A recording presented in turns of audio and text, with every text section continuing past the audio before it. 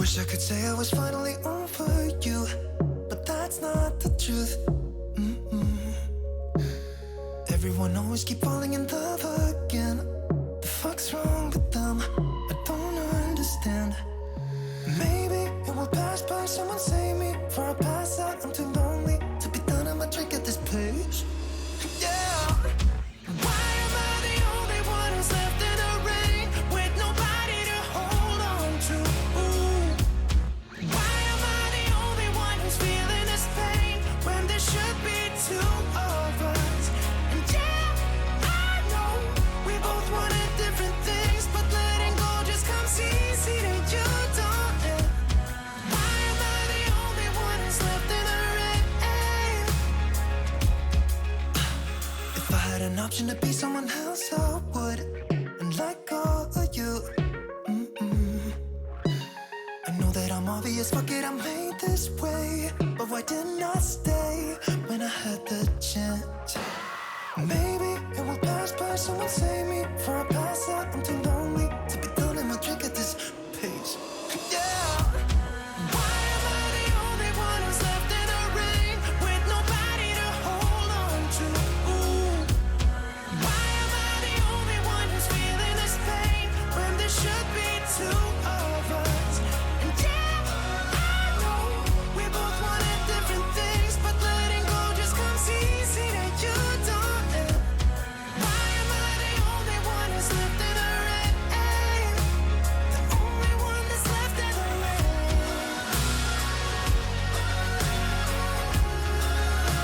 The only one that's left in the rain.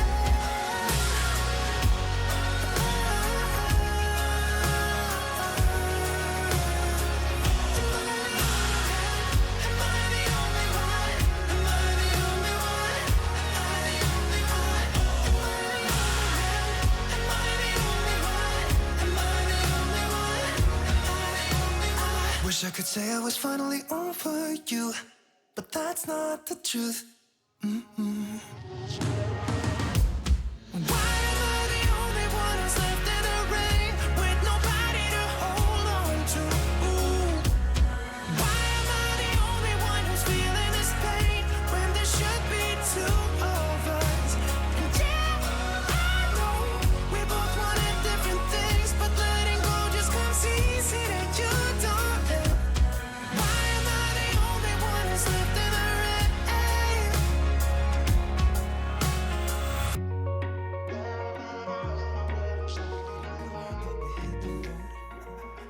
Doesn't matter where we go and destination unknown. I don't care where the motor stops, cause when I want it, then I want it. Yeah, I want it, oh I want it, let's go. Look around, where's the people at? I want a taste of the good life. Hit me with it right now, I'm in it. Cause when I want it, then I want it. Yeah, I want it, oh I want it, let's go. And I won't look back, yeah. I don't care about the bad shit back home. It's Cincinnati, baby, I just wanna let it go. Nothing matters when we're way out here. Oh, yeah. Baby, I don't have to know your real name. I'm just addicted to the way you take the pain away. Nothing matters when we're way out here. Oh, yeah. Cincinnati, baby, Cincinnati, baby. Say, yeah, Cincinnati, baby, Cincinnati, baby. It's 2 a.m. when we close the bar, but we're in the get-go. Next place, give me someone I could dance with you beneath the stars. Cause when I want it, then I want it. Yeah, I want you. Everything stops when you move like that, and I wanna get in close to you. It's what I'm gonna do, cause right now I'm in it. I feel kinda dizzy when I'm staring at you. And I won't look back, yeah. I don't care about the bad shit back home. It's Cincinnati, baby, I just wanna let it go. Nothing matters when we're way out here. Oh, yeah. Baby, I don't have to know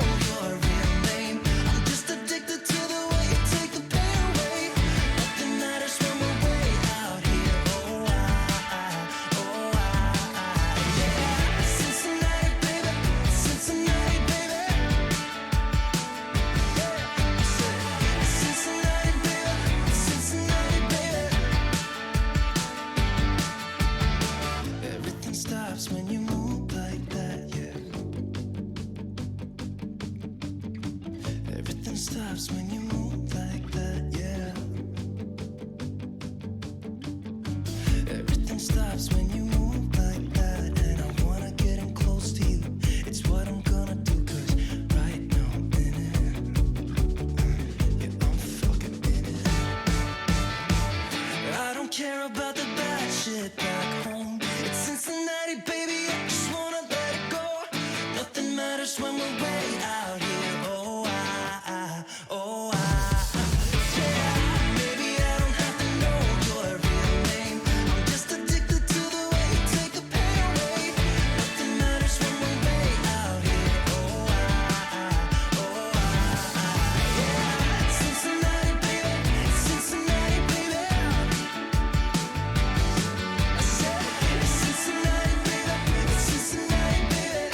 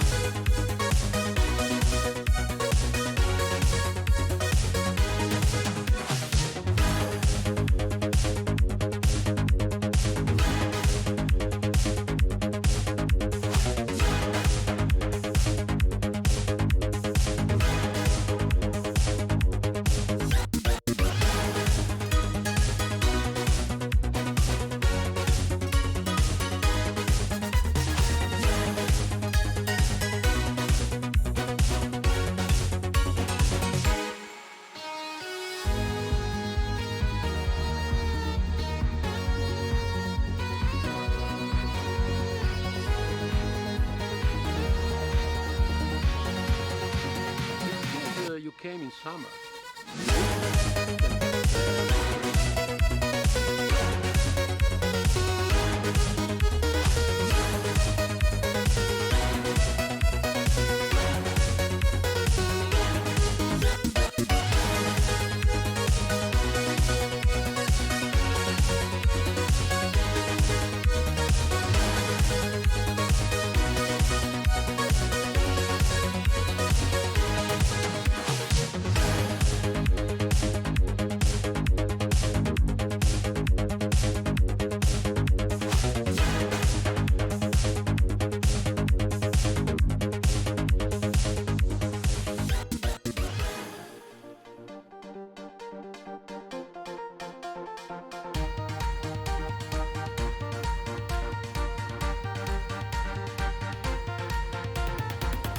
Take everything we got, give it an honest shot. Turning it on and off, we've been sliding.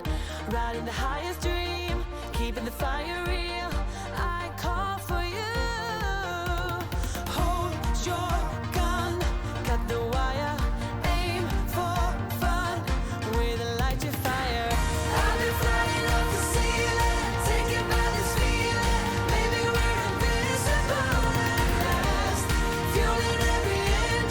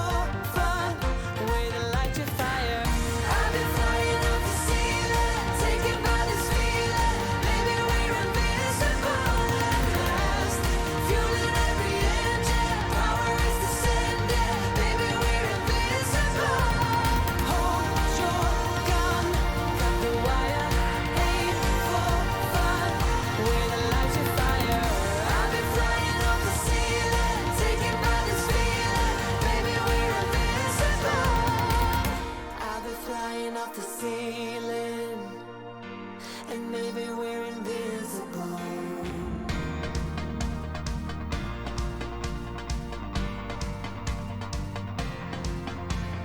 Hold your gun, caught the wire, aim for desire. Hold your gun, caught the wire, aim for desire. Hold your gun, caught the wire, aim for desire. Hold your gun, caught the wire, aim for desire. I've been fighting to make you believe. With my heart like the drive, we do what we want, but we're not free. With our hearts on Hyperdrive.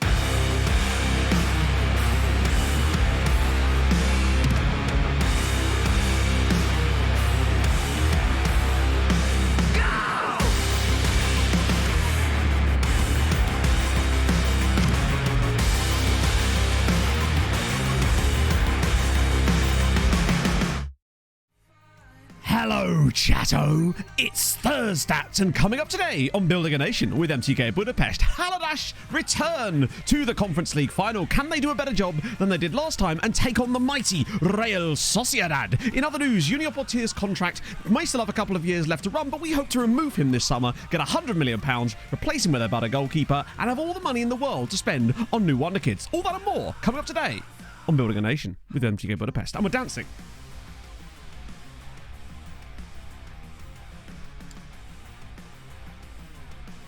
Getting low. How's it going, chatto? A butter goalkeeper, he'll melt under pressure. Nah, it's fine. It's margarine, mate. Margarine goalkeeper. You love to see it. Norden, thank you very much for the 11 months. How's it going, my friend? You love to see it. I'm in a great mood now. Let's spend some fucking money. Oh, I was expecting like a complete freestyle rap after that, and I'm super disappointed. Greasy guy, thank you very much for the follow. There was a couple more follows in the intro as well, which we will get back to. We had, oh my lord, we had Burrow Till I Die, which I originally read as Boratiladile, which I thought was a new type of crocodile, so have that. And Pro X Footballer, thank you very much for the follows, guys. I do appreciate that. Gavin Brash! Happy Thursday, Matto. Four of the finest months being officially signed to Chatto FC. It's good to be. Welcome back to Beng.com, where we have a pool table, assorted snacks. I can't believe it's not what it... Indeed. I can totally believe it, and thank God every single day. Healthful. I hope that's a compliment for us. I'm feeling it. As of this morning, chat, I have officially lost 2 English stone, or to anyone else, £28. And Pro W Dino, thank you so much for the 2 months, man. That's really, really kind of you. And welcome to the Hype Train. Sponsored by Rich Energy, if only. Oh, it does look a bit like that, doesn't it? That's true. You're right. I've got to start fucking up the intros a little bit more. Thank you for it. No, that's seriously really, really, really nice of you. I feel a lot better, basically. I just do. And it makes me more... Gasboy shirt. Oh, I reckon that's an 11 stone jobby. That just sounds really wearing. I'm wearing Sheen.com. And a bit of Next on the white trousers that I'm wearing with this. Because, you know, got to have a proper ensemble. Oh, didn't fuck up at all. I think that was one of my best intros for a while. Scottish and Welsh stones, they're just slightly heavier. It's weird. I don't know why. Victorian-tastic, down straight. Maybe a 12. Maybe we could do that with Richard Keith's jacket. Have you listened to the one this morning? Holy shit. Oh, Boris Till I Die. Thank you so much for the gifted sub to Ice Warrior. Wow, that's super, super nice of you, man. Wow, thank you. Welcome in. Oh, dearie me. And Paul and Ray with a 34 months on top of that as well. My lord. Vest and pantsuit. Maybe so. Maybe. Hey, Matt, 34 months of watching the world's oakish streamer sitting in a dark room shouting at little dots. Hey, remember, chat. It's bad to sit in a dark room. It's bad to have good lighting, remember? Yeah, I'm wearing white trousers. Got to complete the ensemble today, chat. This goes with blue trousers as well, but I thought this was an opportunity to bring out the white jeans because, you know, I'm a fashionista now. kgs. It's about 82 kgs that I'm now, basically, watching 2D. Just to make sure that nothing happens. Man's off to a wedding in Cyprus. Yes, we'll take that. Off to Augusta. It is a bit Augusta, isn't it? Because of the green. I see what you mean, actually. Yeah, fair one. 11 stone job. Yeah, that's exactly what I was thinking. Oh, Jesus. Anorexia. Nah, 11 stone is actually like my peak, like my nice weight. That's where I feel like my best. I'm just not that weight. I'm 13 stone at the moment. But hey, I'm halfway there. We're living on a prayer. It's good scenes. Oh yeah. Oh, we've got a final today, chatto. Hopefully I've covered everything there. So we do have a lookup, but I can't unfortunately look up every single one of those scouts, particularly as I imagine most of them aren't in the game. Although I did see the Discord message. But if anyone is looking for scouts, that's pretty much a very good way of those guys will probably do you some good. Most of them probably aren't in my save. And also, with us being so deep, we've got so many scouts now. I'm happy with what we have. Know, today's Thursday, and we will now be able to enjoy our Thursmat stream. Thursmat? In order to demonstrate our hype for an 11-stone jobby, post Sick Harold to summon our Lord and Saviour Harold to usher in the stream.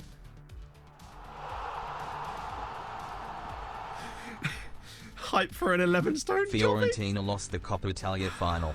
The last time they won it was Roberto Mancini's first managerial job in 01-02, I think. There you go. And also, credit to Russell for saying Mancini. Loving a bit of that. Millie, thank you for the 100 bits. And Tim, thank you very much for the 7 months. I'll refund your points to Groovy Game because we actually can't look that up. But what we are going to do now is get a proper Harold Bishop going. I'll show the new tactic in a bit as well. Right. Did you already doing it? Summoth the cometh the Harold and jizzle over his tuba. The minute you get up to it, you're dead.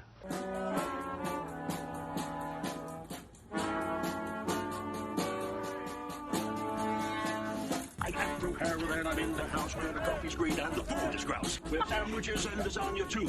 Ice cream sundaes for me and you. I get through Harold and I'm in the house where the coffee's green and the food is grouse. With sandwiches and lasagna too. Ice cream sundaes for me and you. I try not to lose my temper with myself. Oh, goodness sake and shit and balls. The minute you get uptight, you're dead. Yeah, I'd say that's pretty much the perfect start to the stream, really. We've had Hype Train, which was still on incredibly. We've got Harold Bishop. We've got... What else is there to want, really, at this point in our lives? Asku! Thank you very much for the follow. You can't see Harold and not follow. It's just the rules. I've been once in a stream and someone mentioned it, my finger just went straight to the button. It was impossible to stop myself. I'm just like that. I'm insatiable. Alex Scott. Now, where is he in this save? Okay. Now, this might be prior to... Because remember, this is the pre-update version. So he probably... I think he got like quite a massive bump, didn't he? In the winter patch. So unfortunately, yeah. Sparta Praha clenched the title and win on 9 here. That's amazing. So this is real life stuff. Right, Fraj. That's awesome. Has it been mostly like Slavia dominance in Czech Republic lately? Or I don't really follow Czech football, which is weird because I've always wanted to do a save there. They've got a lot of big sides that would be quite fun to do a building a nation with, honestly. Start a bit further up, mess with the rules. Lots of massive teams that could do a lot of cool stuff. Lots of cool regens. Can we ask for training facilities? No, we don't need to because we actually got them last stream. Dan found a trick that you can get your board to agree with you on training facilities. So, you know how they were always saying no when we got into the conversation with them? Dan told us that you have to click the one about technological advancements, and they almost always say yes if you hit the technological advance one. What it is really with this, any interaction in FM is just about finding the path of least resistance, and that was what I had yet to find. So there you go. Now we know. That might be the last bastion of that we've not currently found. I've offered a couple of new contracts to players. Montiel, who remarkably only wanted an £8,000 a week wage bump. So he's still only going to be on 50k a week. And Velasquez, who actually wanted a wage drop from 89 to 83. So he's actually taking a wage drop. And Bobby Tree's also getting a new contract to go with that as well. So yeah, that's Alex Scott. No England caps. Spent a lot of time at, well, Al Rayyan, actually, as it goes. I would like to do a Chechnya save, honestly. I think it'd be fun. We're still sort of debating the sort of things we want to try and do for the next... building a nation. Now, I have plans, but also nothing's concrete, really, given that we're halfway through the game cycle. We're literally halfway through the cycle. That's mad. It feels like it's way further in than that, and there's still 6 months left of this game, and I'm excited. I'm still totally invested in this save, and I hope a lot of you are as well. Given the responses we get to the videos, it's genuinely mad, actually, by the way, how many people watch the recap videos on YouTube now. Like, last year, they'd get, like, 1,500 views. Now they get, like, 10k at a minimum, which is actually baffling to me, considering that they're a little bit better produced than last year, but they're not that different, really, in the grand scheme of things. So I'm happy with that. Finished Morningstar. Nice. There is, technically, Daz, there is actually another trilogy in the series. There's 3 more books in the same series, but it's I've read the first 2 of them, and it's a bit different. Mason Cooper, you thank have you for the the 2 honor months. of being the first streamer I've actively gone and subscribed to. Mason, the honour is all mine for having you wonderful presence in our chat and your wonderful memes. With Malaga, ooh. Oh, yeah, they did collapse, didn't they? I remember them playing, was it Dortmund or Real Madrid in the Champions League semi at one point? Or was it quarterfinal? They were very close to going quite far in the Champions League one year.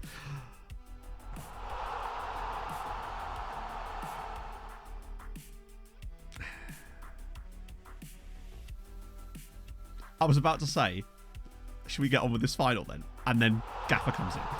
Gaffer, thank you for the 10 gifted subs. I just don't know what to say with you anymore, mate.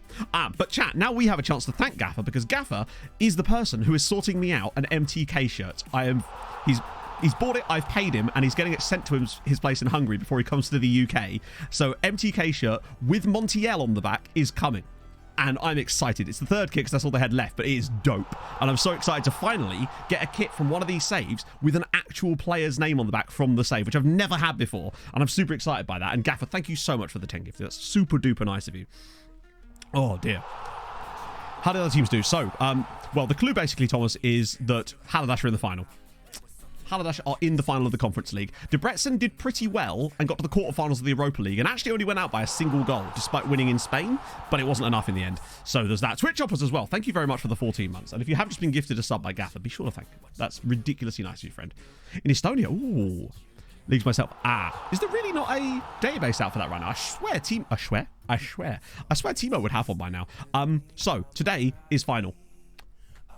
Got it all set up. I didn't really have to do... Oh, yeah. Just to catch you up on the way the season finished. Let me get rid of this, because obviously I was doing it for the recap video. Let me just trigger that. Yeah, there we go. So last couple of games of the season, we actually lost to Pushkas, despite winning until the 68th minute. They had 3 shots on target and scored all of them. But then on the final day of the season, we put 8 goals past Sornoski. So there's definitely goals in this system. If you look at this sort of 5-4, 6-3, we beat Kizvada 4-0 with this tactic in the cup final. It's definitely got legs. It's definitely got legs. Oh dear. By a Pokeball. Ooh. Wait, I'm going to need an explanation to that. That sounds fun. But seriously, Gaffer, thank you so much. It's unnaturally generous of anybody, actually. Whoppers, how's it going, man? Right, so I've already set out for comprehensive highlights, so we're good to go. Oh, this is what we ended up with. For those of you that missed the end of the Tactics Incubator stream, this is what we ended up with. This was what we settled on in the end as our pissed resistance. Behold. I think it's personally the best thing we've ever created, if I'm honest. Keeps a couple of treks in there. Keeps the balance of this in the midfield as well. Oh, here we go. See how Russell says this. Viking, thank you for the 38 months. The longest placed name in the world is Tormatoihaka Denji Hangako Awatama Chiripkakakapiki Mohoron Nakupakai when you wake it net Ahu. You're welcome. I'm guessing it's either it's got to be somewhere in like Polynesia or potentially New Zealand, right? That's what I'm getting from a name like that, potentially. But I want more information now, Viking. You can't just drop that and 38 months and not explain. Sculpy, thank you for the follow. Yes, there's no wide players anymore. We're just going full on. This is the Calzone of Love. Welcome to the Calzone of Love. Russell's done well there. There's a centre back instead of libero. No, we need a libero in there. It's New Zealand. That makes sense. So this is our new league tactic. It scores a lot of goals, as you can imagine. It also concedes a good amount of goals. But it's fine, because it scores more than it concedes. DRP, oh, really? That's actually fascinating, because we've been so much preferring RPMs. I mean, it actually has a lot of facets of our other tactics in it. The idea is the width comes from the wide centre-backs. Remember, they're both on attack. They bomb forward. James and Kathy, thank you for the 17 months. Hola. Work has been heavy these last 2 weeks. Finally able to watch a stream live, so hi chatto. Finally had time to make some new videos for Iron Owl 2, so that feels better. Awesome. I know how that can be. Like, it's... Even... I mean, I still struggle all the time to find ideas. Luckily, I'm on like a hot streak of ideas at the moment. I know you might not be seeing them totally on the channel right now, but they are coming. Because obviously, I've got 2 more that are basically about ready to release. 2 players not on attack. I know, but believe me, that false 9 is probably the most attacking player on the team, honestly. Finding valuations don't go over 30 million. Yeah, so basically that's what happens, Scotty. We noticed that for about the... It's different now. Now that we've got worldwide rep and we're sort of considered one of the best sides in Europe, we now get the same benefits as everyone else. So all of our players that are any good are worth like 100 million. But the game has this habit of... For the early stages, and I actually kind of like this because before, you simply wouldn't have got any decent valuations on your players at all. Whereas now, if they're getting bid on by other teams, then it will bump their values up, as would have kind of happened in real life. So I actually think that's kind of a realistic way of doing it. The weird thing about it, though, is that after the window, their value drops right back down again, which doesn't make a huge amount of sense. If the team was willing to pay 30 million 2 days ago, they're probably going to be willing to pay a similar amount 6 months from now in the next window. But that's the one thing about it that I think needs work, but I actually do quite like the dynamism of that. But yeah, the false 9 with Bobby has been fantastic. Bobby got 42 goal contributions this season. How good is Castillo? A little bit good. He's a little bit all right. Viking Superman with the 100 bits. It translates to the place where Tamatea, the man with the big knees, Hey. who slid, climbed and swallowed mountains, known as Land Eater, played his flute to his loved one. Do you know what they say about men with big knees?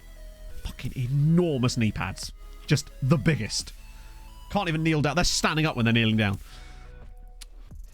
Switch to the third in the coefficient, so I don't get it. That's really odd, actually. So, what reputation does your side have? Like, have you got worldwide rep? Have you won a Champions League, for example? Because I feel like we didn't really start getting the consistent high valuations until we'd actually won a Champions League, and it seemed to permeate through the rest of the league. But still, most of the players that aren't ours still aren't worth that much.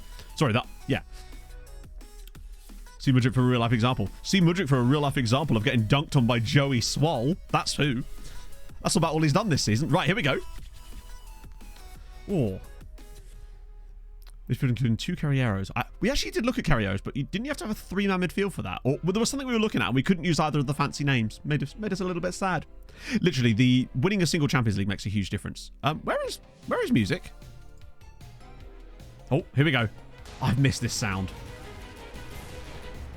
Oh, whoa, whoa. That is a hell of a lineup. I noticed they've gone 4-4-2. Okay. Victor Christensen at left back here for Real Sociedad. Arnau Tenyas. They've got 2 guys called Juan. There is literally 2 chaps in there called Juan. Love it. Viking with 100 bits. Thank you. Yes. They've just gone 4-4-fuck. Whatever 4-4-fucking-2 is in Hungarian, Juan or the other will score. What we got with the Juans? So that's Juan. And this here is Juan. It's weird that they're managers, considering they're in Europe. Usually teams that are... Also, we're playing the final in Armenia, of all places. Striker was Juan. There's also a third Juan. You're right. There is a Juan as well. They really need a goalkeeper for Juan, because he's number 9. They need another Juan. But there we go. So 3 Juans.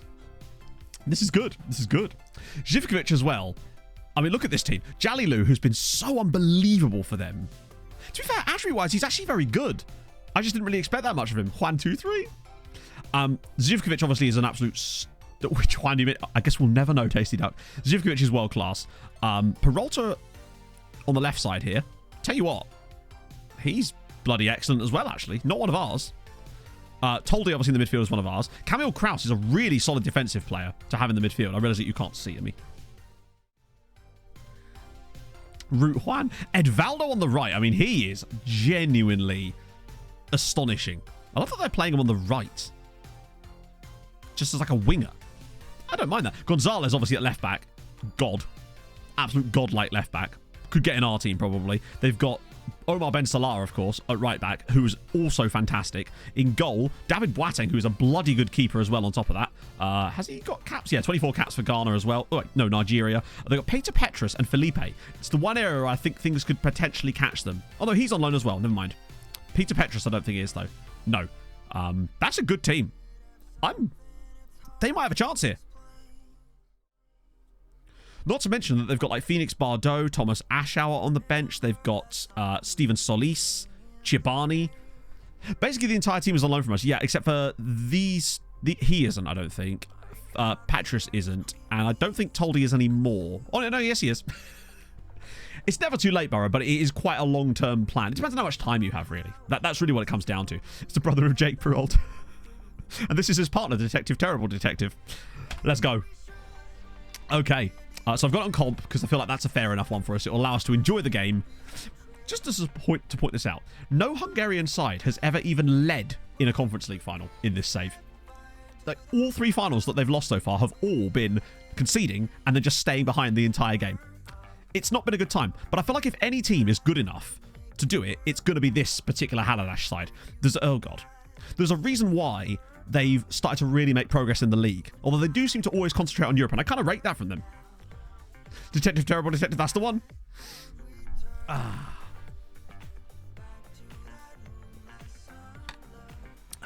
But they're terrible. Oh, my bad. Everyone thought, go on, Toby, I'm curious to hear it. That's an absolutely woeful effort there, but it is a shot, at least, from Haladash, so we'll take that. Or was that Real Sociedad? Wait, who's playing in what colour? No, they're in the white. Okay. So we've had a shot each early days. 4-4-2 is at least going to have numbers forward for them if they can get the ball to them. That's the key. It's if they can't that things could be problematic. Because Zivkovic as well. Just have the shot. Oh, and again, they're threatening. Touch of saves like we do around here. Well, I suspect it's less that it's specifically because of the saves. I suspect that it maybe just is more, what's the word? Appealing to the neurodivergent brain because of the intricacies in some of it. I don't know. I couldn't possibly say. It's Edvaldo now down the right-hand side. Really strong start from Haladash. This is what I want to see. Omar Ben Salah with loads of space. Whips across in. Nobody there. But the pressure is very much on them. And we need to get... Oh, that's where they could get caught out, though. When those fullbacks push up. Oh, well played. Well done, Ishvan Toldi. They're off again. Slip him in. Slip him through. Jalilu's in. Jalilu! Why aren't you squaring it? Oh, my God. He has literally Haris Zivkovic for a tap in there in a cup final. And he's had the shot. That is oh, and now they're losing. It's going to consider for offside, but my guess is it's not going to be offside, and now they're behind. There we go. 1-0 Real Sociedad. Literally moments later.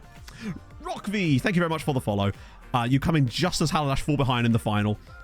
Does that deflect? No. I mean, the keeper gets a touch to it, and it is 1-0. They should be in front. They've just missed an open goal, basically. And is that going to be a yellow card? No.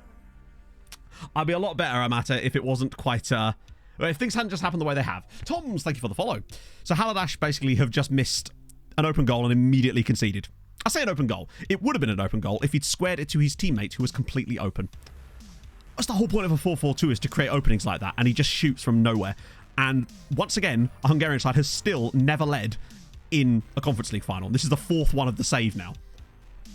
They always seem to not wake up until later in the game too, but they actually started really well here, which is the most depressing thing about it. But still plenty of time. It's an early goal. If you're going to concede, I suppose, you might as well do it early. What a pass. Zivkovic is a little bit world class. He's genuinely spectacular. Manual scouting. That is, even by the levels I set sometimes. Oh, here we go. The level. Ariel Pereira. They are looking very, very good in the opening moments of this game. Come on. Haladash equalised. I think this might be the first equaliser we've ever had in one of these as well. That was really good. Gonzalez makes the space. Who was this? Was it Peralta that came out with it initially here? Oh, no, it was the way that Toldi goes past the defender. Still tried to shoot, basically, but it's an open goal, and Peralta does manage to slot that one home. Peralta is the name. 99! Lovely. Now, he should wear 99. Two reports of the best way to scout. Absolutely. Nothing has happened since I started doing that has convinced me of anything else. I'm trying to think what could even convince me that isn't the best way to scout. It depends on the save, obviously. I believe that they are a second division side in real life, and I think they've actually dropped to the third tier at one point at the start of this save. Towards the very beginning, I think maybe season 3, Haladash went to the third tier in this save, and now here they are in a European final and a level. Latest England squad, I don't know what it is. Thoughts on my latest England squad is I don't know what the England squad is. Is there any surprise inclusions? I heard that Dunk was in it, and was it Eze? Which, if so, fair play. I mean, they both had excellent seasons. Edvaldo's taking men on again. Ball in. Jalilu, good save. I think Eze was deserving of a call-up for sure. And Lewis Dunk has just had an amazing year, so I can totally see that. No, Ollie Watkins being left out is surprising. I mean, he's been genuinely excellent as of late. But no, fair play to Eze. I think he definitely needed a call-up.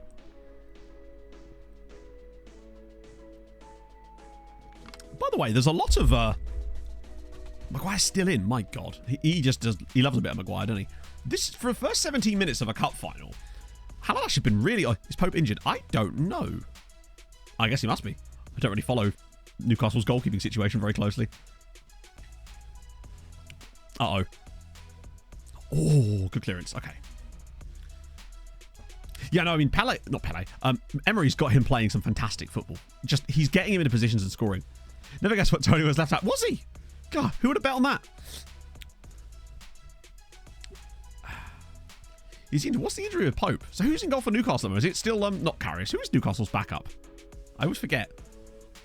Picking Calvin Phillips again. Calvin Phillips, didn't he make his first start for Manchester City in literally the last game? Would have, and that's the problem. Oh, Dubravka. Actually, yeah, no, but Dubravka's a solid keeper. I remember from back in the day, and it's... Okay, Kushti. Basically standing by. Yeah, I think I actually saw that interview. I think I saw a TikTok of it, and it was really interesting. Hello, what on earth? Surely this is offside. Surely this is offside. It is offside. What on earth? Lovely pick out, though, from Boateng to actually attempt to find Živkovic over the top. This game is very, very open. They're both kind of just going at it hammer and tongs in the early stages here. That's a long pass, and Tiam might keep this in. Good for Boateng. Oh, did not make that easy for himself. That's a poor free kick to give away there. To be fair, Dazzler, there's only really one joke, isn't there? It's not particularly creative from anyone. Oh, of course, yeah. That's funny. What, is that because you get medals based on, like, appearances previous rather than just playing in the final? That is funny, though. Right, just need a header. Oh, no! What was Felipe doing? Who else is that? I suppose, but, like, fucking put Harrison Reed in there. Like, slightly different type of player, but, like, at this point... At least pick someone who's playing, maybe. I think Harrison Reed genuinely has done enough this season to at least be in the conversation as a player that should be on the verges, because he has had an unbelievable season. Maybe that's just my Fulham stuff showing, but he has... I think every neutral could at least understand that Harrison Reed has been genuinely astonishing this season. Go on. Oh, a cheeky little chip there. This is going to work. Oh, Haris Živkovic, and that's another save.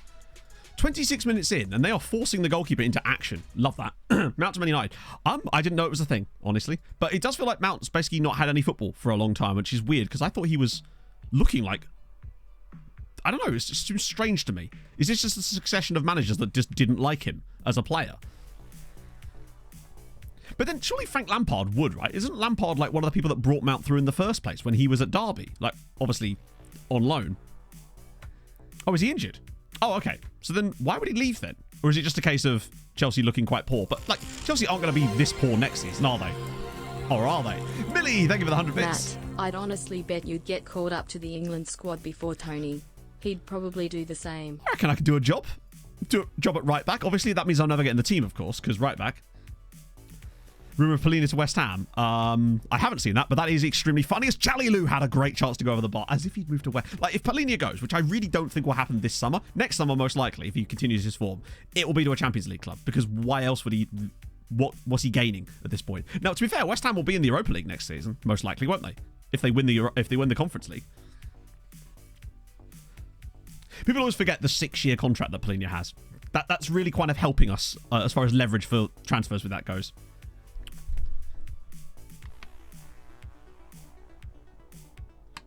Go to Brighton. I don't think he's the type of signing Brighton would make. Like, even if they did, I mean, honestly, if West Ham offered us £120 million for him, I'd be like, well, you know, maybe. But also, I think that would be a really bad move for him at that point. Like, I don't know what he would gain out of that move. He's not a Brighton signing. He's very much he's in that middle ground. Brighton love either the experienced players that they can get on free transfers or the absolute gems picked out of the middle of nowhere, and they're so good at doing that. Polina is not in their mould. Backup for Casemiro, but why would he want to come and be a backup?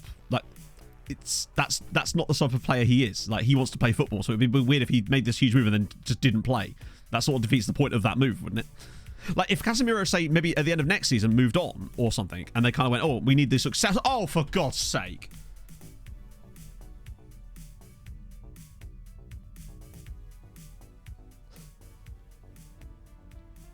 Do you know I did that red card video a few months ago, and we had 52 red cards that season? I did not see that animation a single time. He has come from about 100 feet away.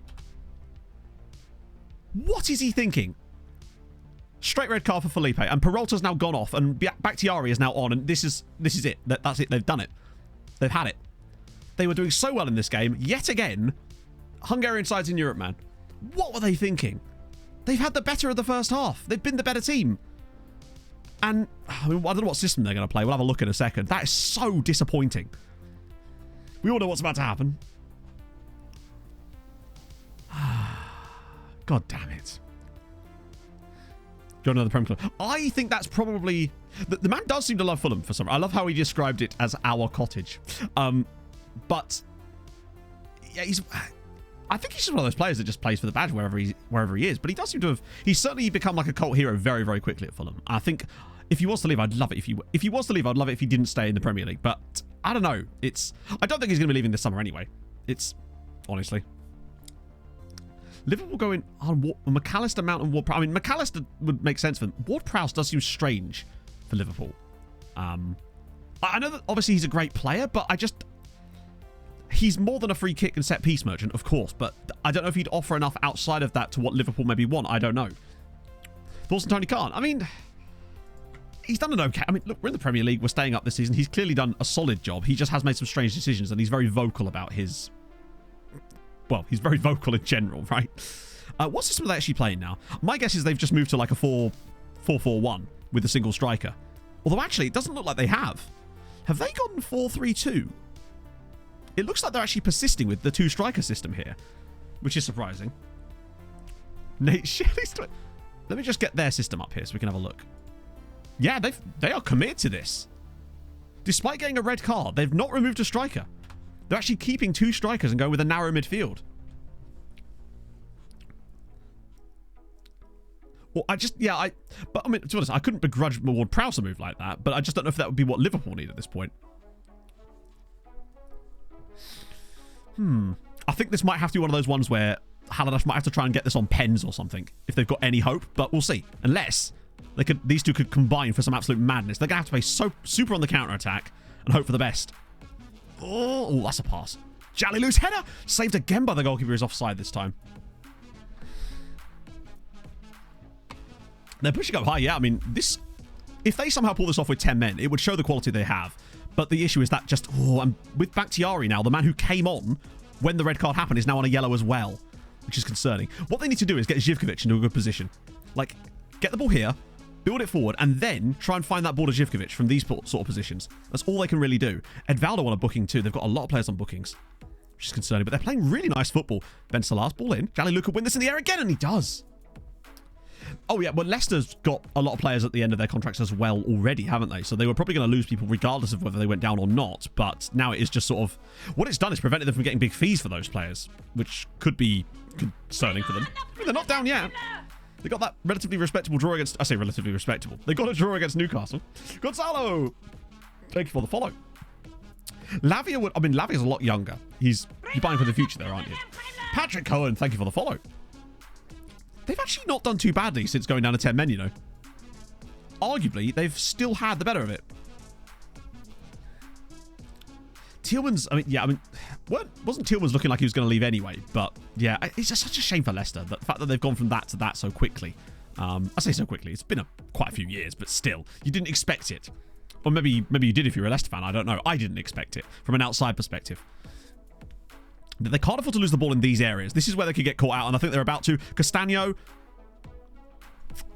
you just can't give teams that kind of space. Luis Castagne, and when they're teams like Real Sociedad, they will just take those chances. Tielemans is crap. I mean, he's not, though, is he? Like, let's be fair. He just isn't.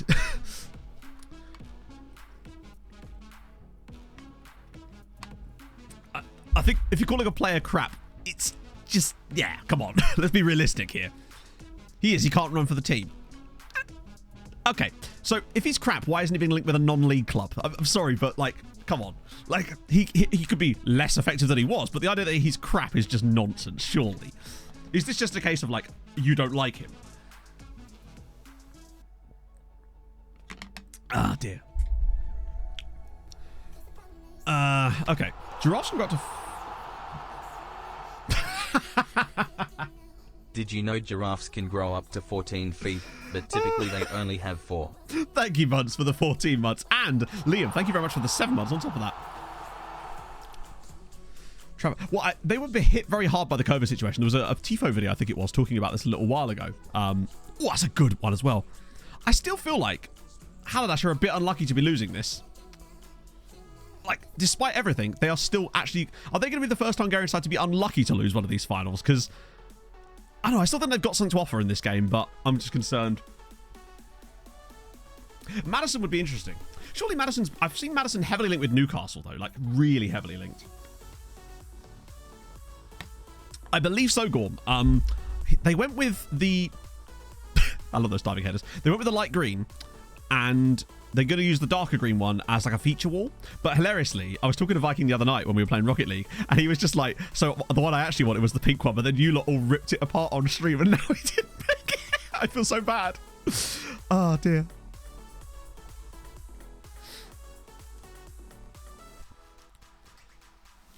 Yeah, no, at least there's a definite red card, and the 2 goals were at least deserved, but it's just like Haladash have had chances in this game. I still feel like they're unlucky not to have taken one of them, but that's just how it is. It could have been 1-0 right before that goal. Like, it literally, they don't score that goal if Haladash take that opportunity, because they physically couldn't have.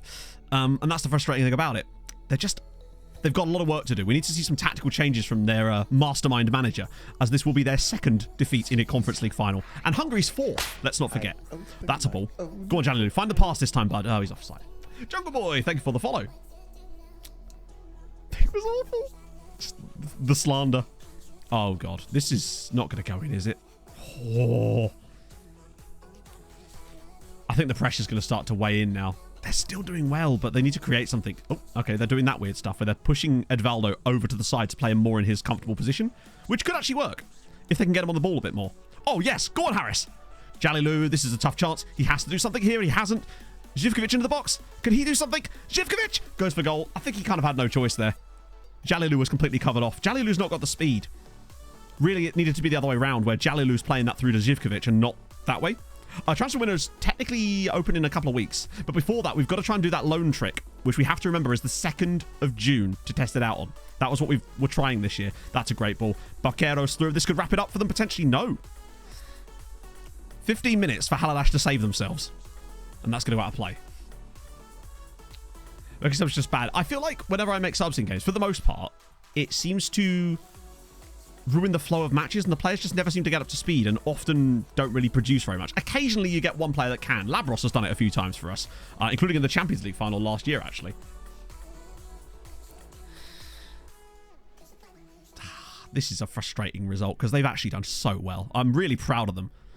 They just always seem to have like a really tough team in the final, but then I suppose it is the final, and now it's 3-1 to Real Sociedad, and that is game over. And this is just like, what has a Hungarian side got to do to win a Conference League? 4th defeat. Oh, you got the same thing to happen with doing it on the... Oh, that's really good news, James. The fact that you were able to replicate it, that's a great ball in. The defender just doesn't jump, and that's a brilliant header. Oh, God. No, it ended up being 3-2. There's already been two of the 3 Hungarian teams in finals have finished 3-2. So I wouldn't be surprised if we see a late goal from Haladash as well, just to make sure that continues. The red card. The red card has killed it. That they were doing so well up to that, and they've even offered chances since then. Hungarian team plays on loan. I think at least 10. Not always in the starters. But that's an interesting decision. Ball, it's offside. Yeah, literally, it's going to have to be 2 Hungarian sides, isn't it? Which is weird, because they often knock out sides that are arguably better than some of the teams they face in the final. Remember the Konyaspor final? Although, admittedly, that was one of the early ones as Zivkovic is in. Oh my God, what a dreadful touch. And he's offside. Got 41 on 2 yellows. Excellent. I'm very much looking forward to us testing that today then. Because if it is a 2nd of June thing, that then begs the question, why is it a 2nd of June thing? What causes that to demand 2-year loan extensions?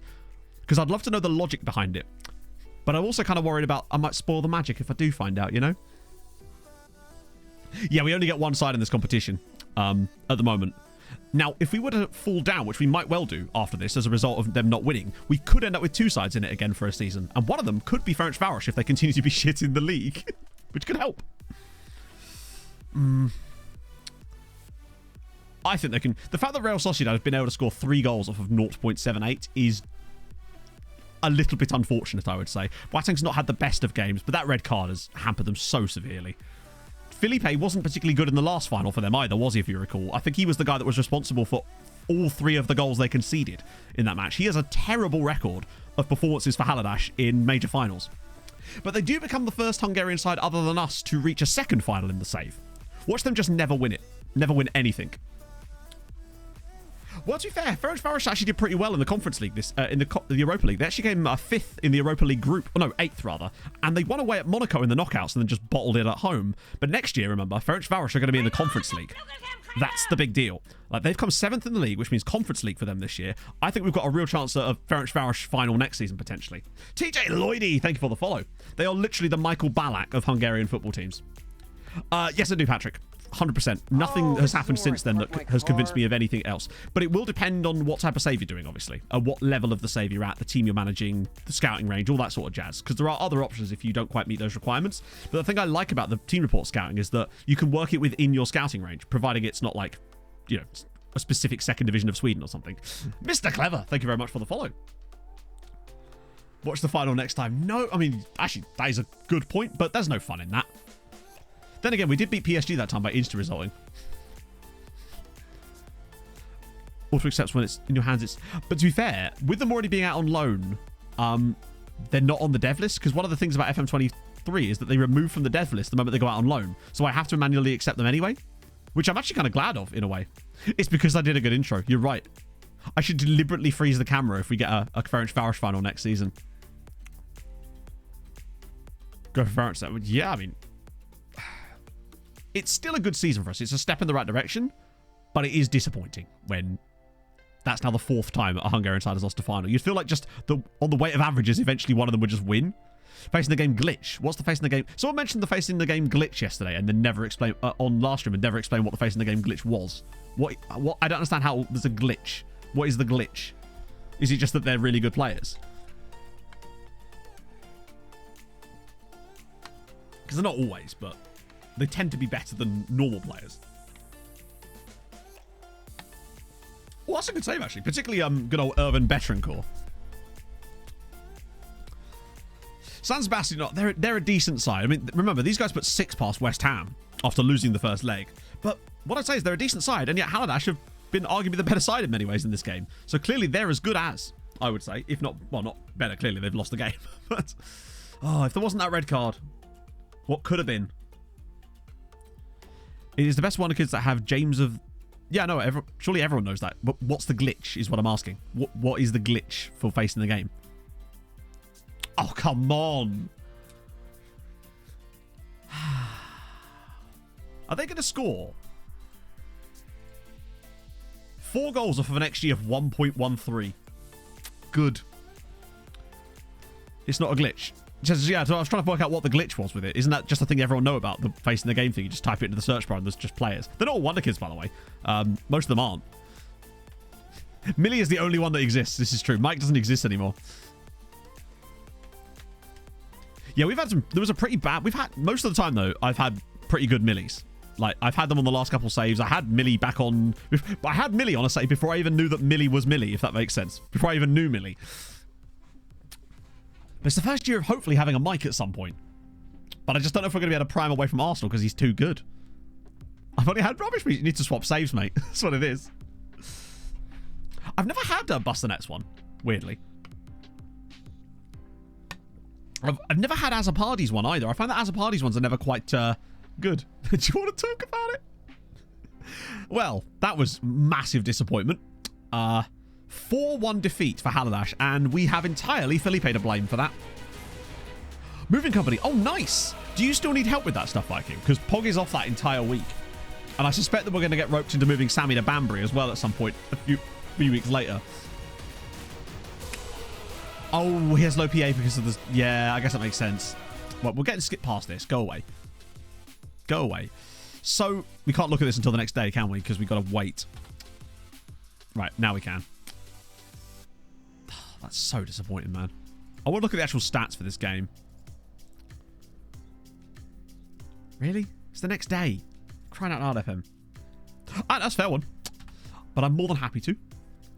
Right, so Zivkovic, player of the season. I mean, that's not a huge surprise there. Salgado wins Golden Boot. Again, not a surprise there. But he won young player of the season too. Nice. Good GG for him. I think he's 5'8" in this game. Favourite clubs. Oh, for sure. Just want to be nosy in it. And I haven't seen you since, like, it's been over a year since I've seen you. I miss you, man. A couple of these guys here. Get those as well. I might even do their first team now, since we're just adding new teams to this list. Right, now I should be able to look at it. That's pretty good. I can't really argue that. Okay. Oh, come on, FM. Let me look at the fucking match stats, you plebs. Come on. It's been 2 days. What is going on? Consistent physicals. I don't know. I think they have some stuff that's going to be like hard-coded. Like height, I think, is definitely a factor. Unless we just like rolled a very realistic mic. I don't know. Come on, FM. Give me the proper one. Damn it. We're 5th. Wait, what? No, we're 5th on the year. We're definitely not going to be 5th. No, we're going to drop to 6th.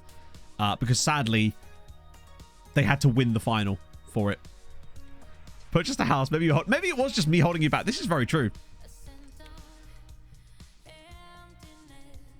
Sorted out on last year. So basically, we're actually going to be falling to 6th. Yeah, Germany have had a woeful season. I think part of this has actually come from Haladash knocking Schalke out before they even reached the group stage of the Conference League. And that's cost Germany so many points with not having Schalke in there to absolutely cream teams. And as a result, Germany will fall to 7th. We will fall to 6th. Despite outdoing the team directly above us, we are actually going to fall a place. As Portugal have had a couple of mental seasons and will continue to do so. But the thankful thing about that is they will just fall away when that 21-point season goes away. But we're actually going to drop a place. So next season, we're actually going to lose. But that's going to give us an extra side in the Conference League. So, you know, swings and roundabouts and all that jazz. Holly, I don't think we checked for Holly this season yet. But I still don't think it's looking good. It is not. Nope, still no Holly. No bloody Holly. And Michael Beckham. If I could spell. Which sadly I can't. Highest score you could get? I don't know.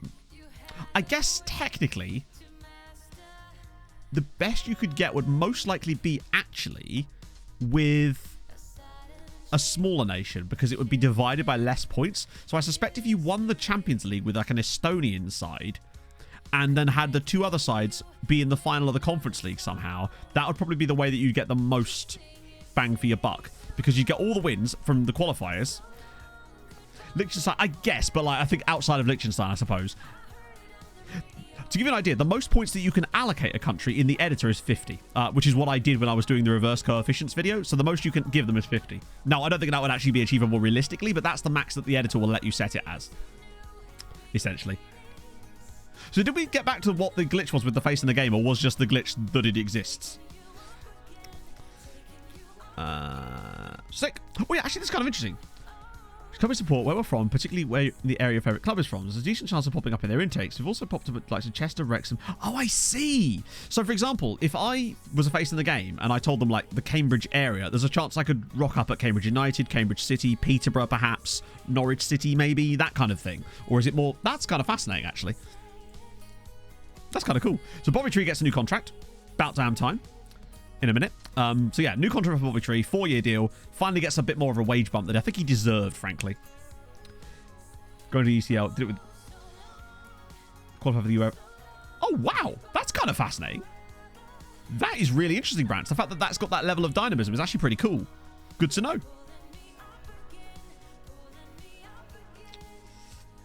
Yeah, to get the maximum amount of points, that's what you need. You need to be starting the lowest, starting like in the earliest qualifying rounds, because there's just more games to be won. That's one of the things we miss out on when we go a bit further up, is we go get those extra points at the start from the qualifying rounds, and those are actually like carrying us at certain points in the past. Right, so our next plan, as Manchester United with Hurley again and a Jeff Hendrick penalty win the Champions League, they've become a bit more prolific as of late. So the last 4 years has been us, Man United, us, Man United. It's the dominance of the MTK and Manchester United fan club, apparently. Right, we're nearly come up to the date to test this. I'm excited about this. 800 grand for that. 23 million. Oh, by the way, I don't know if I showed you this. Those of you that haven't watched the recap video. Firstly, up to 130 mil in the bank. It's our turn next year, yes. You'll notice our income this month is 73 million pounds. Just this month. I haven't sold anybody. So basically, we have new sponsors. One of them is a stadium sponsor. We got our stadium sponsor back, but... it's better and bigger than it was before. It's a £300 million sponsorship deal over 15 years, worth 20 million a season for us. We now bring in 41 million a year in sponsorship.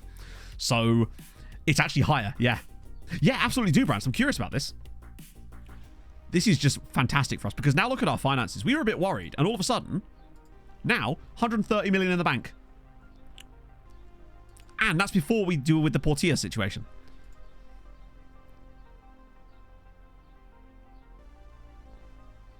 Do you think there's a way that you could continue doing that, Brant, and you would end up actually getting Champions League qualification from it or something? Or is that just not possible because that's not really coded into the game in some way? That's all I can really think. Just have to accept a friend request in Discord there. There we go. Okay. Still only secure finances. So basically the secure finances thing is, I think, is an FM glitch. So once the season is finished, there's no more games. But before the season gets to the rollover point, for some reason, our finances always drop to secure no matter what. And I don't know why that is. But the moment that we have our budgets and stuff and it's ticked over to the next season, we go back to being rich again.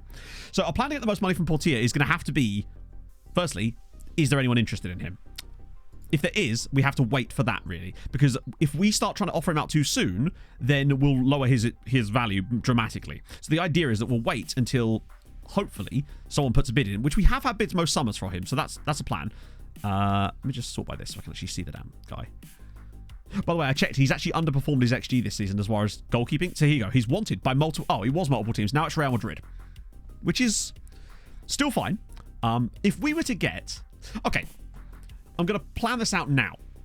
A good goalkeeper. Yes, we did, which is why we're now getting rid of our current goalkeeper. We are getting Gacic. He's signing for £10 million in the summer. So, but he's a £100 million keeper. And he's better than our current keeper. So, if we don't get a minimum of 50 million for Portier, I will be very disappointed. But arguably, if we play our cards right, we should be looking at more like 80 to 90 million. But 70 would absolutely be fine as well. 50 at the very minimum, if we have to, like we get desperate later in the window. Because otherwise, I suspect we're going to see some options exploration with him with only having 2 years left on his deal. And we don't want that. Although, it's not the end of the world, but it could cause problems. So that's the plan, basically. If we can get 50 minimum, which would kind of be disappointing, not fantastic. 70 I'd be like content with. 80 would be good. Anything above 80 and we're absolutely rocking. Because remember, the replacement keeper who is better than him is costing us £10 million this summer. And he's only going to be on 36 grand a week. He's not like he's even on huge wages. Hello, Pog. How's it going, love? Pog's out for a work stew this evening. What's happening with him? He's here. We've signed him. He will be joining us in the summer. That's already agreed and done. In the end, I ended up paying Benfica £10 million up front to get him locked down because I was worried that we'd lose out to him on the free transfer battle with the other sides otherwise. Wizard Dud, thank you for the follow. Backloaded with installments. It could be. The problem is I found that AI clubs are a bit more miserly with installments this year. But before any of that, we get to deal with in a couple of days that little loan idea. And if this works and it's all fallen into place. Now, the things that make me think that it's good, I'll show them in a sec, yeah, is we did it accidentally. But last year we tried it on the 3rd, not because we were trying specific days. It just happened to be like that. We were available this evening. Hell yes, they were. I'll whack a pizza in later on. Put some chipsies in the air fryer. Have a lovely old that. And then we can dub. Right, let me see. So, this is the goalkeeper that's replacing him. Pog's now messaging me, so I'll have to see what she's saying. Looking lovely. Yes, you have, Stuart. Congratulations. This is his replacement. This is Mladen Gacic. He'll be joining us for £10 million from Benfica in this summer. And he will only be on 30 grand a week. Does on the 2nd. Interesting. So bear in mind, we're doing it on the 2nd. That's because the reason we're doing it on the 2nd is because you've changed. Air fryers are brilliant, mate. Seriously. Fucking love them. It's so good. Yeah, we actually did this last time and he is better. The areas where he really excels, you'll see in a minute. So yeah, look at the difference. So you can see that Portier definitely has a couple of areas where he excels, but look at this stuff here. It's... we'll just select goalkeeper defend because that's technically the role he'll play. The key things for me is better aerial reach, commander area is the same, communications the same. Handling is better, kicking is better. One-on-ones is identical, but they're both outrageous. Gacic was just a random report that we got because our scout noticed that he had a year left on his contract. Yellow bourgeoisie. So soon.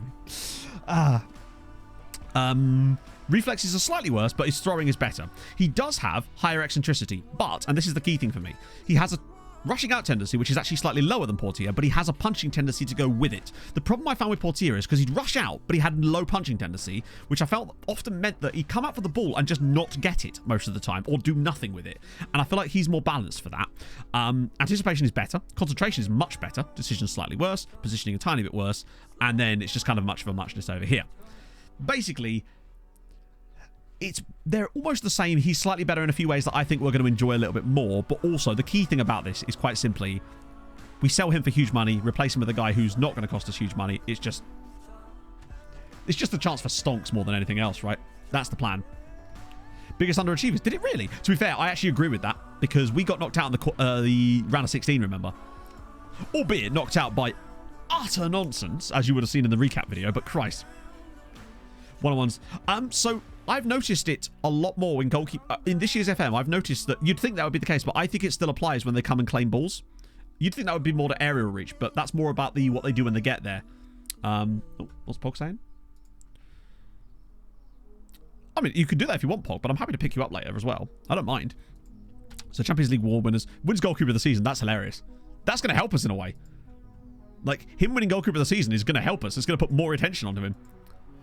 Oh, bear in mind, when we got knocked out of the Champions League earlier this season, the players got on our back about the objectives about it. I'm like, you played in the game. We had a whole thing about it. But then I had to promise that we were going to do well next year. The board are expecting us to challenge for the Champions League next year. Medinger as well. Defender of the season. I think we might have got a bit ripped off on Medinger. We've still got good cash, but it is disappointing that man is now worth £200 million. Remember we sold him one season too soon, perhaps. Still, nice to see.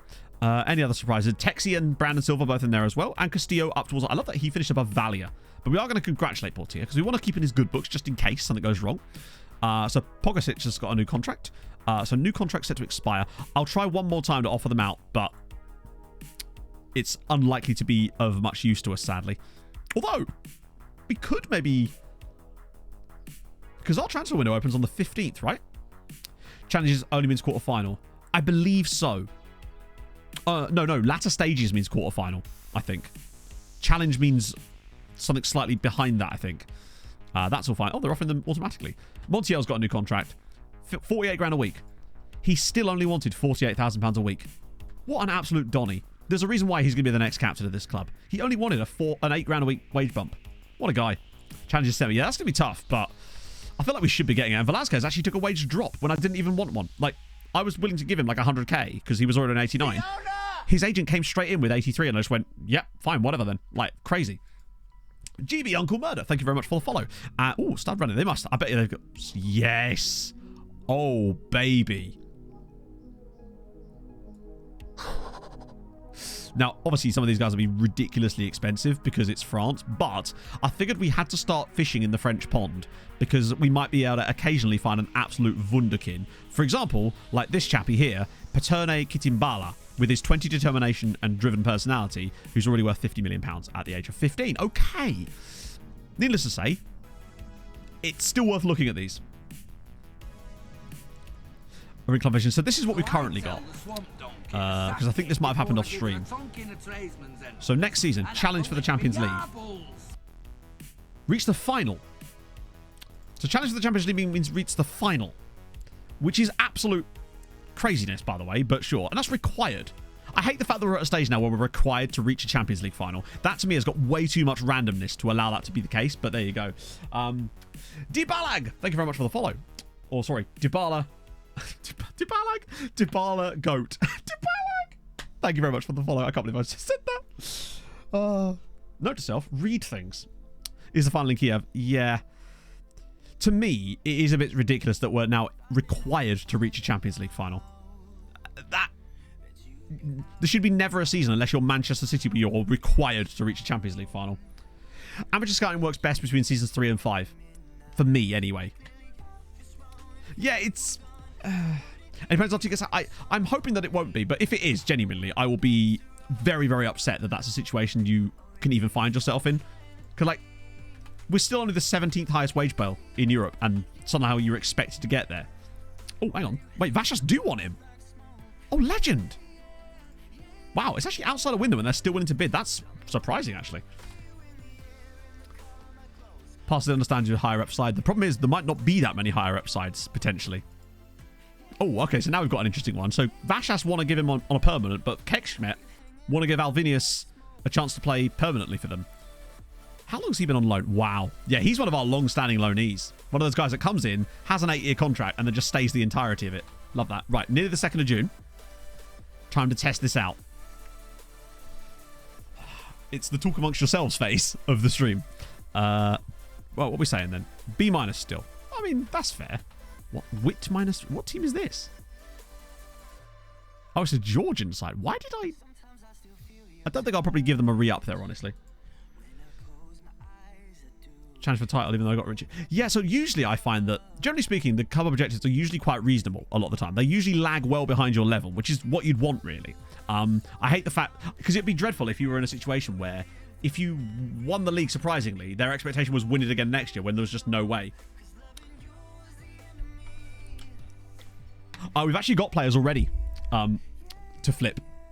We've got a couple of guys already joining us that I've sort of prepared for that exact eventuality. So we've got Sam Ingram from Liverpool on a free transfer. He's going to be one of them. We've also got Bainbridge too, for the exact same reason. So these two are sort of our flippers for this season, because last year we had Smith and Robinson, and Bainbridge and Ingram are basically going to be fulfilling that. It's a lot of wage budget, basically, because you can see here that we're a little bit light on that. Might need to actually push a bit for that across, just to make sure we've got a bit more wage budget available. Hey, mine. Oh, this guy at Sepahan is actually still decent. Is this a Gonzalo report? It is. He's cheap as well. If he'd talk to us, I'd be tempted. Loads of value during a season. Depends on where you're at in the season a lot of the time. If you're managing a smaller side, then yes, because players' value go up during the transfer windows, especially if they're getting bids on them. The game is actually quite good at this. So if a load of clubs are interested in your player and you're getting bids on them, their value will increase along with the bids. Keep save going. Well, until we achieve the objective. The objective of the save is Hungary at number 1 on the coefficient chart. So that is our objective. So we either achieve the objective or we don't. His age means he'll be unable. I see. Okay, so we'll keep an eye on Hakeem for the future. Who won the final? That would be Real Sociedad by 4-1 with an XG of 1.3 or something. Can we actually look at this final yet? FM! Are you shitting me? Hang on, maybe if I watch the goals, it'll... Now can I look at it? There we go. So these were the stats for the final. Real Sociedad 1.13 XG, Haladash 1.14 XG, 4-1 to Real Sociedad. The red card for Haladash absolutely killed it, sadly. So the Hungarian League has no rules on anything, basically, error. So we didn't have to disable. In fact, we actually made some rules that made it harder for ourselves. So, as standard in most leagues, when you loan a player, they're not allowed to play against their parent club. We actually hard-coded it so that they could play against us, because it made the league more competitive. Tenyas, how old is he? I suspect very.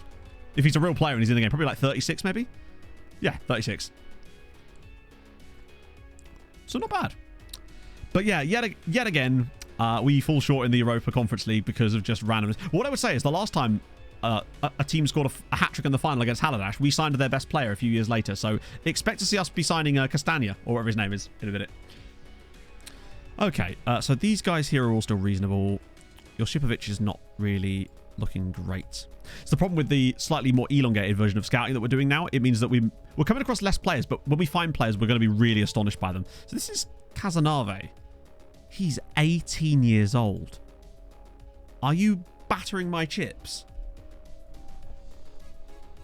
That is one of the best, like, attribute-wise, pound-for-pound players I've ever seen at 18. The composure's a little low, but other than that, and that'll come with time because it's a mental. These are the sort of attributes I see on, like, 23-year-olds, not 18-year-olds. He's astonishingly good. Still doesn't play the senior game. Turned 19. Oh, yeah, no, we can't afford him. Look at the price. Chips of efficient. They have been battered. Everything. Yeah, it's not just the fact that... It's the fact... Look at that. He's also got high consistency, which is really rare for, like, a really young player as well.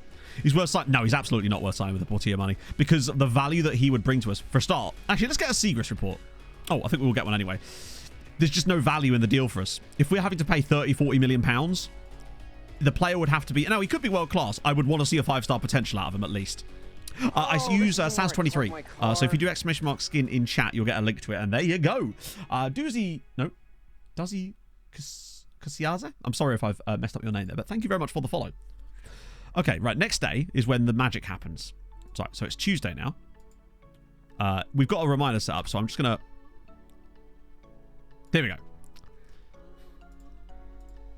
wonder if it's because... I wonder if this menu here maybe triggers something, potentially. So, right, Zivkovic, do the loan thingy. It is time, chatto. Dev Center, loans. Right, so first things first. Loan expiry. That's what we're looking for. I don't think there's any 38s on here at all, actually, is there? Oh, there's one. How did that do that? Okay, regardless. Gee, Freitas, thank you for the follow. So what we're testing, for those of you who just joined us, is if you do a loan extension, very specifically on the 2nd of June, from this screen, by proposing a loan extension, for some reason, it will allow you to extend their loans for 2 years, whereas if you do it a day later, it's grayed out and you can only do it for 1. And obviously that saves us a shitload of time if we can pull this off. So, I guess it's about time we started doing this then. Contract. Wait, it's transfer, isn't it? Yeah. Okay. The test begins. Just going to slowly work our way down this list. Proposing loan extensions. Can I hit the spacebar for that? Yes, I can. Excellent news. So yeah, has anyone got any trivia questions about football that we could maybe dispense our time with as I slowly but surely work my way through this massive list? 3 hours later, yeah, but it's so much work. It's so worth it because it means you don't have to do it the following season. Honestly, it's the big test is going to be if it works, because if it does, and we've narrowed it down to how it works, then it's a huge difference. Hey, Toffee Yogi. It's good. So Hamuche is leaving. Summer. Ah, in winter, it can get very depressing. That's probably what I should do actually. Sort it by. Why is it not doing it? Hi, what the fuck, FM? Are you joking, mate? Phoenix Regen, thank you very much for the follow. So just to clarify, the game won't let me secondarily sort by the expiry date. Because look, 41, 39, 38, 37, 39, 40 again. It's not letting me sort it. Oh, that's the wrong one. But even so, look. 39s are above a 41.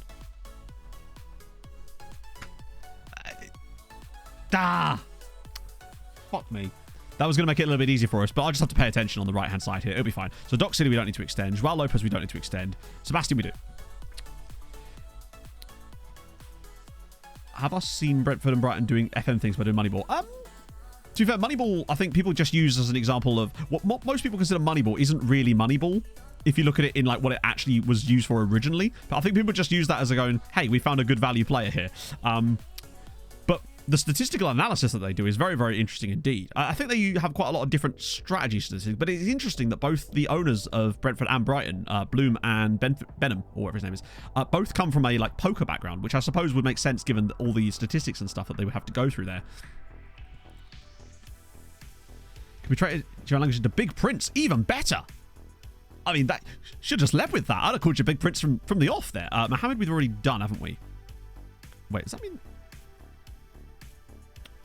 No, I don't think I have, actually. Let me just check. Yeah, I have. Okay, cool. Moneyball can really... The actual, in its truest form, can really only work in... Baseball is very specific because of the way that the sport itself works, and it's very conducive to that type of... Yeah. It used to work... Oh, really? Oh, I think I remember reading something about that. That's funny as fuck. Yeah, there is too many variables in football to do it, like, properly, but they've still taken some of the, like, ethos behind it. But the thing about baseball is because everything's like a static action, so it's really easy to measure with statistics. Thoughts on Ivan Toney's ban? I don't really have any thoughts on it. What can I add to it? It is a ban. It is happening, really, you know? There's no opinion for me to have, really.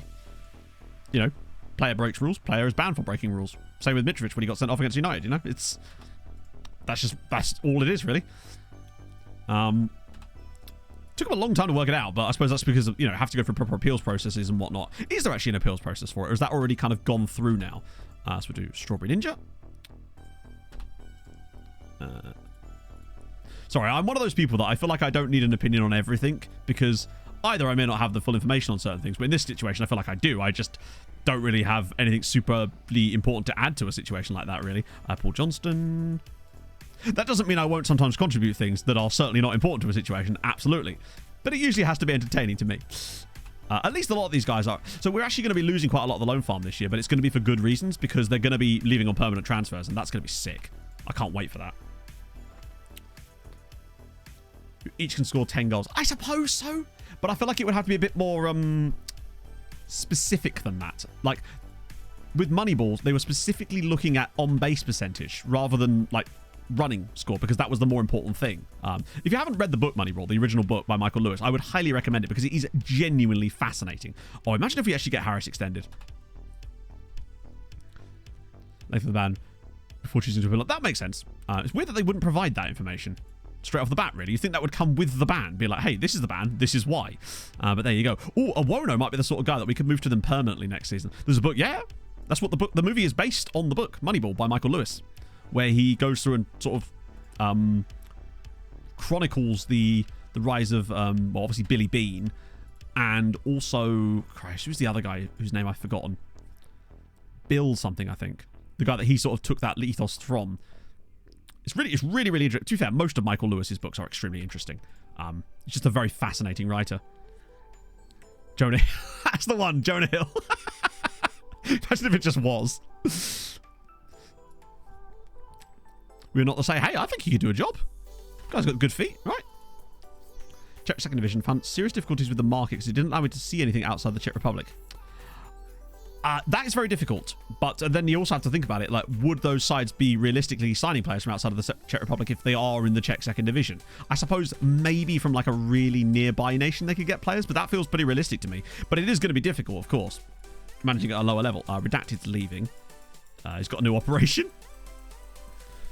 Around SFX. Oh, what, Sam Bankman-Fried? That'd be interesting. His book, The Big Short, as well, is one of the best books I've ever read as well. Fascinating book. I've read a lot of his stuff. Liar's Poker's pretty good too. And there's a book called Flash Guys, I think, which is fascinating too, if you're into sort of finance stuff too. Oh yeah, Moneyball is very rewatchable, as is The Big Short as well. I feel like I watch that like once a year. Sometimes I'm just in the mood for that type of film for whatever reason. It just gets me.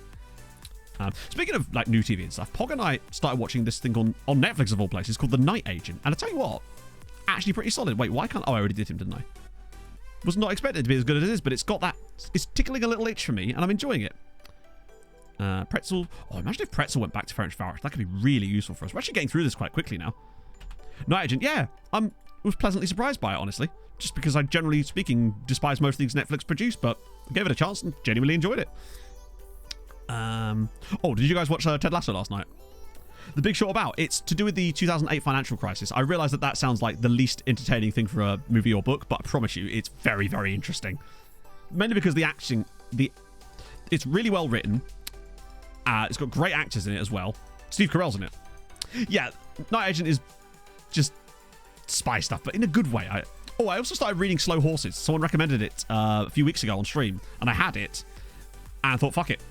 I'll start reading it. Really enjoying that as well. Suddenly, I'm all on the spy stuff. Oh, was it you, Agent Anderson? Yeah, I already had it, and I thought, fuck it. Because you remember a couple of streams ago, I was talking about this book that was kind of like Nathan Drake meets Lara Croft, right? And I was saying that I thought it was kind of good. Honestly, I read a few more pages of it after that, and it was one of the worst books I've ever read. I promise you. It was like someone from a different type of writing had tried to write a book that was way outside of their, like, not remit, but like wheelhouse, where they had no knowledge of it, and it really, really showed. I think I actually discussed this, but would not recommend that book at all. Just Netflix got the rights. Oh, really? It's an American show, though, like, with all American actors in it. So is the show. I don't know, actually. I've not seen the show Slow Horses, but I'm wanting to... Pog and I are going to watch The Night Agent, and then when that's done, I'm hoping that I'll have finished the book, because I've only got like 100 pages left in it, so I can knock that out in, like, actually probably after stream today if I've got nothing else to do. And then I'll convince Pog to watch some Slow Horses with me. These are all 37, guys. We're getting there. We're moving our way through it. Yes, another Apple TV one, isn't it? Something else. There's a lot of shows that often get made by BBC and then turned into American versions, I suppose. Quicker knocking out. I am, you know, what can I say? I've did I not make up competitive wanking last stream? I'm just saying. Oh yeah, I forgot about Bergvold. There's so many players in here that I'll come across them and be like, wow, this is a guy that I just totally forgot existed, but was like ridiculously highly rated for us at one point or another. I have to make sure I keep clicking on the player each time. Pet Food and Glue. Bar de Cheval. Bocum de Glue. There's actually like a 7-book series, I think, if we're being serious for a second. It's the sort of thing that I could get lost in, as I happen to, like, every summer I seem to get lost in a random series. Last year it was Memory Man by David Baldacci, which I really enjoyed. Look at me go. Look at me managing to hold a discussion with you, read chat, and click these buttons over and over again. It's almost like this is my job, but still, even by my standards. But he's inequitably in the right, or Big Short where everyone is the bastard. I like both of them because I feel like I like grey areas, right? Grey areas is very interesting when it comes to media. And Billy is a very, what's the word I'm looking for here? A sympathetic character. Plus, I knew nothing about baseball either. Like, it sort of gave me an understanding a little bit, which was kind of cool. On a free as a Prem team can just sell out. It was a good idea. Yeah, I mean, that's what we're doing in this save. We're actually taking players from Prem teams who are expiring their contracts, and then the idea is that we're going to just sell them on, in theory, to... Usually we just end up selling them back to Prem teams. The reason for that is because, obviously, with the importance of homegrown in the Premier League, especially after Brexit, with the new rules, it means that those players suddenly become extremely valuable. And if we've got a load of them that are, like, really good players, but their value's basically at least sort of, I'd say 30-40% higher because of that. Yeah, Steve Carell's character is very, very interesting because of the confliction he has. And the fact that fucking... Who is it that plays his wife? Is Marissa Tomei, or Tomei playing his wife in that show, requested to leave? Oh, yeah. I totally forgot about Giddy, another one of these guys. Oh, yeah, well, you can't sell them the first season because if you bought a player in and tried to sell them first season, that's just not going to work because how often does that happen? Not every player is Deep Harman. But... the idea is you bring them in, keep them for a year, and to be fair, they might actually do some good for you, potentially. We've had some of the... Like, Robinson was a guy we brought in for that exact purpose this year, and he's been fantastic.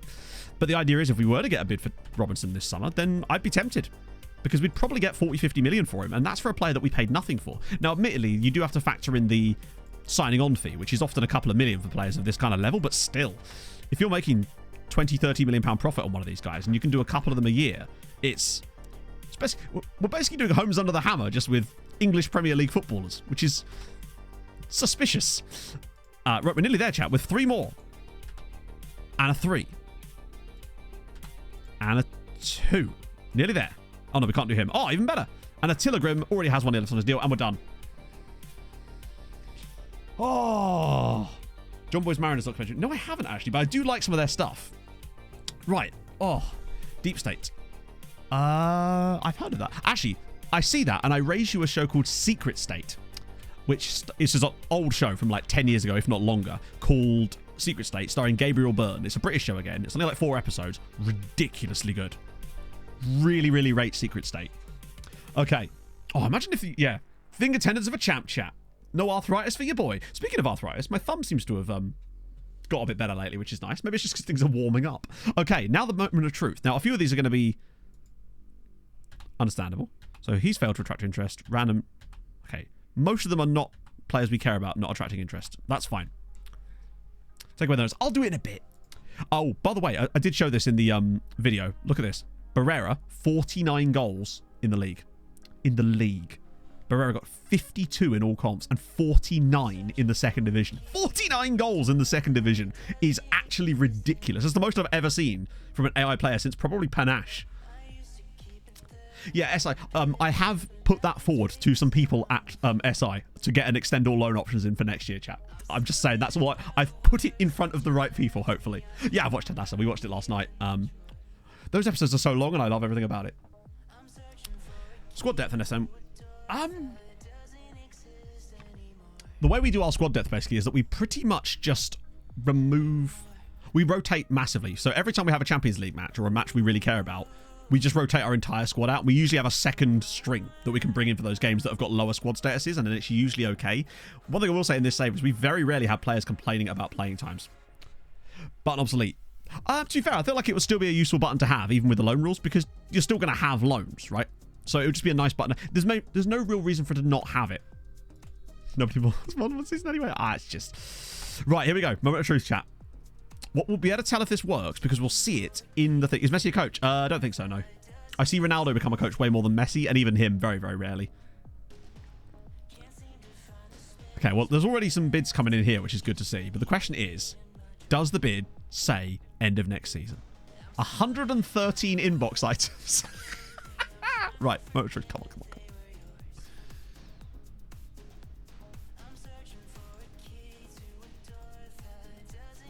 No. It doesn't. Why doesn't it? Why does it say end of season and not end of next season? What's different about it? It's the same fucking day.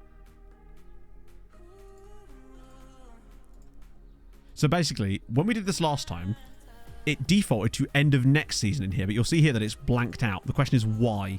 Why did it do that one random season? And why was James able to replicate it as well by doing it on the same day? The date's rolled over to the 3rd now, but we did it on the 2nd. The date will always roll over to the 3rd because you do it on the 2nd and then it comes to the 3rd. That was always going to be the case.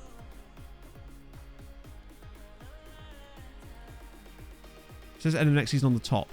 You're right, it does. But no, to be fair, end of next, that's just because, oh, it could be because of a contract expiry on some of them. Good point, good point. Let's see. That's a good point.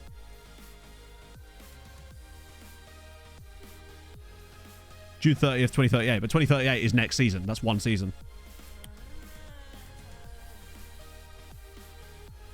So next season that's one season extension. What we're looking for is the end of the next. So basically, it's a 2-year extension is what you're looking for. Whereas last time it actually said end of next season in here, if I recall correctly. No, they're all blanked out. It's grayed out on all of them. End of next season. I wonder if it's because the first player has to be someone who can have a 2-year loan extension, perhaps. And if they're not, then it will just default the rest of them like this. Oh, so it still gave 2 years. But this is my suspicion, was that actually something glitches out in it when you actually progress all of this, and they still end up getting a 2-year extension. But does it actually say the dates on them? Yeah, it does. That's the problem. It says the dates. Could be contract, but I've not had a single one say anything beyond the date that it's currently saying. This is really interesting, though. Because the fact is, you were able to replicate it, and we did it once as well, which begs the question of what we did differently this season. Because you feel like at least one of them... Yeah, because bear in mind, Zivkovic's contract is till 2041. So there's no reason that he couldn't extend his loan by 2 years. I love that they're going to pay us. The first guy determining it. Yeah, so maybe you have to pick the first guy. Okay, this is the only theory I have left now.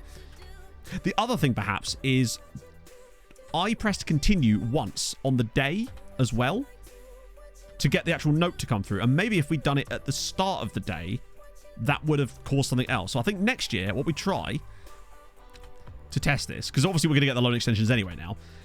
What we'll do next year is we'll do it the moment the day ticks over to the 2nd, and the first player I picked to try the extension on will be one that I know has 2 years left. No, I'm not doing it again, because that took way too long on stream. But I suspect that's the only thing I can think of, because clearly it can work and something. The board don't care. From my experience. Well, they haven't cared up till now, so it'd be weird if they randomly started caring all of a sudden. So the reason I'm being a bit more like ponderous over this is because I've accidentally clicked things in here before that have cancelled stuff, because sometimes they just move the buttons around if there's a certain thing, basically. It does look like, though, most of the loans are actually going to return, which is the benefit of doing it from that screen and not waiting until that silly loan extension screen. Firstly, it doesn't glitch out anywhere near as much either, but you find that you get way more, like, the players are way more likely to extend their loans when you do it from that screen that we did it from than if you wait for the loan extension screen, basically. The instant result button is part of the skin, but it's in various different skins. You don't have to use the same one I'm using, but most of them now, I find, come with the instant result button. So just any skin that isn't the default of the game. I do find it weird that it's not just in the default game, considering it's so easy to unlock, but there you go. Right, and that's now that. Good, good, good. 5 players called up for that. Lots of Czech guys in there too. Cool, cool, cool. Right, cool. Okay. Finger flexes more. Maybe. Hey, David. So I think that's what we try next time. Hey, Lulu Booster. The point being, we're probably going to get the loans done anyway. But that's, I think, for next season, we do it the moment the day ticks over. And the first player I pick will have to be one that has 2 years. Hang on. Who did I pick first? Out of interest.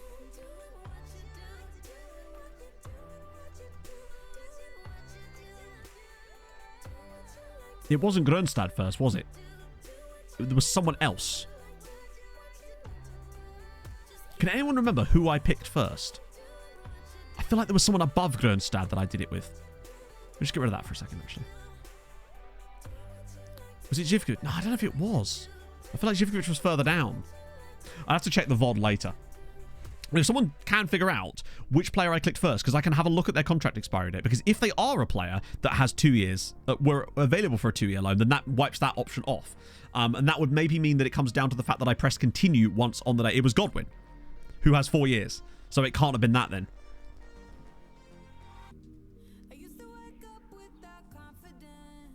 Are you sure it was? No, I think you're right. I think it was Godwin. Which wouldn't... So that means that kind of rules that out because he has 4 years on his contract. So there's nothing preventing him from having a 2-year extension because he's obviously got, 4 stars. Oh, very good. He's also had an insanely good season. He was the top scorer in the... Oh, no, not top scorer in the Champions League. He got 6 goals in the Champions League for Kishvarda, 17 in the league for them as well, and 7 in the Cup. He's got 54 caps for Australia. He had a weird career whereby he was on loan at Kishvarda and was killing it there, but then he refused to go back out on loan, and as a result, spent an entire season here doing nothing, and then finally went back out on loan again, and as you can see, has now got 51 in 83 for Kishvarda and is absolutely killing it again. And I'm hoping he's the type of player that I think could move there permanently in a season or so. That's the plan anyway. But yeah, if it was Godwin, or if it was any of these guys really, unless it was Put or Siklasi, then I think it was possibly to do with me pressing continue once on the day. Because FM really is that random. It was Godwin. In that case, it has to have been the continue I pushed. Because presumably, James, when you did it, you would have just waited till the second, and then you just done it when it rolled over to the second. You wouldn't have just randomly pressed continue again to wait for a note to come through, would you? So I wonder if it was that. And maybe had we done it in the morning, they'd have come through by the afternoon, and maybe it's actually the day that they're received that's the problem, perhaps. I don't know. FM is such a weird minefield with stuff like this. But I do love figuring it out with you lot, and that's part of the fun. It's like we're unraveling a mystery. The mystery of, oh, good lord. The no is the problem. Oh, God, not again. Player's future and current potential. Well, you can use the editor. That will tell you that information, I guess. Make a note for June 1st. Error! Wow! Whoa, hello! What the fuck? Thank you very much for the 6th month sub. That's ridiculously nice of you, Error. Thank you so much, friend. Wow. Welcome aboard. Unwrapping a mystery wrapped in an enigma. Indeed, yeah. Entertaining. We don't, because we don't really pay attention to the league games. So for the most part, when I'm not streaming, I'll just... If we're doing anything important, the league games just get instant resulted. However, if we go out of Europe like we did last stream, we just build mad tactics. We keep them entertaining by trying out mad tactical ideas and trying to make the weirdest tactics setups and seeing what happens with it, basically. Best player out on loan? And no. I don't know who the best player out on loan is currently, but I certainly wouldn't recall them. Absolutely not. But I suspect it's probably Zivkovic. Because, like I say, whenever on someone... this question does come up a lot, as you would imagine, is ignoring the fact that the star rating here, the best player on loan for me is probably still Zivkovic. He's just had a little bit of a drop-off here towards the end of the season. The simple fact of the matter is, he would come back here and he'd be a backup striker for us. Which sort of defeats the point. Because if he could be doing... The amount of good that he's doing... Yeah, he won next gen 2 years in a row because he was getting so much football. The amount of good that he's doing for Haladash far outweighs anything he could do for us here at this point. Like, yes, eventually he could probably be a starting striker for us, but what's the point in that when he could do so good out on loan? We've got some other players out on loan that are pretty good as well. Like Mihail is actually filth. Wow! I haven't actually looked at Mihail for a little while. Bugger me. Oh. And sometimes eventually they will just randomly decide not to go back out on loan, and as a result, we do keep them in the team. Oh, it's lovely to have you here anyway, Aaron. That's very kind of you, friend. Haven't thought about that, Patrick, but definitely something for next season if we get knocked out. MTK Cult Hero. Oh, probably my favourite player at the club. Tex-Mex is a bit of a cult hero with Chato, for sure. I mean, for understandable reasons, I would say. Better than a rotating squad player. Oh, yeah. Well, that and the fact that he's doing so much for them out on loan. I couldn't care less about his playing time. For me, it's more about what impact is he having on their team. And what he's having right now is he's carrying them to European trophies nearly. And that is far more important for this save than... Actually, ironically, didn't come through at a Hungarian side. That's the funniest thing about Mihail, is that he came through, I believe, at a Serbian team? Means ice cream in Spanish. Even better. How's it going? Right, what's your... No, you've got 41. You don't get one yet, buddy. And you'll be fine with that. Oh, no. Wait. All right, fine. Wasn't really hoping to do that, considering man has got 4 years left on his contract. But, you know what? The worst thing about this as well is his new contract is going to be the same length as his current contract. He doesn't want huge money. That's fine. Important player. Would you take regular starter? Yeah. Oh, no, you won't. That's fine. Okay, so at least he wants a 5-year contract. To be honest, for a player like Patrice, 42k for 5 years is okay. I would have rather held on for a few more years so we could have got a longer extension, but there we go. Alaku is also very good. He's getting, yeah, underpaid is fine though, because like he has 4 years on his contract. Like, I couldn't care less whether he's being underpaid or not. He signed the contract. Like, we can't afford to give players new contracts when they've already got 4 years left on their deal most of the time. But I'm happy to do it for Patrice. But let's not forget that he's part of the reason we're not in the Champions League. Yeah, this is Alaku. He's ridiculous. Sassi. Oh, the Sassi was so much fun because of... Who was that guy I had? The striker that I always used to play as a right winger that would arrive late in the box, and he was amazing. And not to forget, Marco Quarto. One of my favourite names to say of all time. I can't remember who the guy was. I think he was Icelandic, maybe? Real Madrid want Darla. We can't really afford to lose someone like Darla. Particularly as I've just given him a new deal last year. So I'm hoping to see some drumming up interest in old Siggy. There was Siggy. I swear there was an Italian dude I had, though, that was really good, too. That was like a right... He was a striker, but I always used to play him as a right winger on attack. Because he'd always arrive with these late back post headers, and he was fantastic at it. Got like 30 goals in the season doing it. Oh, yeah, of course he's Croatian, isn't he? Yeah, he came through like Dinamo Zagreb, didn't he? Oh, we got Club World Cup today. Oh, there was Overmars, too. Yeah, there was another guy, though. Jonas Svenningsson. That's a throwback. Booty signed a new deal. Good stuff. Go on, Stjarnan. Oh, actually. Andre Gunnarsson. That is the most like traditional Icelandic sounding name, I think. Kubo new deal. 5 players called up for... What the hell are they called up for? New deal for you. Here we go. Barwick rejects the... Oh, fuck off. Chris Barwick, man. This man is so irritating. He's such an irritating human being. Because he goes to Kishvada on loan, does fantastically, then refuses to go back out on loan, and then comes back, and then he won't go out on loan for a year, and then has to go back to Kishvada again. What a knob. That's very annoying. Because Kishvada, he absolutely killed it in the Champions League for them now. So that means he's a very frustrating player to be around. Barwick to Kishvada for cheap. Well, we might have to, but actually not a bad shout. Actually, yeah. If they reject the club, it might be more fun to just offer them to the club specifically like this, actually, yeah. Maybe he has an ex there, maybe. Maybe they got back together. That's why he went back. Contract is up. No, I've seen players return. Basically, I've seen players happy to go back out on loan, even if that's the last year of their contract. As long as they can come back in that year, it's fine. Right, let's see if they'll... Kishvada not willing to make a bid. Come on, I could give him to you real cheap. Look at the value that you'd get for him. He'd be worth 10 million the moment he signs for him. Maybe we'll wait till the window's open properly and then try it again. I feel like the clubs are often a little bit less likely to do stuff like that when the window isn't open. Okay, Fabrizio going back to Puskás is great news. There's a few players in here that I'm really desperate. Okay, Mikros is good. Like, for example, if Zivkovic turns down Haladash, that would be catastrophic. Kovac is going back. Goldwyn's going back. Radovanovic is going back. Good stuff. Barrero. Oh, no, it's Barrera. Tramberg too. Now they wouldn't because his value would be so high. Hungarian size. Ferencváros sold a guy for like £20 million either last season or the season before. So that the players have got decent value now because of the success of the league, which is really useful. Hadji as well. Nizic. But that's only one rejection so far. Grönstad. Oh, God, I forgot about Gaida. We spent £11 million on him. Also, apologies for the burp there, chap.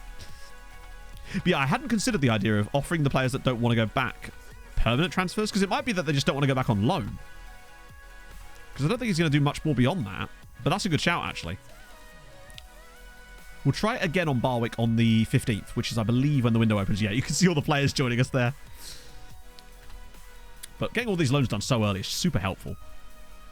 So Theo Chakaros is good. Pretzel's going back on loan. That's really useful. He'll be in the Europa Conference League with them. Olsen too. Shabango. Giddy. Wow. That's a big news for Újpest. Farine. Caicedo. Oh, I saw a rejection. Oh, it's only that guy. He's an absolute troublemaker anyway. Jonsson is one of the most irritating players. I think we could get some... Oh, yeah, we have to sell him. He's a very annoying human being. No, Halalash lost 4-1, despite having more XG. It's typical, isn't it? Oh, what on earth? Aguilar's rejected Ferencváros. That's really annoying. He's been on loan there for 9... Why now? Why now of all times have you rejected Ferencváros? Is it because they've fallen out of the Europa League or something? Actually, yes, there was, Coil. I can't remember who it was, but there was a team that I think did back-to-backs in this save. That's super annoying. It's like, bro.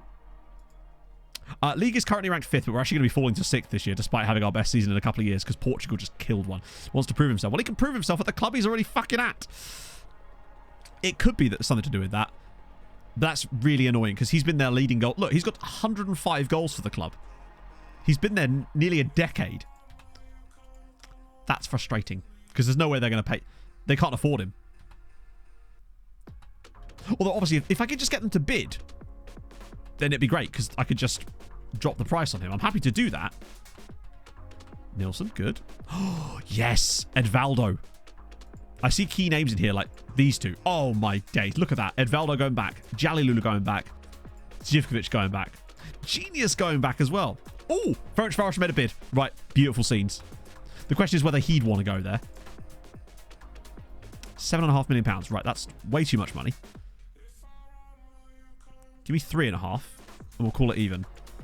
I suspect that he might turn them down anyway. I found that when you try to persuade them here, if you fail, they're even less likely to join them, and you almost always do fail. So we're going to just leave that one up to fate, but I suspect he won't be going there. They really have fallen off the wagon, haven't they? Strawberry Ninja has rejected a loan. Oh, for God's sake. Why? They're in the top flight. Oh, wait. He did not play much this season. I can see why, actually. I'll see if I can send him to them permanently, but I feel like, actually, with a player like him, he's young enough to the point where bringing him back for a year might not be the worst idea in the world. Transfer listing them sometimes helps. We could try that if he says no. The concern with that is that we then just start getting bids from teams that aren't in Hungary. Then again, it's not the worst thing in the world either, actually. Did he play a lot this season? He didn't play much.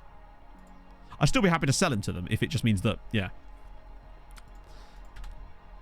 But you're right, they probably won't move. Those ones actually make sense. They're not getting any game time, which means that there's no point in them being there anyway. So, yeah, that's fine. He'll come back. Not a problem. Bender, good.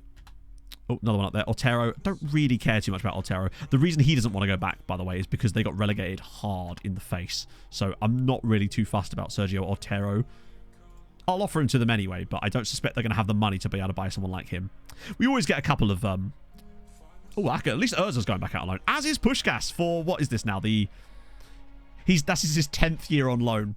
10 years on loan to the club that he originally came from as well. Oh, my days. Agratho Sam, or Agrathosum. Thank you very much for the 3 months resubs as well. Not resub, that's just a sub. That's mad. Thank you, friend. Just going to use them, but multiple files have to pop up. I'm not sure what to do. Well, there should only be one file. You just have to select the skin you want. There's a video where I literally go through this whole... The video that comes with the skin explains exactly which one. You just have to choose the one that you want, because there's one for like laptops, one with bookmarks, one with like hidden results and stuff like that. You just have to choose the one that you want and just choose that one specific file. That could help us, Miller, actually, yeah. History stuff. Yeah, look at that. We sign him for £600,000 and then just loan him back to them for the rest of time. To be fair, this is actually perfect building a nation practice, really. That's the kind of stuff we don't get to do very often, but...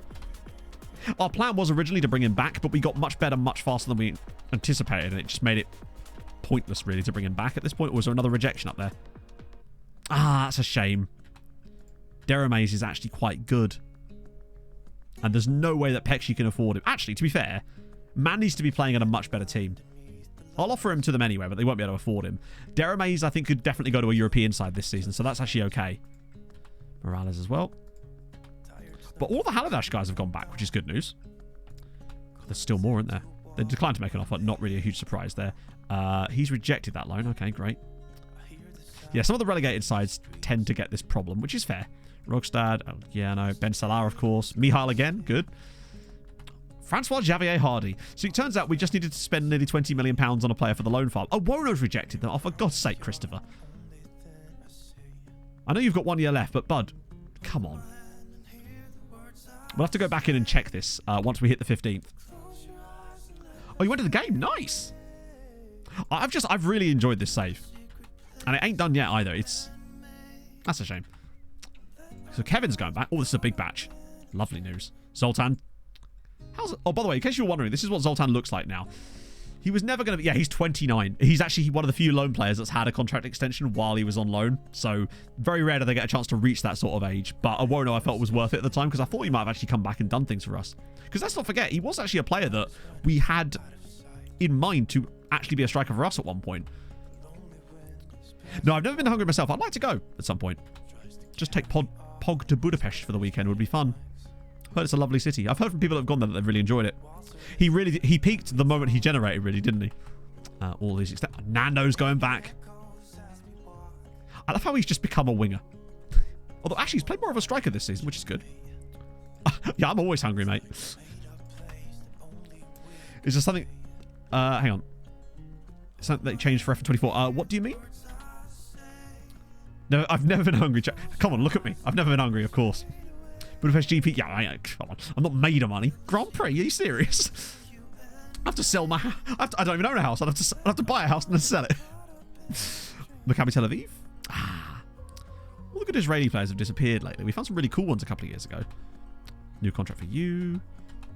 Kekschmidt are getting Doc Silly. Okay. Kapash there with a new Glentoran. Go on. We hoped. Yeah, we got Club World Cup this time around, which is not from the previous one. It's from our original Champions League win. Cheap compared to, yeah, but cheap compared to the others is like, you know, it's like, hey, it's the cheapest diamond. It's fine. It's like, which brand of caviar would you like, sir? Could go to an MTK. I'd like to. Patrice gets his new contract. He's happy about that. Bodder. Oh, go on, Bodder. Come on. It's been 2 years since we've seen the Bodder boys. Surely they've got someone in here that's worth looking at. Excitement. Bodder always come good for us. Oh, look at these two. This is... okay. Okay. Blessing. Oh, Rahiri Harimanana. Yes. It's almost as if I took a run up at that and had a few takes at trying to say it. Lovely. Right, so these are the two lads that... I mean, just... We'll get reports on all three of them straight off the bat. But firstly, let's have a look at these two. Right, first up is the slightly worse one. Thor Andre Nordturm. Yes. Although, actually, now that I look at him... How did he spray? He's barely old enough to have ankles. How are you spraying them so quickly, sir? Good eyebrows, too. We'll see what Gonzalo thinks. I suspect he might reassess him slightly. Medeski looks good.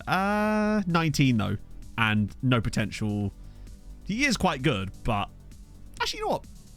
Weirdly, he feels like the type of player that Gonzalo might give us a different idea on ourselves. So, actually, fair play. Right, here's the one that I'm more excited about in a way, because he's got a slightly higher potential level here. Right, okay. Bohinen. Oh, yes. Yes. Resolute. Good in the air. 6'2". Still reasonably okay on the speed. 15 tackling to start with. 13 crossing potentially as well. Good mentals. Oliver Noah Bohinen. With a name like Bohinen, I wonder if there's any Finnish in his... No, he was born in Bodder. He is very good. I still want to get Gonzalo because we've actually got time. I'll cancel the... We'll get a proper Gonzalo report on him. But just to find out prices and stuff and get a real idea of his pros and cons. Oh, speaking of which, need to get that back to comparisons. Luckily, Gonzalo's not got so much stuff to do at the moment, so giving him a little... Wow, he's very good. Oh, that's been so good. Now we're entering the territory where there's going to be a load of ridiculously good players. Norway, I tell you what, just Scandinavia in general in this save have produced monsters. There's so many players we've taken out of Sweden, Finland... Well, actually even from Finland a couple. Sweden, Denmark, and Norway have been ridiculous. Also, they've got a Sri Lankan here. We can't let that go under the radar. This is Mahabalaga Don Asanka de Silva, who is... Love that. Mr. Progger with a gifted sub to Bobby Tree MTK. I love that that account exists and we've never seen it. That is remarkable, honestly. Yeah, his attributes are okay. And he's got... Wait. Oh, I just saw it. I literally just saw it there. Wow. Okay. Welcome back, Bobby. Happy with the new contract.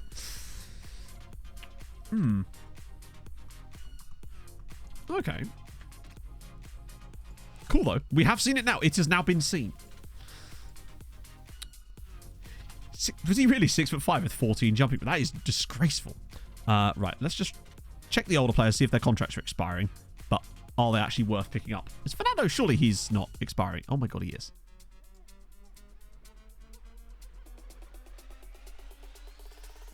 I'm just saying. Now, his wages could be the problem here, but weirdest nationality. We had a really good El Salvadoran centre-back who was pretty good. Flip it. Yeah, we got to be careful having too many flips because let's just see what he wants. I suspect his wages are going to be too high. Yeah. Even if we got him down a little bit, it's not worth 100k a week. It's not worth making him our highest paid player just to try and flip him because we wouldn't be able to actually guarantee we'd be able to do that. That's unfortunate. What about Hernan Ramos here? He, on the other hand... Amar, thank you very much for the follow. He's very intriguing.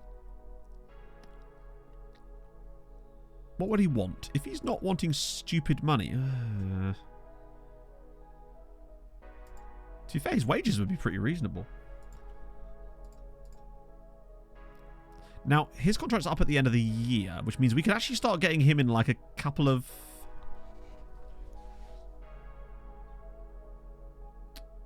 Oh yeah, he'll definitely get caps.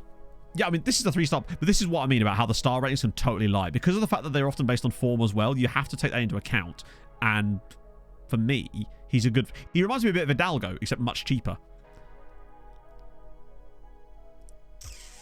I think our best bet with him would probably be to just wait. Because we'll get the... if we add him to the shortlist, which I will do, then we'll get that thing about the contract being up in 6 months anyway. We could get him for free. Why waste £5 million when we could just get him for free? What about the silver as well? This other chap here. Brazil. Model citizen as well. Same kind of story with him, really, isn't it?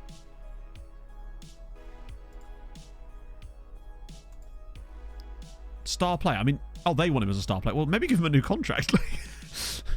It's not very well you viewing him as a star player, but like, seems like bro doesn't view you as a star club. Both their contracts are up yeah, so what we'll do is we'll wait till the news article comes through and try and get them both for free because, you know, why pay for things when you don't have to? Oh, this guy's bloody... It's this guy again. Christ. Bobby Tree. I'll show you Bobby Tree. Good old Bobbert Tree. So we're loving the Bobby Joes here. The fact there's 2 different Bobby Joes. Big fan. Oh, today's been good, Schuber. Well, other than the final, we've been doing a bit of... we've been testing out that thing for the loan farm, which sadly we didn't make work. But we've got potential options as to why it didn't work, which I suppose is helping. So that's Bobby Tree. Ah, what a guy. But yeah, sadly Haladash lost the final again.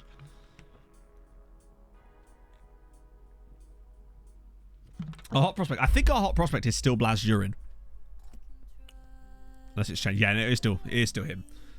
Want to get him a little bit more football this season. Is he wanted? Oh, a loan to Ferencvaros, though, to replace Aguilar. Jurin could be the perfect man for that job, actually. That's a ooh, I like that. Because if Aguilar's not going to go back, then giving them Blas on loan, and he would start for them, that could be the thing that we need. Even if he doesn't stay there properly, but just for a couple of seasons, play in the Conference League, that could develop him like nobody's business. Longest serving player of the club. Ooh, I don't know. It's probably... Actually, no, I do know. It's Jarju. Easy. Moses Jarju. Jarju joined us in the January of the first season, I think it was, actually. Yeah.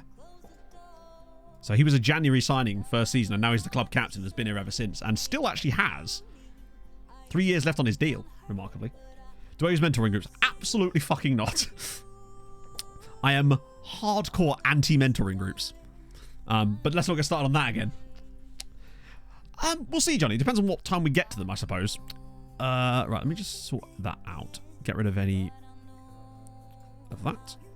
Keep those guys going around again. I think some of them have only got low ratings because they're so expensive. Kirkovs. Most of these guys... Probably... Wait, why? Because honestly, I think it's the biggest load of dog shit in FM is mentoring groups. They're a pain in the arse to set up. The players never get like what would make sense as far as actually having significance in certain groups. They don't get the traits you want most of the time anyway. They seem to get traits that none of the players in the group they're with have. They are a constant pain in the arse, basically, and there is zero upside to it, basically. Sorry, no, there's not zero upside. The upside to it, which is, for me, still fairly minimal, is nowhere near worth the hassle that they actually are as far as a feature of the game, because they're so badly thought out. But, yeah, that's why I don't like them. We actually tried sorting them out earlier in this save at one point, just as a bit of a test, and my god, it was the most tedious thing I've ever done. Honestly. Sean Laszlo Jones, thank you for the follow. Gambia School. Yeah, the Gambia, that's the name of the country, as far as I know officially. Peter Coranta, what a cool surname. Temperamental and only 50. I'm not sure on him. We can be a bit pickier at this point, unless they're really cheap. Cheapy boys we can obviously pick up for the loan farm anyway, but I don't want to spend, a couple of million on the loan farm guys. Just to boss their groups. Yes, but that's fine and all, but I just feel like it's an absolute waste of time for the most part. For me personally, it is a waste of time because I just every time we try to use it, they don't work the way they're supposed to for the most part, and it's just a pain in the ass to set up. Casper, thank you for the 16 months. I hope you're well today. Oh, that's awesome, Sean. You're actually British. I guess with a name like Sean Laszlo Jones, how could you not be, really? That's awesome. Welcome in, friend. Pedersen's never going to be any good, is he? It's just lacks the ceiling. This guy's fallen off a little bit. Wow, hang on. This is why I'm glad we got Gonzalo. Like, if he had 5-star and we actually had the money available, I'd be tempted, but he just doesn't. Keep adding them to it so dumb. There's so many ways that I feel like basically what it is for me is because tutoring was way overpowered. Like, we all know that. But mentoring has gone the other way where it's just a bit of a hassle and I just can't be arsed with it. I don't feel like I've missed out on anything in this save by not doing it. Let's put it that way. So here's the guy at Strömsgård that we were kind of excited by, right? Oh, nice one, good. Oh, bear in mind, this isn't me saying don't do it yourself. If you get something out of it, crack on, right? I've just found that it wasn't worth it for me to do it, personally. So this is Vegar Nashagan. He's got Shag in his name. How could he not be excellent? Although that...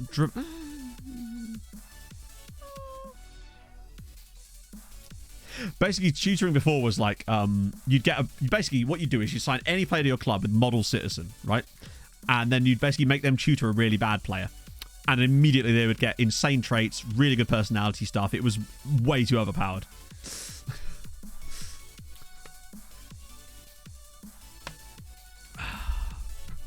More treks and our tactics. Well, to be fair, we've actually downed the number of treks a little bit lately. He's still an A- though. Is this a Gonzalo report? Because if it is, no, we'll get a Gonzalo report just to make sure. But I wouldn't mind trying to pick him up for like a mil. Particularly if we get him a bit cheaper than that. Right, okay, Jose Carlos. We've been looking at this guy for a little while. And he is very fucking good.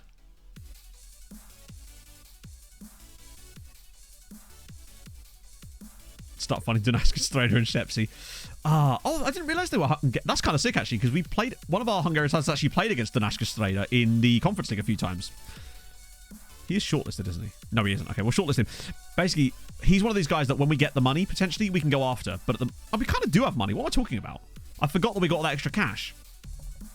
I still want to sell someone first, maybe. But it'll come back round anyway. Also, I want to see what this does to our budget when all these guys join us too. That's definitely going to be a factor. And he's rejected them. To the surprise of fucking no one. What a melon.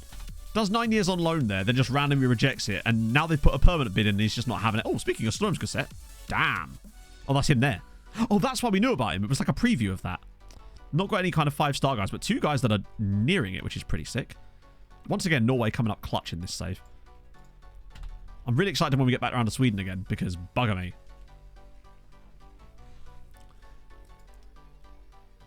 I also feel like the tutoring, the fact that the players have to be in the first team squad with you in order for that to work as well, which sort of defeats the... I don't know, it just seems a bit odd to me. I don't feel like much mentoring is going to be going on at that point. I don't know. It feels like it seems like it's overcomplicated for no reason. And I can say that actually about a few things in FM, honestly. I do have a good relationship with Norway. I'd love to go back again. I did that, didn't I? Yeah, cool. Oh, here we go. We're into Poland immediately. And there's a guy here. Sebastian Adamek. He's, yeah, no technical ability, but we'll move. Give him a break. It's just nice to see some good players come through this again. Just think as well, chat. It's been a long time since we've had South American reports. And that means that we've had 2 years for the South American sides to develop players again. And I suspect those reports will be coming up after we get through Europe again. So £58 million for Brandon Silva. Are you actually out of your mind? We've rejected bids of 190 million for him. Why would I let you have him for 50? Liverpool want Terra Nova. Chat, it's happening. Chat, it's happening. First bid on Portilla, and it's not from Real Madrid. It's still a terrible bid of £37.5 million, but it's a start. Okay, right then. This is what we were waiting for. Firstly, I think, look at his value. Bro's dropped. This is what I'm on about with the value drops. Right, at least there's 2 teams interested, though. We can play them off against each other. Yeah, I think that they often struggle to find a middle ground. Mentoring group needs attention. You delegate it, and in a staff meeting, it says so-and-so should be... Yeah, no, exactly. The other thing I hate about mentoring groups, I would use them even if I could get my assistant to assign them. The problem is as well that they don't do it properly. So it's like, yeah. Okay. It is a terrible bid. Okay. So I think our first plan here is to bid up PSG and get a baseline bid, because we do want to sell him, and I'm happy to sell him for a little bit. Now that unfortunately we're going to get fucked by this. The idea being, we've got to get this above 50 million to start with, right? Then the idea is we offer him out for more than that to try and entice Real Madrid and get the bidding war going. But bear in mind, if we wait too long, what I've noticed over the last couple of seasons, basically, if you reject these too early and just they just completely lose it. And they just will not bid on your players. Perfectly fits in the group with 2. Yeah, that's another thing. What do you mean you're not? What do you mean they're not doing it perfectly? You've now got a striker that has dives into tackles for no reason, or God, what was it? That centre back that doesn't take long shots. It's like, great, I definitely needed that on my centre back. Oh, Swania for 80 million. Nice. Playing him for a whole season, I was happy to leave. So it wasn't what I planned. Couldn't find anyone buy. Yes, it's because. Well, this. He was literally 10 days ago worth like 80 million. Basically. Hey, Lewis. Okay, so. Let's try.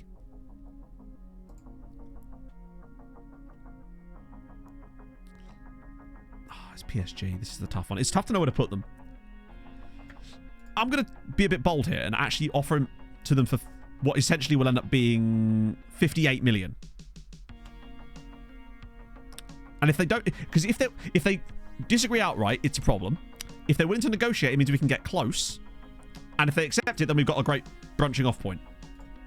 Okay, straight outright. So we've already established now 58 million minimum, which I feel like we can get more than that, but that is a good starting point. God, it's just as well I didn't do 40, innit? Okay. Now, obviously, some of that will come through league appearances, but he would actually play for them, so we would get that money. He's not going to not be their starting goalkeeper if they're dropping that amount of money on him. Okay, so 58 million to start with. Next plan,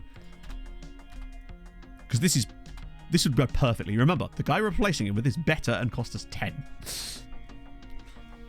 Just the installments would nearly pay for Gacic, who's joining us very soon. Okay, next thing.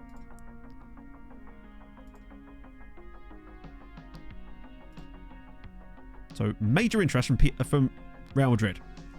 Haladash sadly lost 4 goals to 1. We'll do 65 million for them. We'll offer him out for 65 million. Maybe not yet. Well, you've literally... I don't care. I don't think it'll be an issue here. Also, Rakov. Plebin. That's a cool name. Team reports. Yeah, it was 4-1. It was dreadful. They were probably... It was an equal game, but they lost 4-1, as is the way. We don't really care who gets registered for this, do we? Because it's the Club World Cup. I hate the fact you even have to register. Why would he be left out of the... What the fuck? Is that because he's at the World Cup? Wait, why would you be left out? Hi, assistant, what are you playing at? Is it because they're in international duty?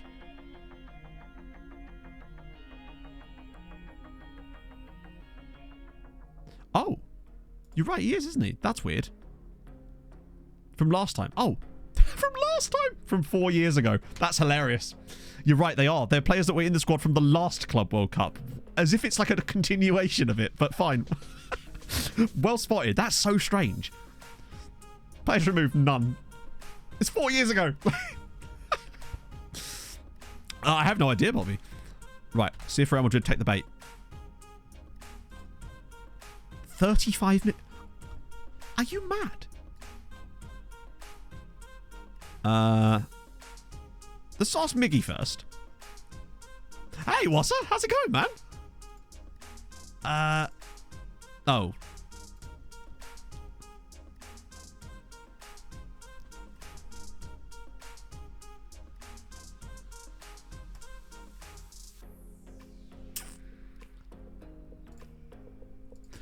He's going to leave no matter what I do. But this is hilarious. This is hilarious. We've accepted a bid of 58 million, and Real Madrid are like, how about 35? Let's see if I can at least get them up to 60. No. Why do they always bid so weird like that? Let me see if I can entice them a little bit lower, perhaps. Maybe get 60 outright and then go from there. That is funny, though. The national teams. Which one in particular? There's a lot of national teams. Usually I find it's the Portuguese sides that lowball me. Oh, imagine he rejects PSG. That would be genuinely very annoying, but I think he'll be okay. It is weird that he actually complained after we'd already accepted a bid from him, but I guess he's like... I didn't even have a new contract. I gave him a new contract like a few years ago, but... Okay. Liverpool with the £32 million non-negotiable bid. Are you mad? Do they not understand the existing bid that we've accepted from PSG is 58 million? Yeah, it does be feeling a bit broken, right? No, the national team has actually grown very little in this save, despite all the players that have declared for Hungary in it. Oh, Liverpool bidding Yeboah. That could be very helpful for us. I do find that it feels like PSG bid public. Ooh, good question. Yeah, I think it is. Wait, hang on. Does that mean that's public or private? I actually can't tell. That's hilarious, though. 32 million. Go away, Liverpool.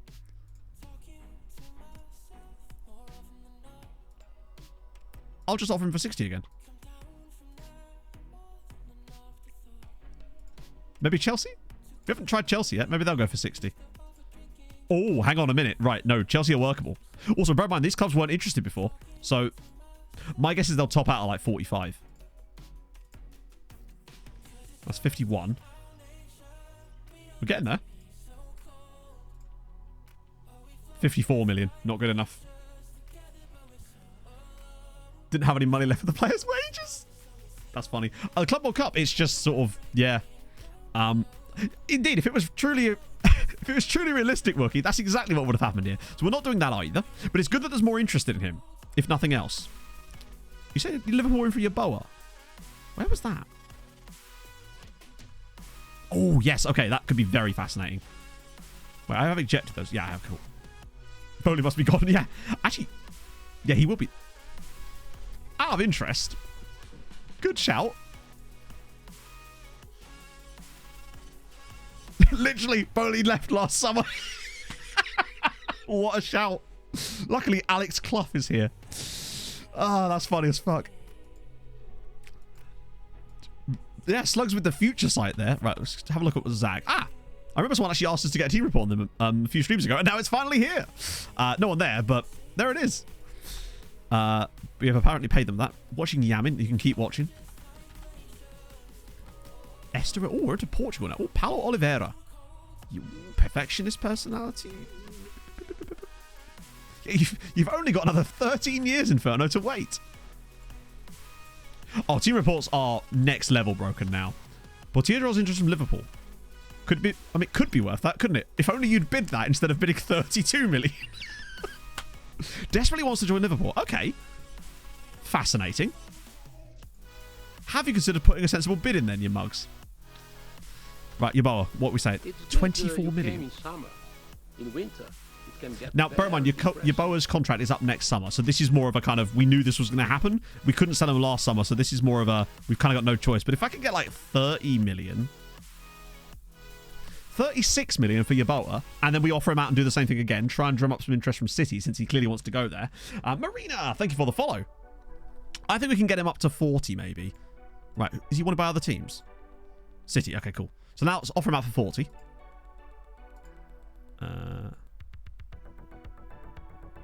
See if that gets City to chomp on it.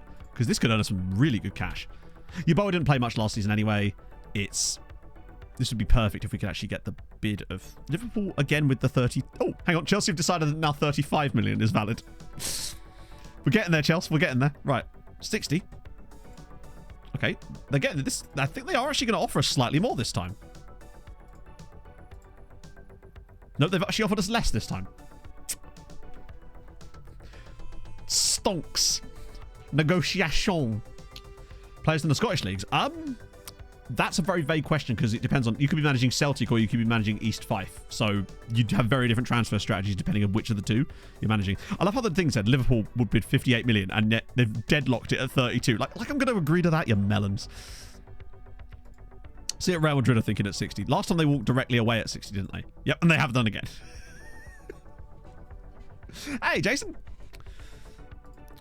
Let's see if we get any offers for Yeboah. Ah, City. Yes, here we go. We'll just get more for Yeboah than we do for Portillo because we'll play City and Liverpool off against each other. So now 40 million for Yakubu Yeboah, who, by the way, is still on 6k a week. Danish in the world ranking, I have no idea, unfortunately. We have like lookups for stuff like that just so we can keep things moving along. Now, I offered him out for 40, so if you try to negotiate with them here when you've given them a specific number, they won't do it. But we will accept 40, and now we're offering him out to Liverpool again. Let me just hide inactive deals.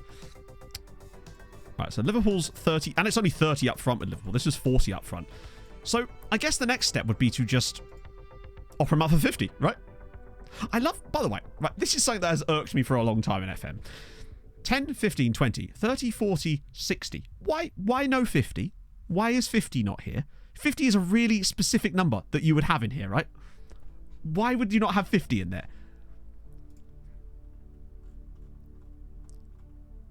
So now we're offering up for 50. The increments increase. I know, but 50 is just such an obvious number that you'd have. Why no 75? Why no 100? Yeah, these are round numbers that you'd expect to see, right? Oh, Andrea. Where did I get Andreas from? It's literally neither of his names.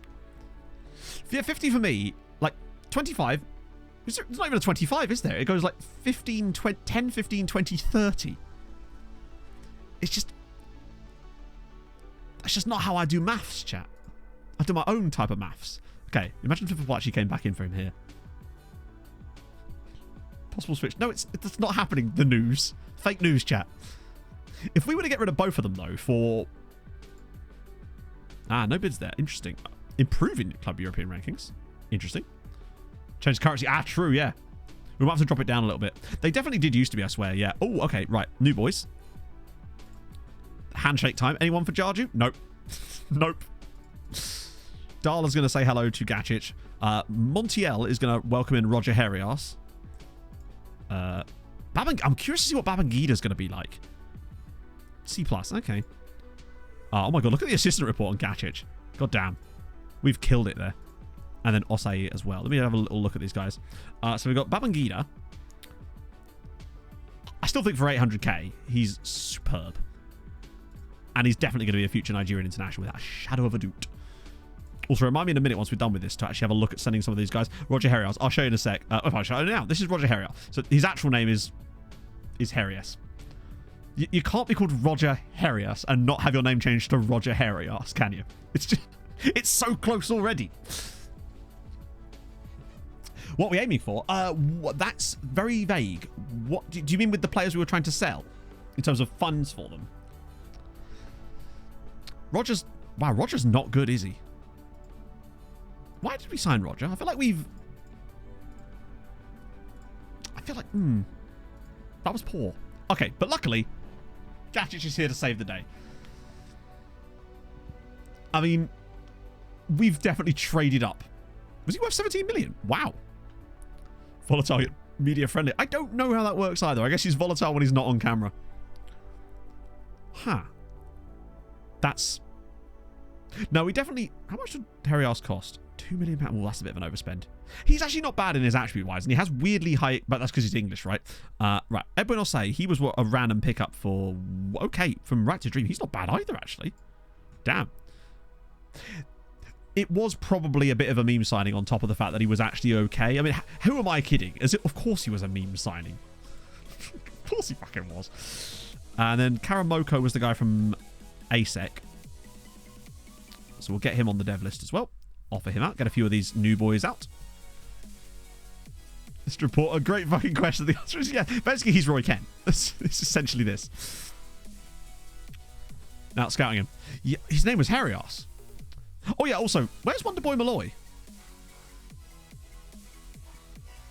Maybe he doesn't join us until the end? Use the word gooch at work. I'm curious. What was the context for it? Competition rankings, we remain 7th, because of course we do. Definitely makes sense that we're still... Actually, to be honest, at the moment, it kind of does make sense. We've moved up 1 place to 2nd now. So it's Man United and then us. Where is Windy Boy? Indeed. Oh, well, Windy Boy Malloy is over here. He is fully sorted out. He's brilliant. I've never slept better. So Spurs and Stade Rennais. That's actually fine by me. Getting both of these two. It's just free wins if we get them. Love and Calibre, genuinely like a band I would listen to. Look at that. Trained at Club 15. Although, admittedly, some of these guys are on loan. But still, we've got loads of players. This is what I mean about. We're not particularly concerned with the Trained at Nation with 46 players. Lose Champions League space. We expected that to happen. So next season, it's only going to be 2 Champions League group stage. And hopefully this team will go in the Europa League. But on the plus side, it means more in the lower ones. Yeah, we lost a place. It's a shame. We had our best season for a while, but Portugal and France just killed it. In the stream intro. That's what I mean. I would listen to them outside of it. They're a band I genuinely enjoy. Outside of the fact that they're copyright free. Okay, right. Next step would be to go through some of those loan players that said no. And then offer them out now that we're into the window, potentially. Shit, I don't know how we... Oh, I know what we do. We just look for the loan expiries, don't we? The ones that have got more than 1 year left, so like Barwick. Otero, Strawberry... Oh, we can't... I hate the fact that you can't select more than 1 player on this screen. Next season we're dropping... I don't know about that, but it could be... Because we're losing an even better year this year, so actually, you're right, there's every chance of that.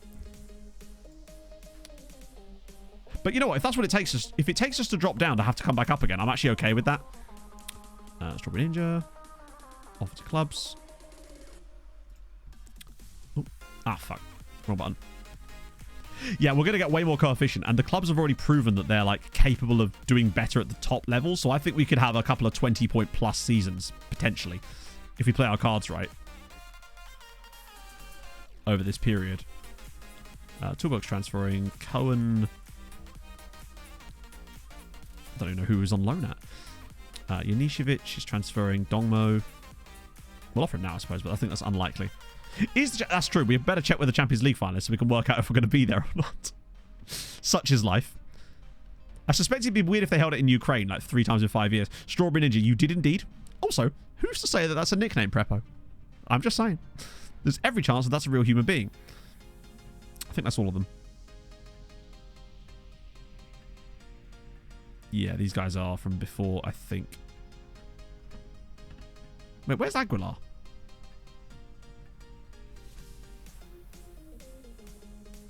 No, I think there are more. There's Drawamar as well. But I think Aguilar definitely needs to be offered out. Not that he's made it very clear that he's actually not going. But we'll try him again, just in case. European current. I yo-yo wherever I please. Instant result, it depends on the tactics. Some tactics are just not good for instant result, as we found out when we were playing a right-backless system. Right, so now Babangida's been offered out, and now he's wanted by fucking everyone. Okay. They all want a bit of the Babangida, and who can possibly blame them? What a god. Right. I probably could have just offered normally there. So Babangida, cool. Who wants hairy ass? Okay. Oh, Haladash want a bit of the hairy ass. Okay. Brave. Maybe they feel like this is what they're going to need to try and finally win a Conference League. Edwin Osei. Should be second tier sides with him. Oh, no one. Oh, he's injured. Never mind. Karamoko. I think he could do a great job for like a second tier side. Like, yes, exactly. Like a Mezhkovezh. Oh, yeah. We've never left. Our anti-right back strategy has very much persisted. I ended up selling one of our right backs. We don't really have a lot of right backs left. They don't want Barwick. Shit. That's really dumb of him. But, oh well. He's his own man. And he's an idiot. But they've all declined to make offers. Brilliant. In fact, they've now declined to make an offer there. Right, let me just check the loan farm now and see if there's any current players here that we can now start getting out as well. Get the loan farm cracking again for this year. So those guys are fine. Kvaman's not interested. Nicoletti. Wow, the loan farm's tiny now. Oh, now Urin's not... Now he's not wanted by anyone. For a perm, that's what we were doing. That's what that was. I was offering him for a perm. For loan? In fact, we actually already had... oh, no, it was Aguilar we had a bid set for. But yeah, no, Barwick, we were trying to offer him for a permanent. The shutdown formation could definitely help us in the Champions League. I agree. Oh, this is the early stages of that, isn't it? Right, so we get a few extra loanies. How are we down to on the loan file? Are we back into positive numbers again? Oh, no, of course. The window hasn't even finished yet, has it? Loads and loads of offers. Right, okay. Any ones we want to exclude? I don't really want him being a squad player. I'd much rather him be a regular starter at one of these sides, if possible. What about Hairy Arse? You're going to have to be a squad player. Karamoko, regular starter at Budaorj. Oh, now they are making a load of... Turns out they did want him after all. Could we go for, like, regular starter, lads? Yeah, cool. Silva, well, I mean, selling him is easy enough if you can get a bid on him, but at the moment we haven't. And I'd much rather sell him to a Hungarian side if I can. Ooh. Wants to go to Porto. Of all the interesting clubs, yeah, because Porto are definitely interested, buddy. Has he confused Spartacus with Porto? I'm glad he's getting a bid too, though. Right, so Club World Cup, we've got Corinthians and Dinamo Batumi. How in the fuck... Oh, it's because it's being hosted in Georgia. Speaking of hosting, actually, who's the Champions League host this year? Also, can we talk about how the Jan Sommer Stadium is this Augsburg? Like, oh, it's St. Gallen. Chat, the Champions League final this year has been held in the Jan Sommer Stadium. Okay. Did not see that coming. Also, I love that we get to play Dinamo Batumi in the Club World Cup. That should make our life a little bit easier. Wait, Passos have no under-19 players. Wait, they've got under-19 Bs. In a stadium nobody plays in. Standard. Wait, came full enough? Surely not. Oh, I thought his contract was up again. Apparently St. Gallen are just killing it. Basel, I don't know. Maybe he's back there as manager or something? That is very strange. So Bainbridge is obviously already joining us. These two are players we might have a look at once we've got money coming in from the other sales that are still going on in the background. Okay, all of these guys continuing those bits. Oh, Boppinen, only a B+. Rude. Cave Full Love is a great name, yeah. Oh, these are all the guys from Stade Rennais who are just way too expensive for us to make any kind of real inroads on. Although, Hassan looks slightly cheaper. Is this a Gonzalo report? It's not. All right, we'll get a Gonzalo report on him. It might be that they... Oh, yeah, you're right. They could have hosted a Euros. Good shout. Hadn't thought about that. I think the Shagan... I just don't think he's that good, honestly. I think we can do better, and we've already seen that we can. Let's have a look at the Euros. We'll see if they've hosted something.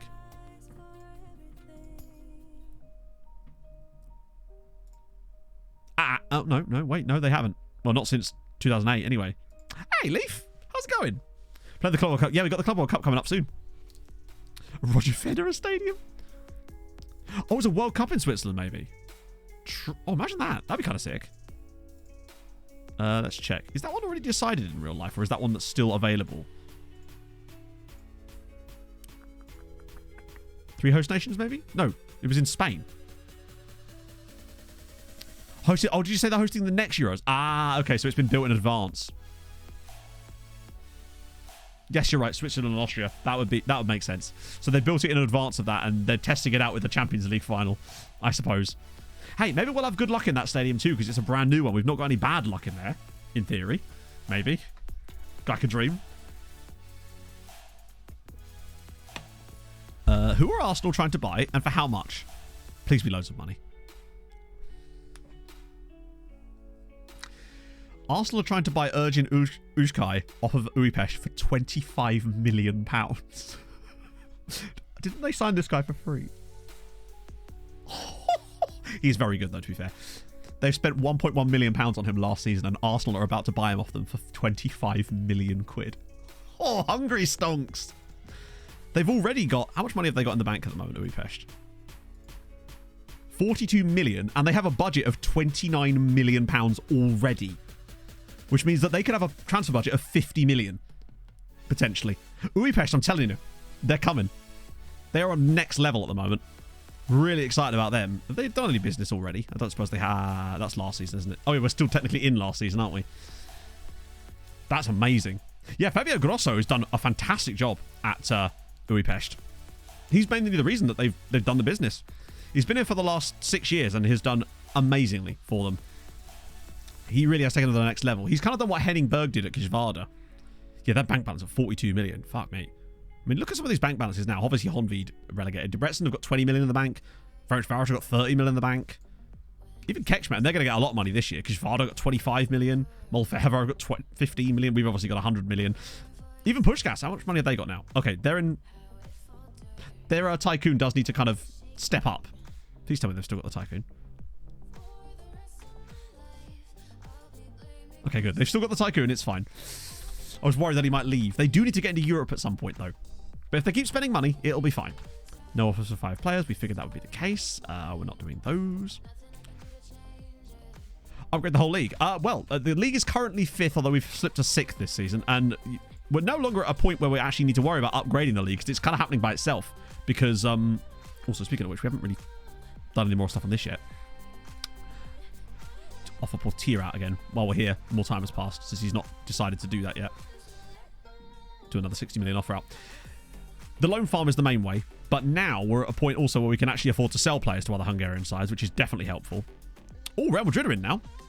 Okay, let's try 50 million again. In fact, let's try 48.5. You know, entice them in. But that and the fact that they're also just signing players themselves. They're actually making good signings. I don't really want to sell him to Liverpool right now. We are a bit light in the fullback area. Generally speaking, we should be okay. Wait, offers made for Portier. There we go. Cool. Hello, beautiful. How it is going with life? How it is going? It is going well, my friend. Very well. 100k capacity. Doesn't the Camp Nou technically 100k capacity? Consortium takeover. It can mean anything because it's very generous.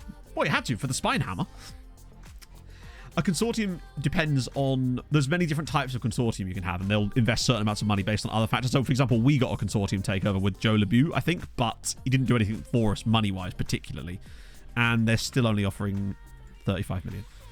I don't understand how they can't see that we've already accepted a 58 million pound bid. Why on earth do they think I'm going to accept 35 from them? I'm hoping that if we just drag this out long enough, eventually one of them will cave, but it's not looking good, bruv. Nope, that's 53 million again. Changes nothing. Yeah, I have had some good consortiums, but Tycoon's what you really want in it. And Liverpool again with their stupid 32 million pound bid was a big public. I don't know. How do we find out? Because when we click on it and go to the transfer offer here. Oh, wait. Oh, these are on YouTube. It depends what you mean. Like, I do a season recap on YouTube, yes, which goes out before every transfer stream. I think it's public, isn't it?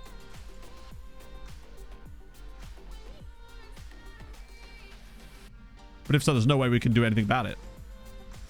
But I suppose, yeah, the VODs go on YouTube as well, but they are like the entire VODs. Ooh, no one a draw header? God, what's happened at Head in the Game Park? Presumably the waterlogged pitch has probably something to do with it. Can't have players. So it looks probably... I just don't know. But the thing is, there's nothing we can do about it regardless of that, is there? Because we can't... We're certainly not going to turn it down, right? But that could be what it is. That would be a good thing for us to do actually in the future. Would be to start paying more attention to that specific thing. It looks like still no interest in Yeboah. I reckon we could still get more interested in him, though. We just need to drop it down a little bit further. What the hell? We drop it down until they start bidding again, right? As long as it's more than 40 million.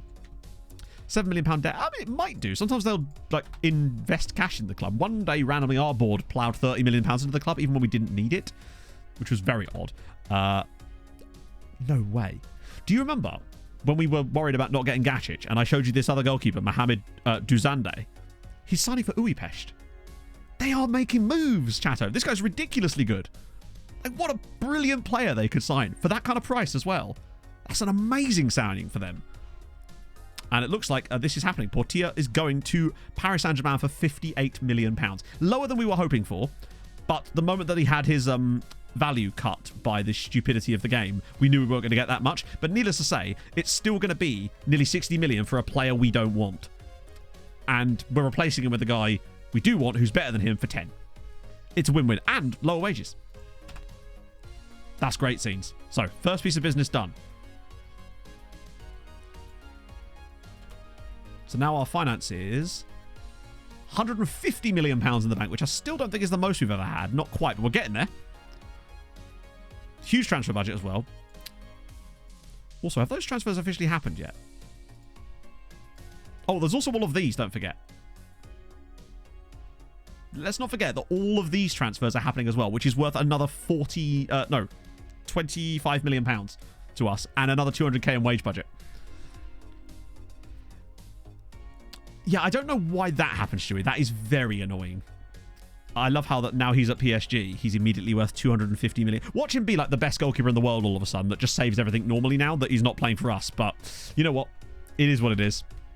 Yeah, and almost all of those, I think bar one, transfers are going to other Hungarian sides too. So we're actually strengthening them with their own players too. So the great thing about that is they'll get really good players on cheap deals that are going to be worth a fortune to them and will improve them, and they'll actually be able to control their contracts themselves, which will mean they'd have to pay a bit more. But obviously they've got so much wage budget spare because half their team's on loan. Resets the IOs. It does feel like it, doesn't it? So clearly that amount of money on your boa didn't work either. It's weird. How... Despite... Maybe we've already reached the max. Let's literally just try and tease them up with like £42 million. Yeah, it does feel like it like resets it, but it's annoying because it happens at the start of the window, the one time you don't want that, because that's when the most of the interest seems to be. It doesn't look like this is happening for us, does it? No, it looks like... Wait, is that a record sale? Oh no, because that counts as part of this season, doesn't it? Which could be really annoying for FFP. Potentially, now at Hungarian citizenship. Good enough to play for Hungary. I mean, man scored 53 goals last season. Sorry, 52 goals last season. I think there's every chance that we could be seeing the next Hungarian striker there. Be curious to see... Oh, yes. That right there could be the thing that potentially wins Ferencváros the Conference League. Having Blas Durin as their striker this season, since they're losing Aguilar, I reckon he bangs 30 goals for them this season easy. And starts to develop into the striker that we know he can be. Really pleased with that. Like that season he did at Kekshmet for half a season was bad because he wasn't getting game time, but now I think he'll get game time at Ferencváros with them losing their best striker. Ironically through his own stupidity. That could be it as well, Couchy. Comfy, but I would have thought that would have affected it at the point when the contract ticks over to being like less than 1 year remaining or less than 2, but at the moment that wouldn't be the case. So it's just a bit strange. Yeah, it doesn't look as though... Here we go. Any new... It's weird that there isn't like the clickable link to it when you can just go in here and see it. Yeah. What we need really is for another Hungarian side to build a new stadium, because I think that's how they're going to get big sponsors. Because look at the difference between us and Újpest. 41 million to 5 million. His attributes like, they're a little bit alright. Bear in mind he's only 19 years old. He is a little bit special. It's him and Milovanovic are basically the guys I've got earmarked as the successors to Tree and Castillo. So, now maybe Blaise Juri could forge himself a wonderful career as a loanee guy at Ferencváros, like what Zivkovic has done, and I'm fine with that if it comes to it. Yeah, could have turned 22, but still, look at the state of him. And think what he could do over a season of actually playing. Like, he played 13 games for us this season, which is a decent amount, but think what he could do in like a 40-game season. And... with that proper development behind him could really, really help. Right, we just remove this note from... there we go. Get rid of the note on Gacic since he is now our boy. Really happy with him. And don't forget, we've got more players joining us in June. At the end of the month as well, because we've got the freebies all coming in. Work permit's been submitted for Yeboah. Okay.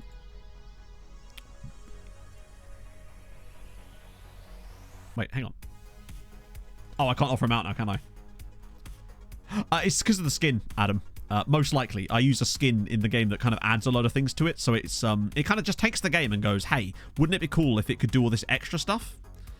And so it was interesting. Smith.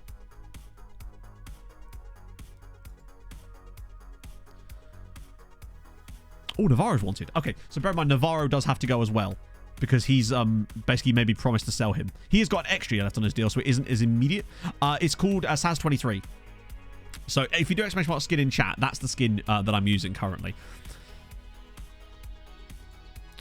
With Navarro, I'm not going to try and offer him out yet because I want to sort of entice the money on him. Although what I might do actually is turn off that and sort of see what it is like naturally.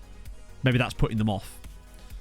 It's a shame with Navarro, but he's just been a bit of a dick. Right, any other players that are wanted? Valenzuela and Yami. Valenzuela's wanted by Kishvada. Oh, by Kishvada. Yes, please. Cheap deal there, potentially. Right. Kundrak's wanted. So is Moro Rodriguez. Wait, why are these guys not on the loan list? Oh, I hate that it does that. Wait, what the hell? Oh, they're there. Wait, no.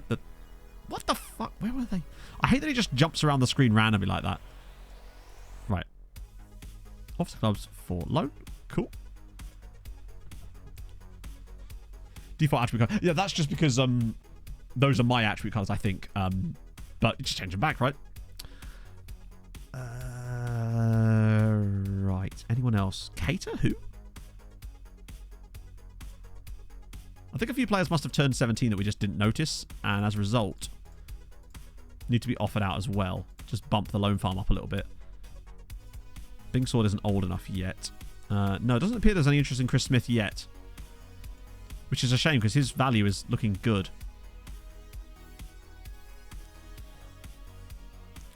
Another wing in rotation. We were definitely going to need some more players, but...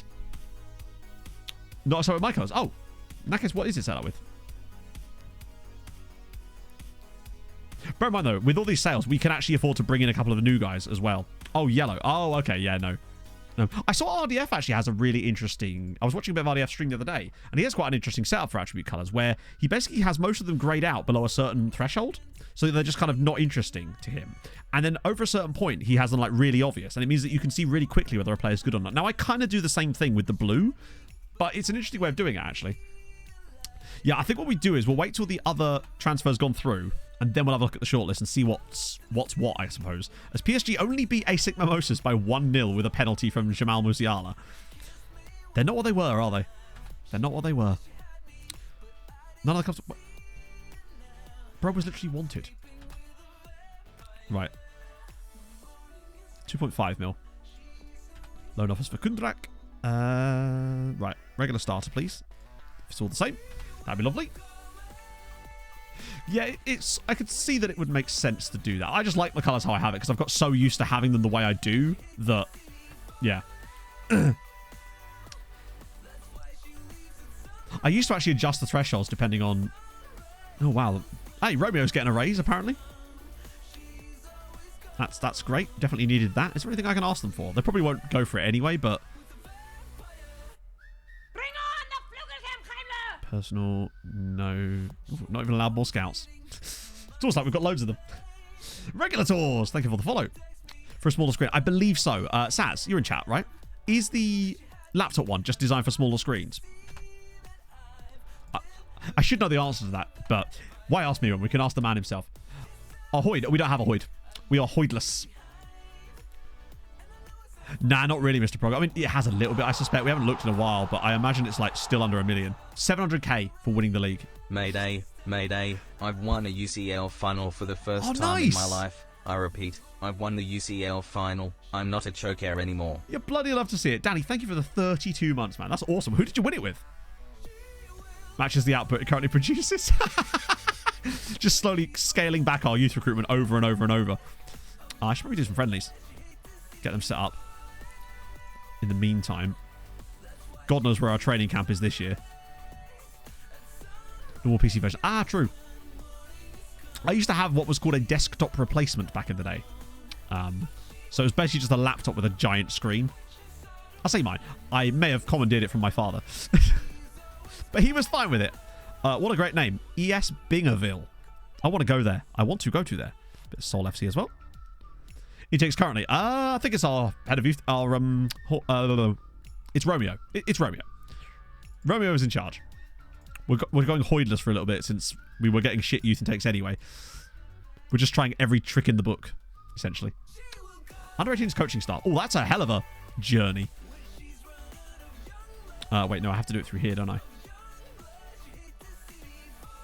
The medical team's kind of useless. Let's have a look at the coaching style. So that's what we got. We've got Granit Xhaka. Older FMs. No. But there is an FM22 version of this current skin, but it is missing a lot of the features that make it really cool, because it was Saz's, I believe, first attempt at doing it. I don't know. But there is an older version. It's just missing some stuff. But yeah, we've got, what else we got here? Daisy Brick, William Gallas, Jesse Lingard, Brahim Diaz, Regan Booty, Harry Suter, Matt Booty, Macaulay Lethbridge Cattell. I think that's all the memes. Basically, we just dump anyone who's got a meme name. Best player through our youth intake? Probably Zoltan. He's probably the best player we've had through our youth intake in this save. I mean, don't get me wrong, he's good, but he's not like, oh my god, good. And he was when we got him, but, you know. Second season, that's awesome. Yeah, we used the under-19 thingy for Akos. Yeah, actually, you're probably not wrong. Actually, I don't know. Not sure. Age glitch? What's the age glitch?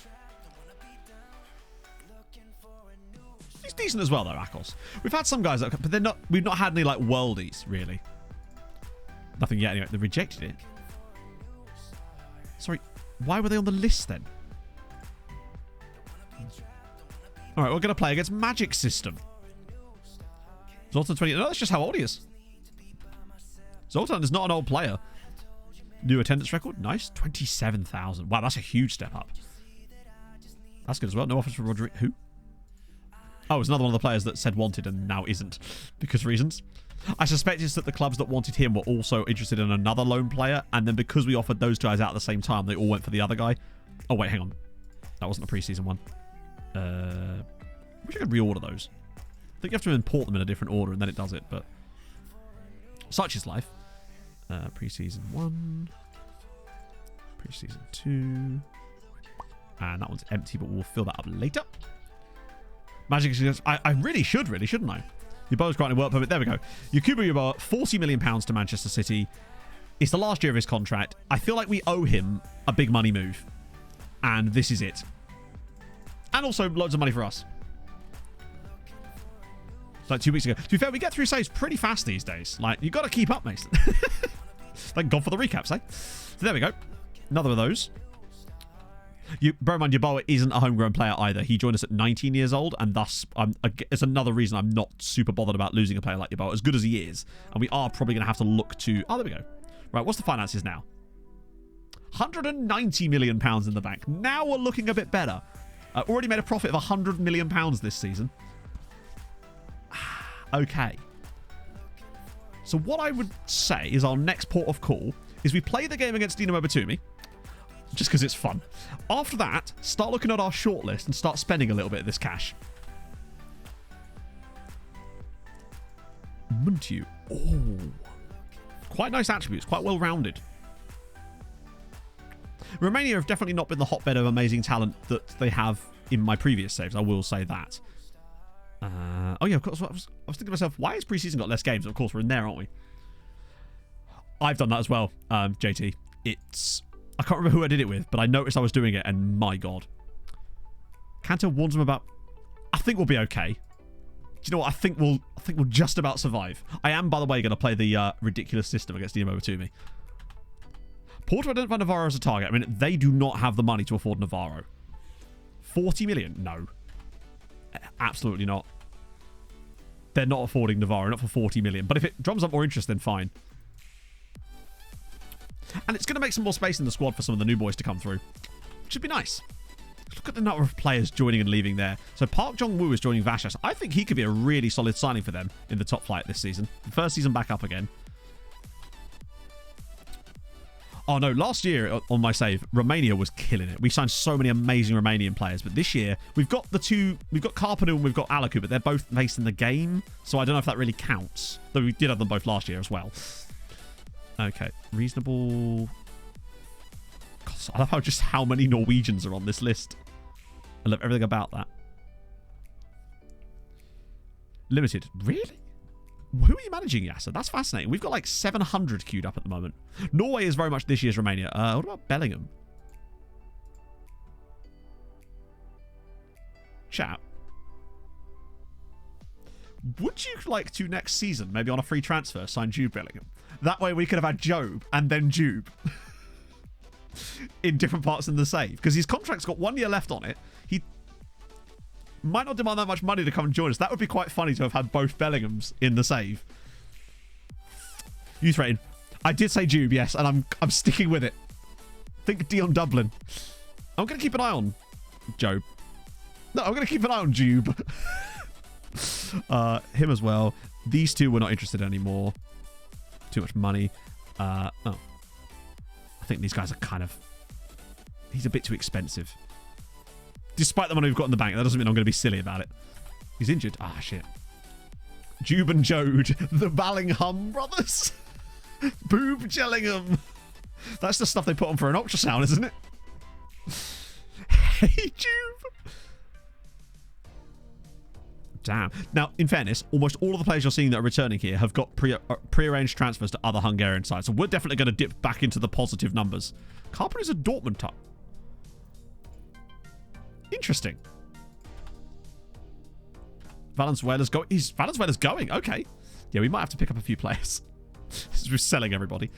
Contracts to expire. These guys, I'll offer them out once more, but I think that we're unlikely to get any bites on them now when they're going to be out of contract in like 3 days. Youth contracts. Hairy Arsh is gone. Nice. Can't believe... Well, to be fair, he is a face in the game, so maybe that's the reason. So he will appear in your save almost every single time, I would say. It's kind of... It would have been Destiny, really, wouldn't it, Millie? They're all declining, as we suspected. Oh, Babangida's gone as a Lagerseg. Where's the wage? To be fair, when they're at the club, it's the same wage because we're paying their wages when they're on loan. We don't ask for wage contributions from the clubs we're loaning them to because that would sort of defeat the point. I am going to miss Redacted, but I'm hoping he'll rock up at another Hungarian side. We have sold Patia. Yes, he's gone to PSG for £58 million. Unfortunately, the moment we got into the transfer window, all of our values dropped because this is Football Manager, sadly. Oh, yeah, they all... YouTube? Solid work, though. I like your work. Did I actually get the report on them? God, it's become, like, automatic for me now to get these reports. Okay, so... Who wants to play in the calzone of love? Bobby obviously has to be in the middle. I like that Brandon Silva's just become like an Ersatz striker now. Robinson and Malero. Malero's last game for the club, for sure. To be fair, we probably could start doing that. I'm just worried that I basically don't want to do anything to risk the sale.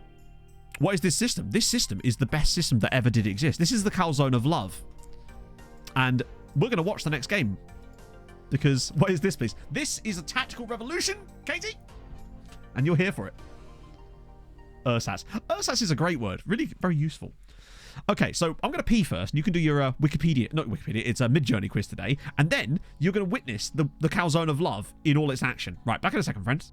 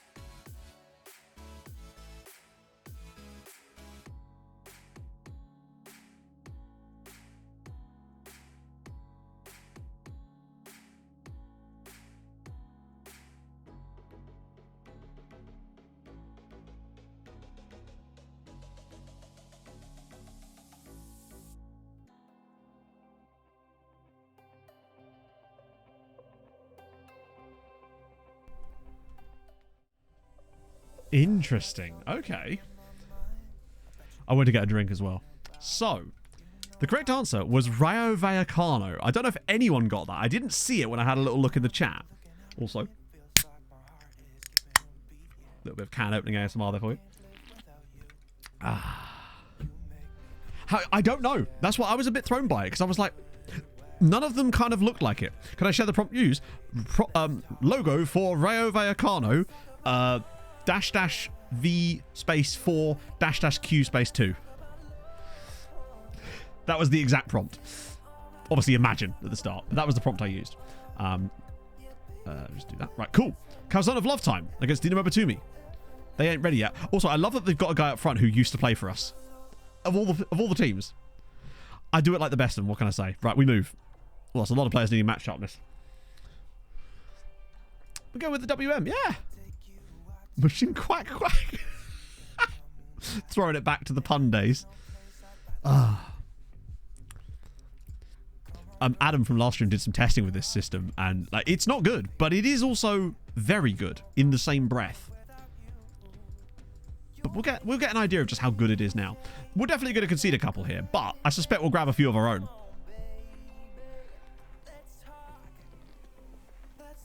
Badge ready? No.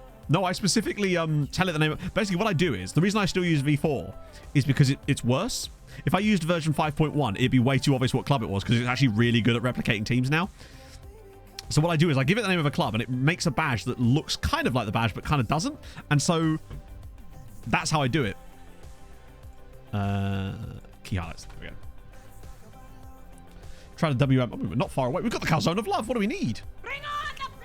Tempo Paul. Thank you for the follow. Now, it is a bit vulnerable on the counter-attack, but we've got given a penalty here.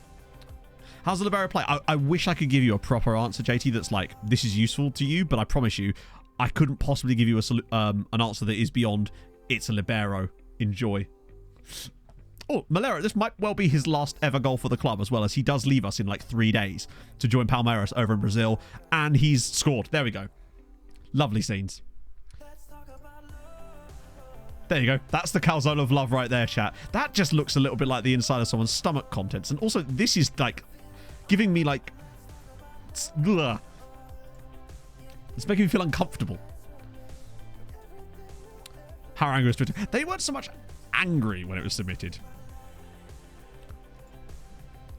Bear in mind, I know what a libero is. That wasn't the question.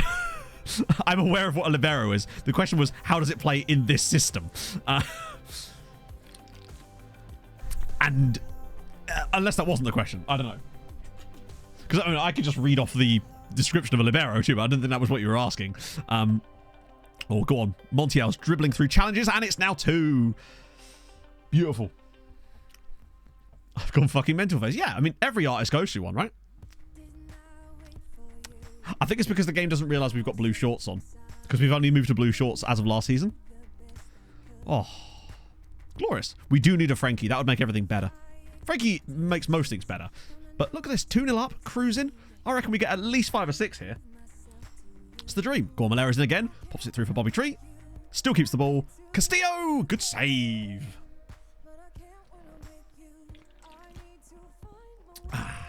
Glorious. The thing I like about this system is that it creates loads of chances. It creates loads of chances. It creates loads of chances, damn it. Hits the target a lot. You get a lot of possession. You concede at random. Yes, it did. Yeah, there used to be an actual position on the tactics screen that was here, essentially, that was like a separate box for a sweeper, but they got rid of that entirely.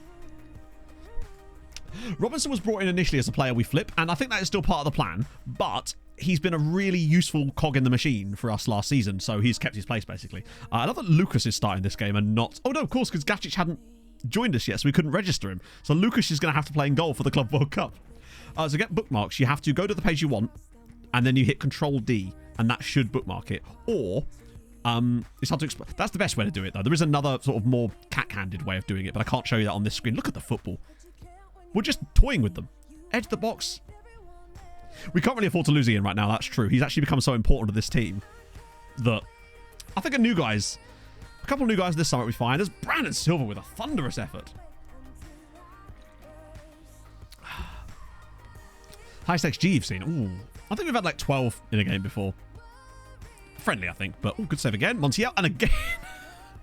That looked like a penalty. Controlling. I mean, hey, I make immature jokes all the time. It's part of why half of you watch, I suspect. You're never too old for immature jokes. Oh, nice idea. But literally, Bobby Tree in the middle of the front three, he's basically Bobby 3 now, is so good in this system because he links the play up brilliantly, but he's so good at making these little late runs, as well as Robinson now bursting through from midfield. He's gone round the goalkeeper and he's made it 2. 2 for him, that is. 3 for us. Double goals for Robinson straight away. Only half of it. I don't know. I was trying to be generous to some of you that might have far more acquired tastes, you know? Fine, all of you. And then some. I think you're never too old for a fun, immature joke. Because after all, this game is supposed to be fun, right? That's why I do it. DSH Gaming, thank you for the follow. It's about Patrice. Oh, yeah, good shout. Christ, he is absolutely dead. It's having a good game, but he is... It's Jarju time. I guess they were just feeling funky, Sam. Why not, eh? Try around or nah. I think we might have tested it briefly when we were building the 5-star Trek tactic. No perfect season. The perfect season I feel like is very unlikely to happen now just because the league is stronger, which means that when we rotate teams, we're likely to lose games. And also, we have to rotate a lot more often. The time for the perfect season would have been that little spell where we weren't always going that deep in Europe. And it means that the latter stages were not quite as overpowered, I suppose. Depends what kind of nuts, I suppose, right? If it's a nice little peanut, we're supposed to watch full matches and just be really serious. You're just not going to get serious content from me on any platform. The closest I'll get to serious content is when I occasionally make a scouting video. Like, one of the next videos coming out is how could Suriname win the World Cup? Which has actually been really, really fun. Like last season. Yeah, last season was really the year. If we hadn't already lost that season, it would have been our chance. That's true. Also, we make tactics like this. And we've already lost a game with this tactic. But we're clapping cheeks here. It's 3-0. Robinson's playing pass after pass of dreams. Oh, really? Let's just start. Well, that exactly is the premise of the video, Blaster. You've just nailed the premise of the video. That is exactly it. But not only that, so basically the premise of the video is what if every player that could play for Suriname does, but also in the future over a 15-year period, if every player that comes through Dutch clubs and whatnot that could play for Suriname also declares for them, what effect would that have on the Surinamese football team and their progression over a 15-year period? But also, how would it affect the Dutch national team over that same period? That's basically the video. I think it was longer than 60 games that we got that win streak, didn't we?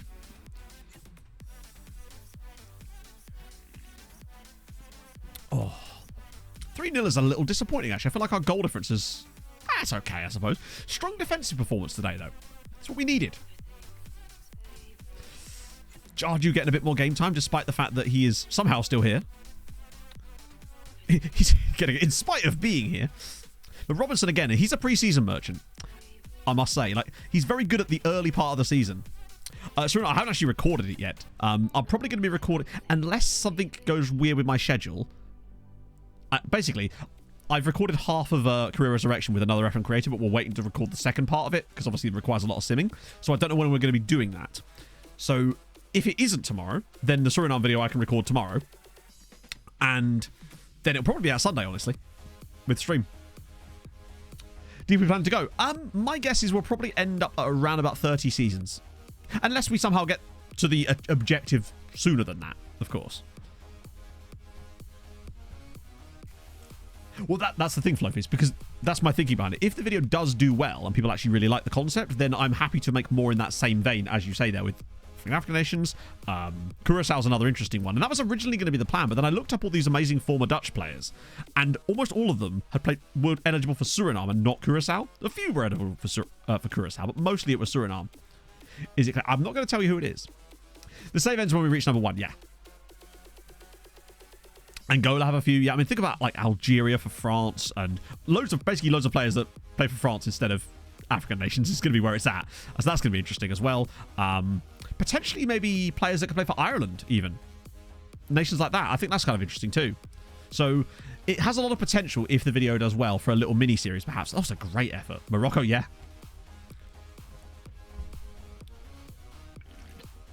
Maybe it's Mike. I'll tell you this. It's not Mike. If Mike was making content more regularly at the moment, which he just isn't, then I would have absolutely asked Mike.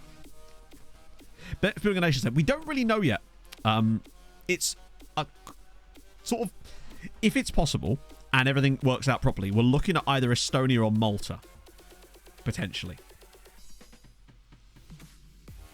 I can look up all the players through this video myself. You can't stop. Aha, you can't look up the regens, Faraj. Let me stop you right there, Sonny. In the name of the law. Dino Batumi are Georgian. That's Eastern Europe, Georgia, not Savannah, Georgia. Although I wish they were. They're not the Savannah Bananas. Maintain for a bit. Honestly, given how long I suspect it will take us to hit first, even if we're basing it on the way that Gaffer's done it, which I still think is achievable, that would be very near the end of the cycle, and there probably wouldn't be time for anything else after that anyway, so we'd probably try and just maintain it or have some fun with that, right? Someone's up with well, no, it's not him, no. Why would I do a video with him? He's rubbish. He's always banging on about Wempery, and we have now conceded our obligatory goal. League packs, yes! That's the thing. With both of them, really. We would have to wait for some kind... Although, part of our plan that Hadrian and I were discussing this last stream is that maybe we build it on FM23 prior, and then port it over and try and clean it up after that, perhaps. No, they don't have relaxed rules. We're going to relax their rules for them. We're essentially going to be giving them league registration Valium.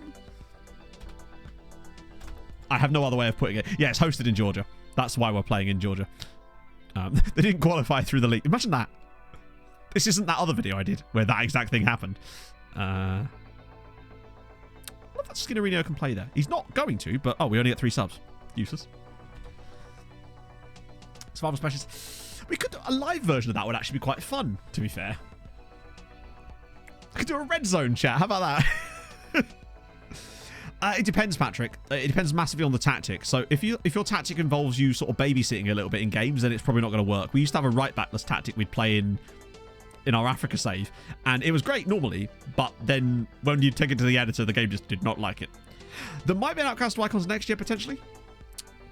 We're looking at either Estonia or Malta, usual suspect, next year. We're going to go full onto the fantasy thing where we'll just bin the rules and make it our own and make it more, go for pure fun. Yeah, you can change the rules in the editor.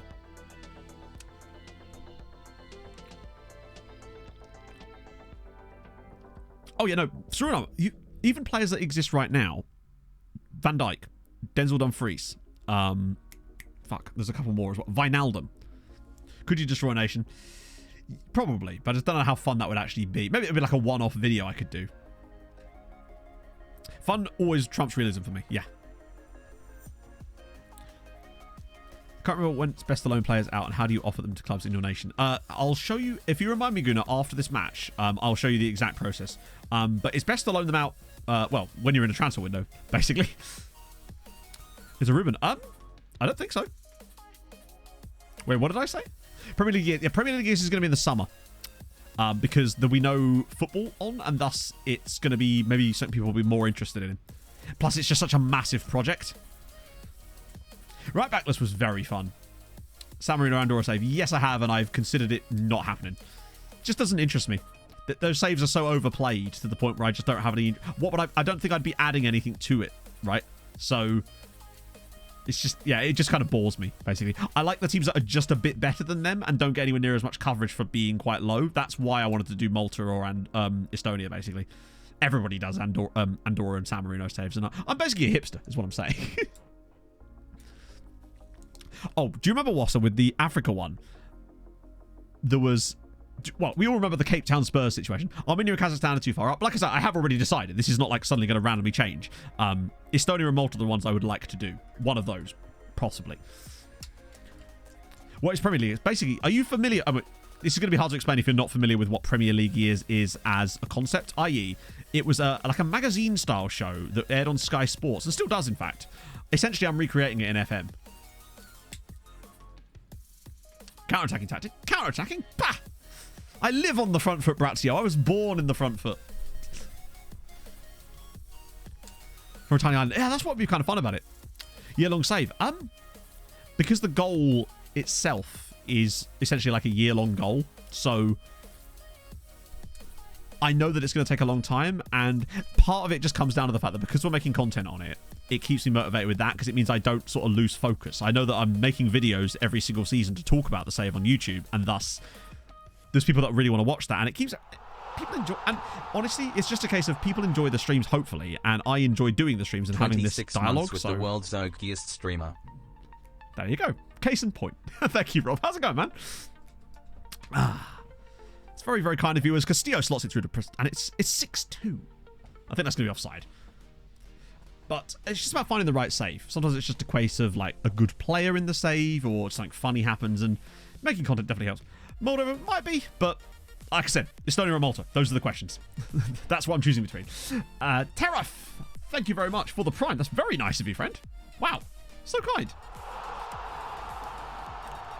Yeah, that Cape Town Spurs one, we were 12th in the league, but we had the highest expected points in the entire division, and we got sacked during the last stream of the cycle. It couldn't have been more perfect if not that I could have possibly planned that. It couldn't have been any more perfect, even if I had been able to plan it, though. That was the mad thing about it.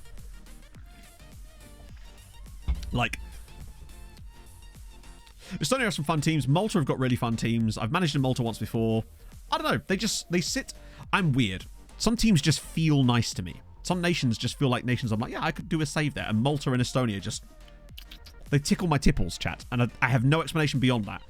I'm really picky when it comes to saves. And unless something just feels right to me, I won't do it. It's with no further explanation required because I just cannot, yeah. A save has to, this is almost like, you know the medical condition, synesthesia, right? Where people, I almost said see colours. They like hear colours, right? I find that certain saves, and they just feel right to me. And until I get a save that sits in that zone of comfiness, maybe I do need to see a doctor. I don't do them. There's so many saves I've discarded because I've gone, that seems kind of cool. And then actually, having thought about it more, gone, nah, it just doesn't feel right. It feels like trying to put a square peg in a triangular hole. So both of them are non-playable leagues, so it would require us to do some editoring, which luckily we'd be doing anyway. But we're probably going to try and build it on F123 and then plop it over. Seriously, get that too? Yeah. I wonder if it's like a neurodiversion. Honestly. Well, that's the thing. I do have to play it for a whole year as well. Hey, Gary. No, but I get it. It's not even with a case of streaming. It's a case of any save I want to do. Like, the only save that I enjoyed when I was not making content was my Etzella Ettelbruck save in Luxembourg. Sometimes it just ain't it, and I'm really... The taste. Yes! It's the littlest things. I'm just a bit strange, honestly. Like, particularly things like... Actually, when it comes to cooking and stuff like that, too. Like, Pog and I will be cooking, and I'll be trying to, like, time out everything perfectly. Because to me, cooking is a pretty precise science in many ways, and sometimes Pog's a bit more laissez-faire about it, right? She's like, oh, it'll be an extra couple of minutes, and now I'm like, no. And then you'll complain when it doesn't taste perfectly right. It's like, there's a reason why it always tastes so good when I cook it like that. I feel like I have, Big Bub, but I wasn't attempting to do that. It just sort of happened. Resounding no. Well, of course not. They're just not enlightened like we are, Mason. That's what it is. Yeah, FC Santa Claus. I actually did a video about them. It's a novelty thing. I don't know. There's so many different factors in it. I just don't really understand it. But, like, certain... I just don't know. I can't explain it. I'm like that not just with Football Manager saves, but with anything. I'm really like that with clothes as well. So when we go shopping with Pog, she'll be like, oh, I think this looks really good. And I'm just like, instantly, fuck no. But then I'll see another thing, and I'm just like, yes, that is it.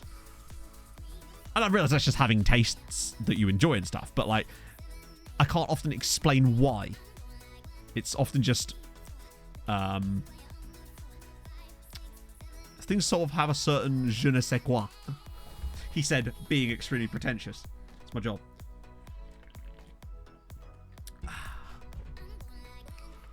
Yeah, Wrexham will be up there for most popular saves. Newcastle obviously will be even more popular now, particularly with them being in the Champions League by default. Because it's not just a case of, like, you know, I don't like big club saves, as you know, but I was still not opposed to a big club save if it's the right circumstances. And I guess by big club, I don't mean like super clubs, because obviously there was never really a circumstance where I would find that interesting. But that's why I don't mind Outcast to Icons, where we'll end up managing... Castillo's about to get sent off here, isn't he? Why are you doing that?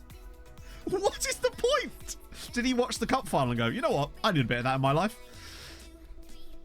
Bro scores a hat-trick and then just 2 foots a random guy. Dortmund would probably be quite popular as well, actually. Well, so this guy gets it. Yes, exactly.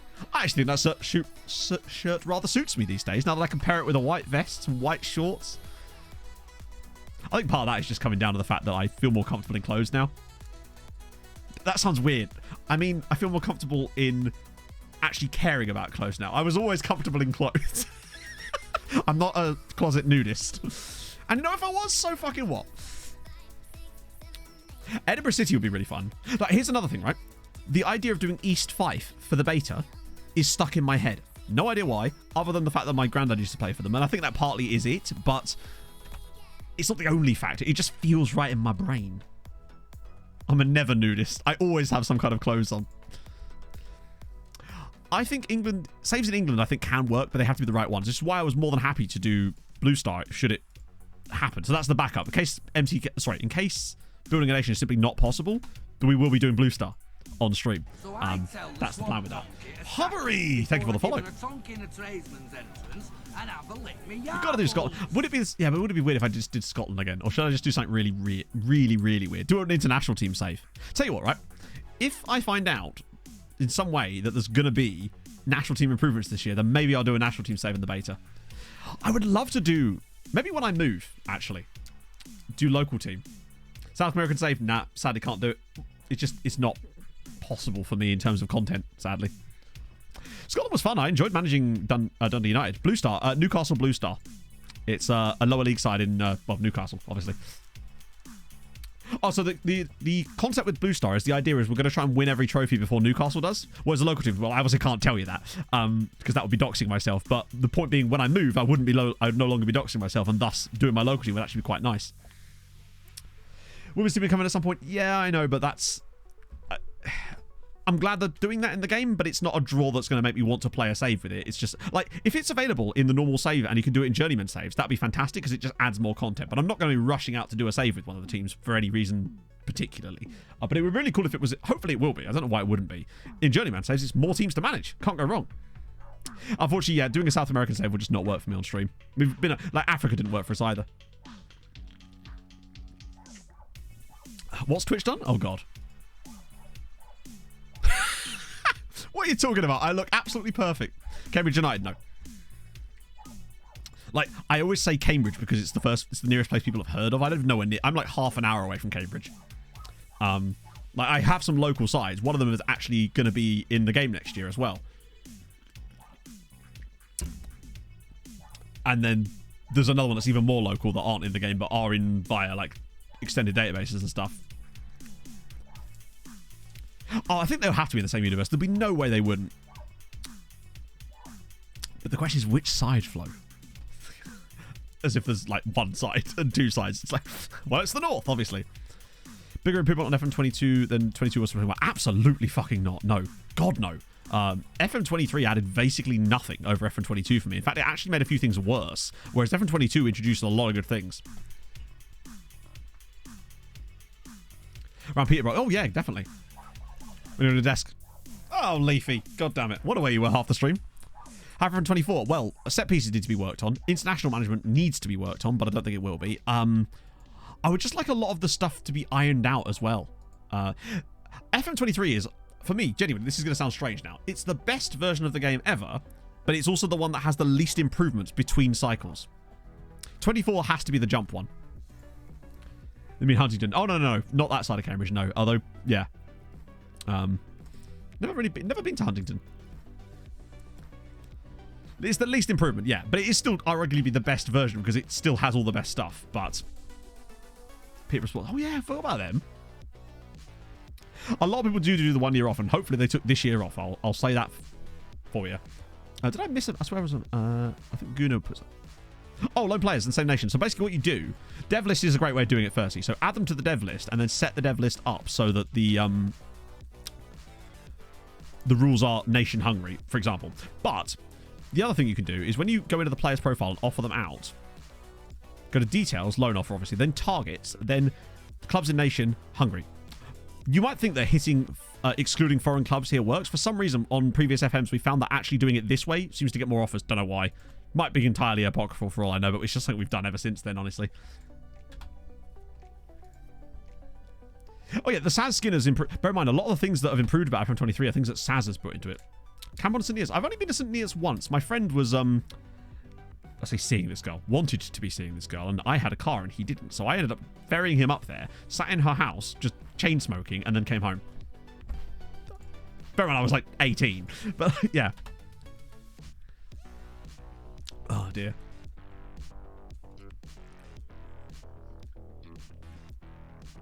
National League North side. But I suppose since Cambridge is now considered the North, isn't it? Yeah. International management.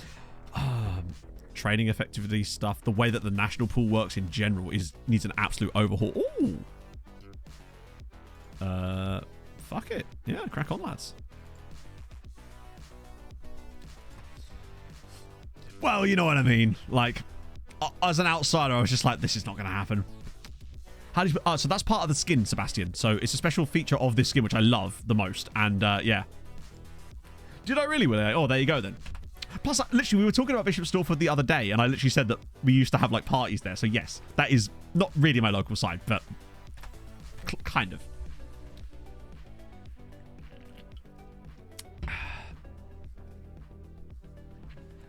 Oxford City's Panorama National next year. That is going to be interesting. Old news to the die cards. Seems we're made to be interactive animations. Oh god. Oh god. Don't, bub. No, don't put that out there in the ether because someone might listen. That is the. I think honestly. Oh no. That's a concept I hadn't even considered. For 23 years, nice. I always do park run there when I do it. I came back at some point, not even because he hated it. Yeah, no, agreed. I realize it can be tough. I think I can't speak on other people. I haven't actually spoke to Ben in a couple of months. I really should get in touch with him again. It's just I've somehow managed to keep my love for the game in spite of a lot of stuff, and I think that people can definitely fall in and out of it, and I definitely have been there myself. I mean, the reason I stopped doing content in the first place was because I completely fell out of love with the game, along with all the other shit, but that was definitely a massive factor in that as well. Mandatory 30 minutes long. Yes, that would be perfect. Ooh, okay. Moses and Ruben here looking good. Looking like tasty options, potentially. I don't know, David. They haven't announced anything yet. Obviously, it's mid-cycle, right? Then I fell back in love with you. Honestly, what it was, but genuinely, this is what provoked me to come back. There was a tweet thread. This would have been late 2017, early 2018. It was Mick, again. For those of you who know Mick. What a guy. I think it was Mick, anyway. And I think it was just some people on Twitter that were, because this is about when I still use Twitter actively, and I saw them just talking about like streamers and YouTube content creators in the FM space, and a lot of people were just talking about my content, so I was like, it's been like 2 years. Why am I still relevant here? And then I just was feeling kind of good one day and decided, fuck it, I'll just put a tweet up that just said, you know, just testing the waters here. If I was to come back to making any kind of content, would that even be something people are really interested in anymore? And the response to that was ridiculously overwhelming. Might even be not my most liked tweet. I think I've had some like bangers from stream and stuff, but it just kind of blew me away and went, oh shit, people actually still care about this stuff from me. So would I consider it at that point? And then I kind of thought, yeah, what? Why not really? I was feeling good about myself, and yeah, thought I'd give it a crack. And I've been back doing this for 5 years now. That's mad. And more importantly, Paolo, I fell back in love with you, as it were. Nah, it's just I couldn't handle the sudden influx of people I had, particularly as a lot of them came with the well actually attitude, and I just wasn't arsed with that. It just wasn't worth it to me. You know, it wasn't like it was my job, so I didn't really care. It was no skin off my back. Although it was a shame because I really did enjoying it. Madeira, oh, Madeira's so good. Mick was such a, let's say was. Mick is a lovely, lovely man. He's part of the reason I'm able to do this now. Are you winning, son? Do you know what, Adam? We did actually just try, speaking of you actually, I was telling chat about the test you did. We just tried it against Dino Robatumi in the Club World Cup. 7-2 win. Oh, this isn't where I parked my car. Job was good too, yeah. Sebastian Corleone, thank you very much for the follow. Oh. Old videos. Oh, mate. What's up? I mean, you know all about those. You've been... you were the first ever donate. The fact that you'll note this occasionally, chat. On the bar below me, right there, you'll see that for some reason it's broken and it never shows the latest donation. It only ever shows the first donation I ever got on Twitch, which was obviously Wassa. And it just... That's why that always goes around there. That was 2015. Henry and Rapid Illusion. Thank you for the follows, friends. It's very kind of you. Tromsø. Oh, yeah. A lot of people did with Tromsø because it was all of a sudden when I got like... From one cycle to the next, I doubled my Twitch viewership and I don't know why. Because it wasn't like I suddenly did loads of new stuff on YouTube. I think it's just the building a nation concept just really appealed to people on Twitch. And that's why I've been doing it ever since. Yeah, you were. It was probably Pog and then you, James, actually. Or maybe Owen. Honestly, I mean, you've got the founder's badge right there. No, COVID. Tromsø was very... All the streams you'd have seen would have been from COVID onwards. Because I only ever did like 5 streams prior to COVID.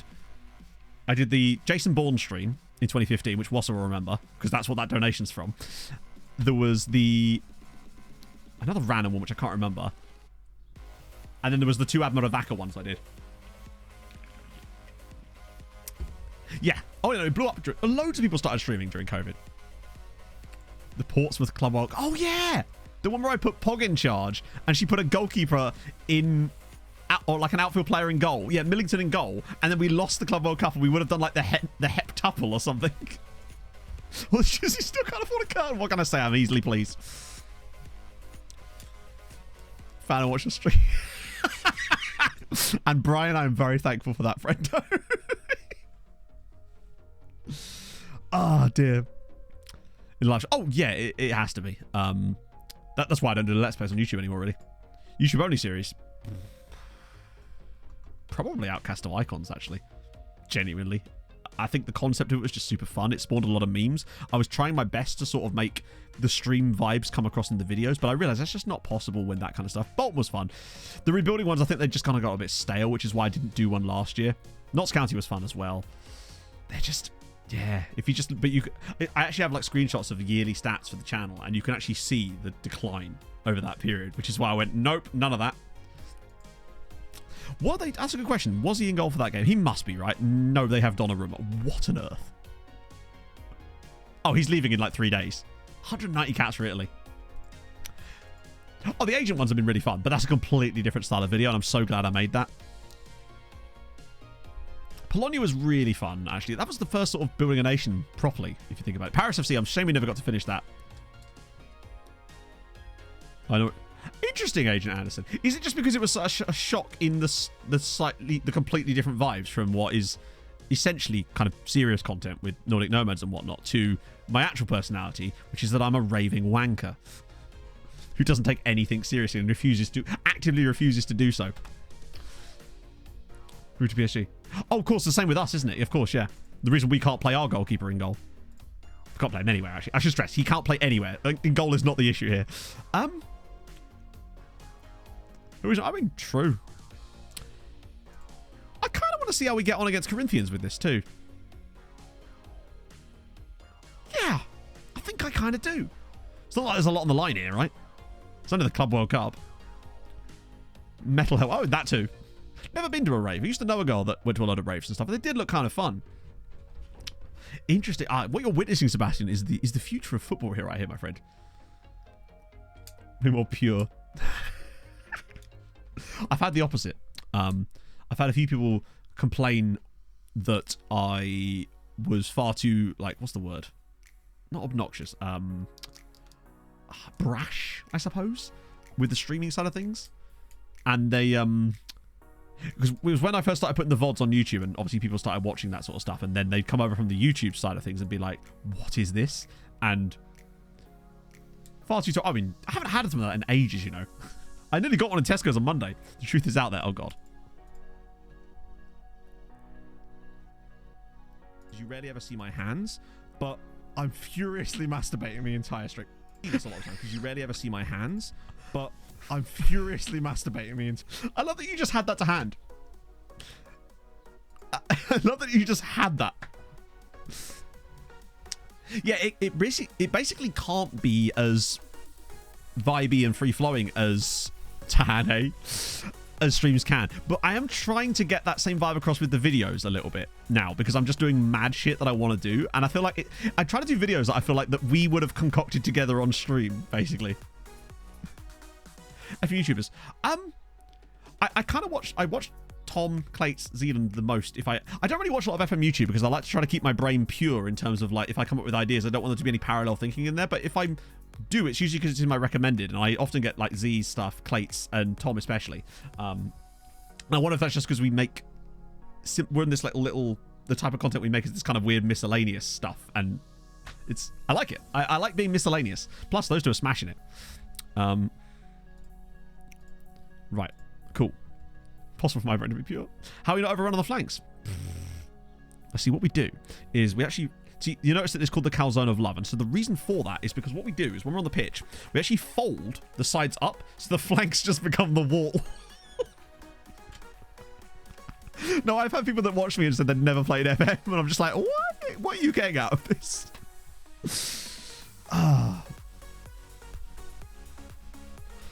A lot of people enjoy Clayton, especially one. Is it Richard Clayton enjoyer by any chance?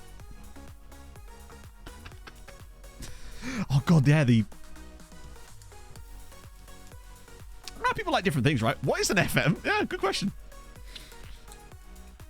Oh, I've seen some of David Does Tech Stuff's videos before. I also watched Linus Tech Tips the other day, water cooling a bed because reasons. But oh yeah, definitely JP. No shadow of a doubt, it would be harder. Not just because it would be longer. Oh my god, an insane goal! I've just seen the most insane goal! There you go, sweetheart.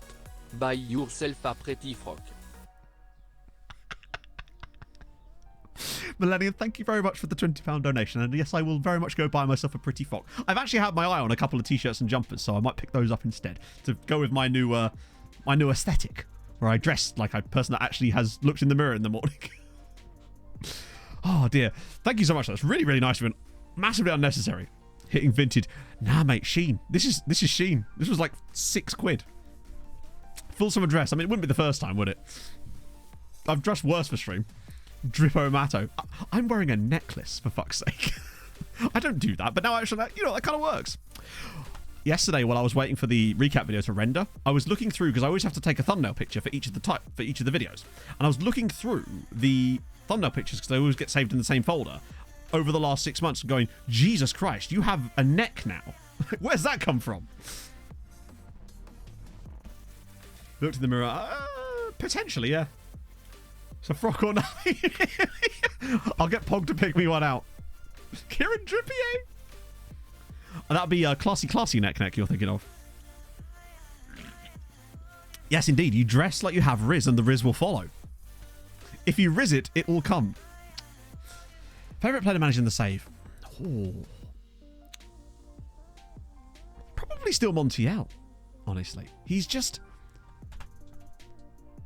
Not only is he a world-class centre-back, without a shadow of a doubt, he's also a world-class wing-back because he's so fucking fast. He has actually lost a yard here. But also, he's a wonderful player to manage because we've just given him a new contract, and as a star player, he only wanted an $8 a week wage bump. Bear in mind, there are players on nearly $100 a week here, and he's just like, nope. Probably doesn't even have an agent. Oh, he actually does, but he feels like he's basically he's a Paraguayan Paul Scholes. But still, while you're watching it, we'll take that, Ice Warrior. So, why does he speak so fast? Presumably. The cupboard. The cupboard. God, that's a throwback. I try my best, Leaf. It's mostly all the effects. I blame the goalkeeper for that.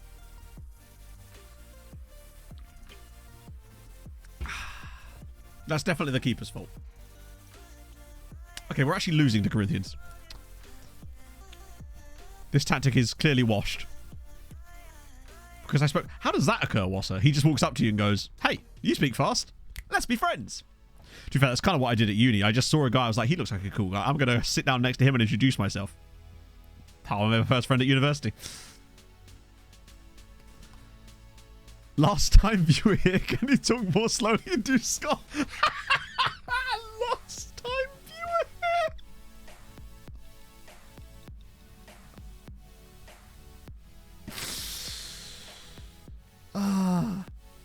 Do they really? I've never noticed that. I always feel like they speak pretty fast, right? Was it Viking? No, it wasn't Viking. Do you know how Viking and I met? I've never explained this. So obviously Viking and I are in the same form at school, but that's not how actually we became friends. Because I was hanging out with a guy that I went to like primary school with, because you often, you know, got to stick with the boys when you go to big school. And we weren't really, like, we were friends and all that, but we would just sort of happen to be in the same form. And then clearly we had different ideas about who we really wanted to be friends with, but we were sticking together right now. And then one day, Viking and this other guy that we went to school with called Daniil randomly came up to me while I was just eating some lunch, and they'd found a frog. Both dated a crazy woman. Yeah, we did. He was engaged to her, to be fair. Not only that, but our other friend also dated her. And then he married a man, so it's all a bit of a... it's all a big wheel there. But yeah, he just came up to me with a frog. And he and this other guy had found a frog, and that's how Viking and I became friends, because he'd found a frog. Simple as that. And now we've been friends for 23 years. Frog friends, exactly. Corinthians are actually playing some quite nice stuff again. What the frog? Oh god, now we're losing. We could do better. Tord trip. Still a better. Agreed. They do though. They really, really do. No. We just basically, he just sort of carried the frog around for a little bit, and then they put the frog in the pond, and then the frog went away. At that point, Frank Ribbit. Is that Matt who married Matt and both men's best mans were called Matt? No, that's my other friend Matt. I was best man at my mate Matt's wedding. His like husband was also called Matt, and his maid of honor was called Nat. That's what it was. So it was Matt, and Nat. But no, this was a different wedding. That's my other friend Sam that you'll have seen in chat sometimes. Sammy. Too many Matts. He introduced you to a frog. Presumably, I later introduced him to a pog. You speak only in facts. Amphibian delph. This is why it's called Viking. A least favourite? I don't know. Actually, possibly Moses Jarju in many ways, despite the fact that he's our club captain.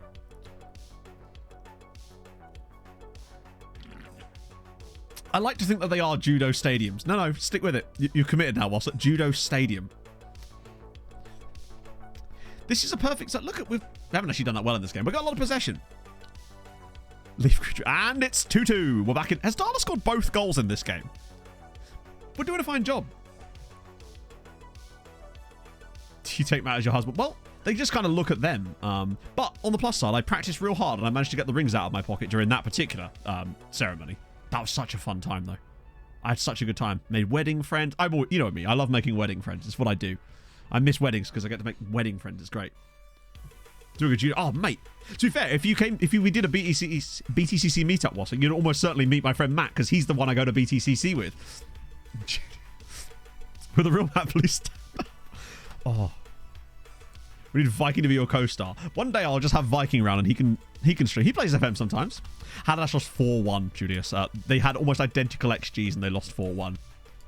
Never met before. Precisely. And it turned out that when I went to the last wedding, a person that was on our table that we were introduced to somehow knew the drummer from my old band. Because of course he did. It was great. It's my favorite thing about weddings, is getting to meet like new random people and then probably boring them to tears. I specifically remember talking about ice hockey with his girlfriend. Because of course I was. That was before I was so drunk that I nearly fell in the shower at 5 o'clock. I sobered up after that. It was fine. Go to wedding. Oh, I'm jealous. I've no more planned. Oh, Gideon doesn't just eat frogs. He eats children. And assorted vegetables with them, obviously.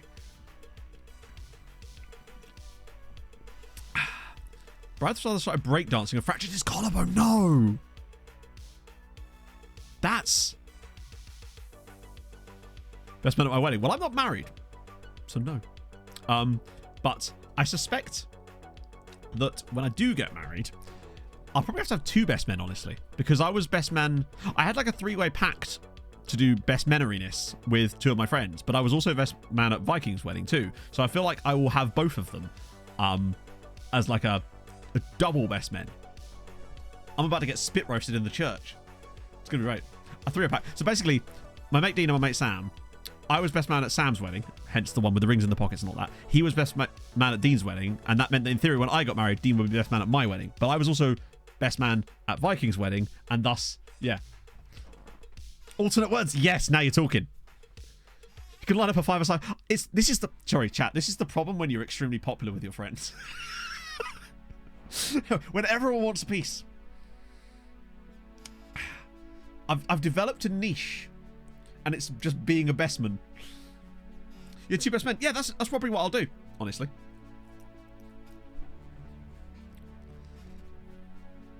The implied reverse best man. I mean, I think if you don't know them that well, that might make sense. But like, these are like my best friends that I've known for 20 odd years. I have like a very small group of friends that I love to death, and it's very, very easy in that kind of situation. Scotty boy, thank you very much for the 4 months, my friend. That's very nice of you. Oh, I haven't looked up in CISO. I'm so sorry about that. Carrying rings. Hey, to be fair, Hazy, I wouldn't even say that was a skill. I showed you the pictures from the first wedding, remember? You might not have seen them, but it didn't go well. Is it only good men? That's true. What form edition of the wedding party taking? I'd definitely have them in the calzone of love, and they would have to just deal with it. 3 or 4 best men. Yeah. That's a good... to be fair, you have like groomsmen, don't you, Mason? I suppose. That's sort of the equivalent of like bridesmaids is groomsmen. His ring skills. High school formals. God damn. Mine was a bit too long. Brooms? I like the idea of broomsman. No. We're sticking... You've said it now, Anderson. It's broomsman. They'll clean up after you. It's great. The calzone of mild like. Yeah. The calzone that lacks indifference. I also love that we're not losing this. Or maybe I should just make them fight. Perhaps. Just have them fight to the mildly tired. May the best man win. I don't know. Not really something that I'm prefers not to speak. Of rooms, I'm a huge fan of that. I feel like Viking would have a massive advantage in an FM fantasy draft on account of the fact that he like watches football. You know, the only thing our other friend knows about football is that that Musa Gineppo exists because of reasons.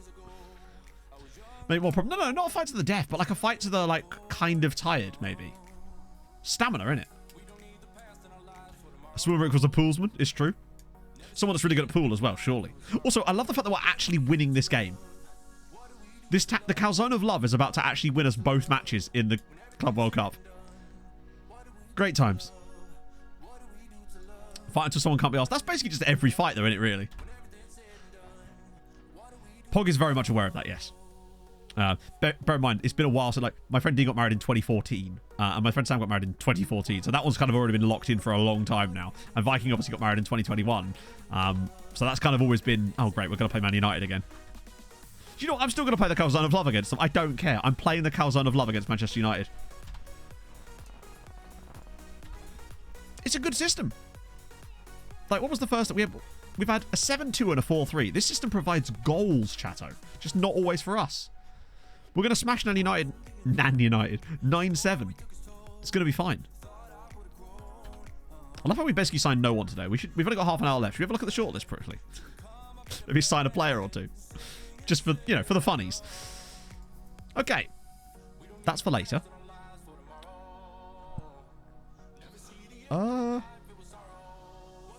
Jose Carlos would be a good pickup, no? 17 years old. Ridiculously good. He feels achievable. Wages... What?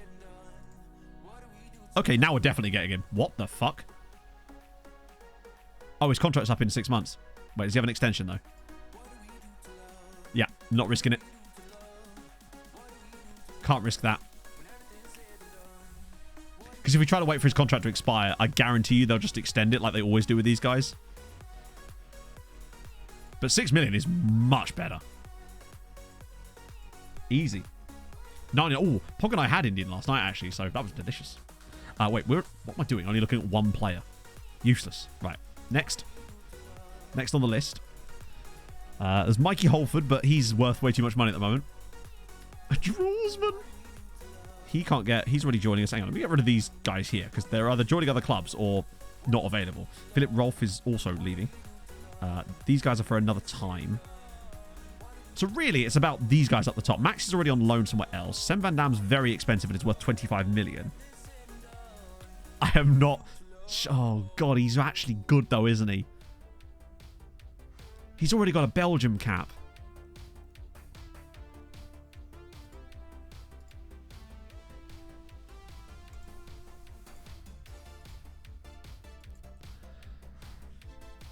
Oh, fuck. Oh, it's He's 2 foot and he's a wonder kid as well. What do we need? Oh, we don't need him, but like we kind of do. Particularly with the lack of Juric this season. It's at about 3, Ryan. We'll revisit. But I want to look at Lorival and Jose Carlos. Oh, no, we're already doing him, aren't we? There's these two as well. I think it's right. He's not that much cheaper and has got red injury proneness. I think that's the reason I think he's a no for me. What about Fernando Antonio? Only 18. 11 to 16 million. Oh, God, chat. I think I'm going to sign Sem. Do you think his surname used to be Zorro, but then he changed it? Oh, hang on. I've just been messaged on Steam, of all things. Not that this is in the streams. I don't know if they realise Ben, I don't know if you realise I'm streaming right now. You could just ask me in chat. Chat, have you got any advice for starting a save with Malmo? I'm curious. We'll get back to you in a minute, Ben. It's pronounced Zorro. Okay, this is happening then, I guess. Interactive jump screens. Ooh. Interactive jump screens. I'm not sure what that means, but I'm curious. He'd be in... Oh, no, not ineligible for the Club World Cup. Malmo. Hey, Rick. Don't mind me, just doing what I always do. I can't believe we're doing this again. I just can't believe we're doing this again. Okay, Jose. I love that we're getting Jose Carlos that cheap, though. Loaned out. Yes, Jose. For once, it's not a no way, Jose. Oh, this isn't a summer league. Pillaging Belgium. As always, yeah, I just seem to always get lulled into this. The other shortlists are kind of out of date, though. I've been mostly using that shortlist now. Pretty much exclusively. You're Brazilian, which will never come back to bite us. No, not us. We're oh, no, not that much. Bit of that. He has got loaned to Kekskomet for the next 10 years written all over him, but you know what? Okay, it's time to get disappointed by yet another Belgium. He is going to be... Oh, Malmo. Oh, yeah, of course. I'd like to do a Sweden save again. Squad player. Wow. Okay. Squad player it is. Also, what a wonderful name. His agent is called Furman the Weird. That is the best name I've ever seen. 22 grand. God almighty.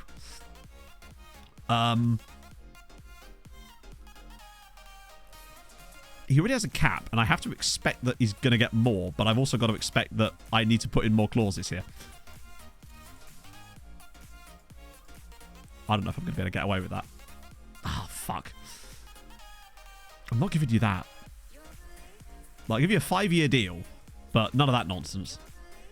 Oh, piss off! Oh, well. Oh. That's all right, Jay. No worries. So yeah, we were just Chad and I were just discussing the virtues of Malmo. How many Barbados players we scouted? None. That'll be well, probably not none, but nearing on none. Loan back, absolutely not. And he's 18, so it means homegrown, right? Please. Yep. But just as well we get him now. Yeah, it's not the greatest contract, but at least without having... Because we're going to be not losing, because Blazer Juric has gone on loan this season, it means we'll have Milovanovic and our boy Sem as the backup strikers. And you know what? Maybe he will be what Francois Xavier Hardy was supposed to be. And almost for the exact same price. And what are these results? Are they all playing the same system as us now? I know that Barca have got Maradona. 300 grand a week. A bust. No. Oh, fire Northern 18s. Wow, that's really bad. I would have expected at least one, like, wow player in Feyenoord's squad, but that's remarkably poor. What's with all the Malmo hate?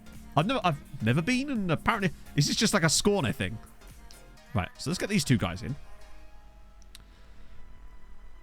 Excel spreadsheet taken into a 3D training app. I guess, but I feel like with stuff like that, Big Bub, it wouldn't add anything to the actual game, and no one would really care. And all it would do is slow the game down because of all the extra animations it would require. So I'm actually kind of glad that they haven't focused on shit like that, because it would be seen as exactly what it would be, which is essentially fluff.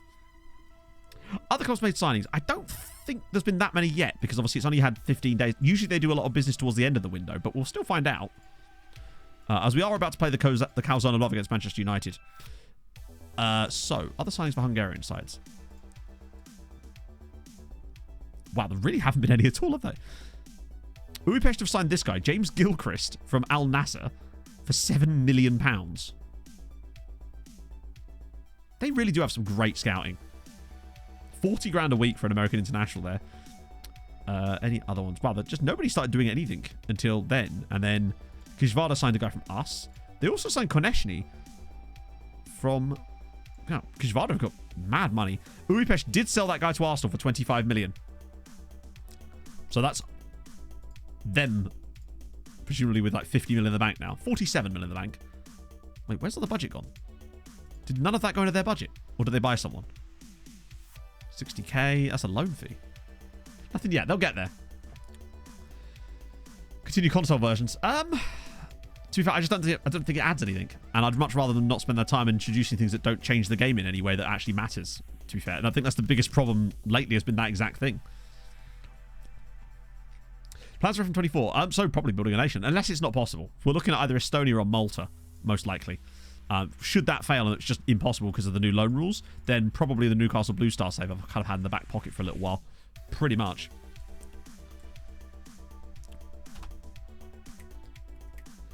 What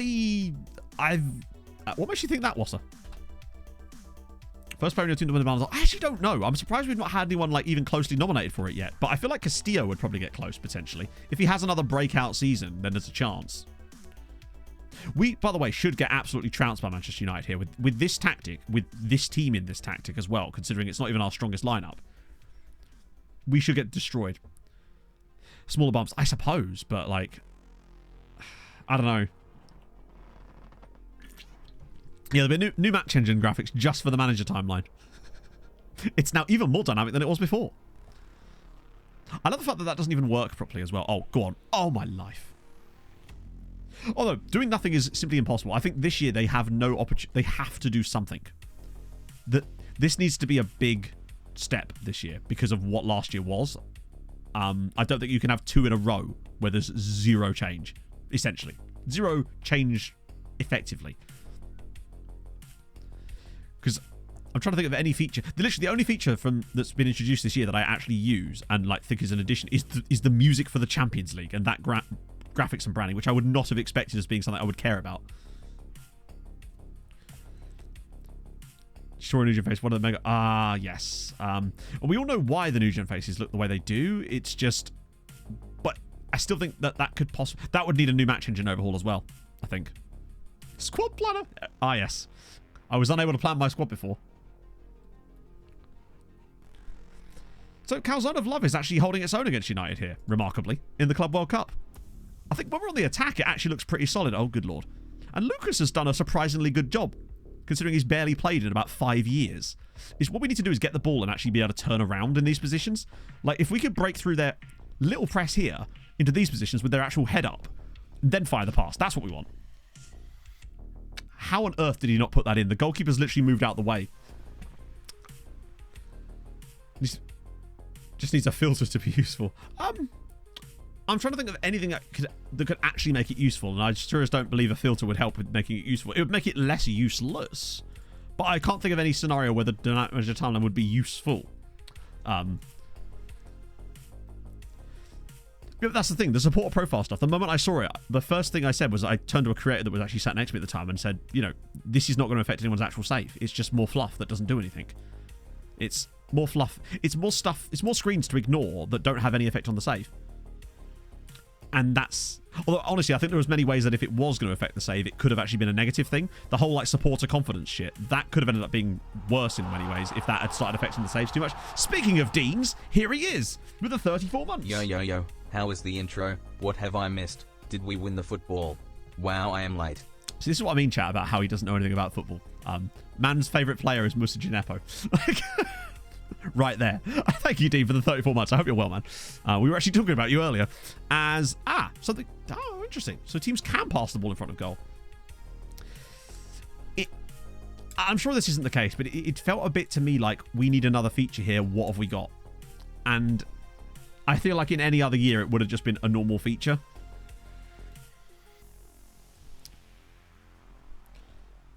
Impetus to make graphics engine better. I don't know.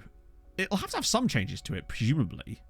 Although, would it? I mean, you get men's players with long hair, so would they really need to make any changes at that point? The context was, we were talking about weddings and stuff.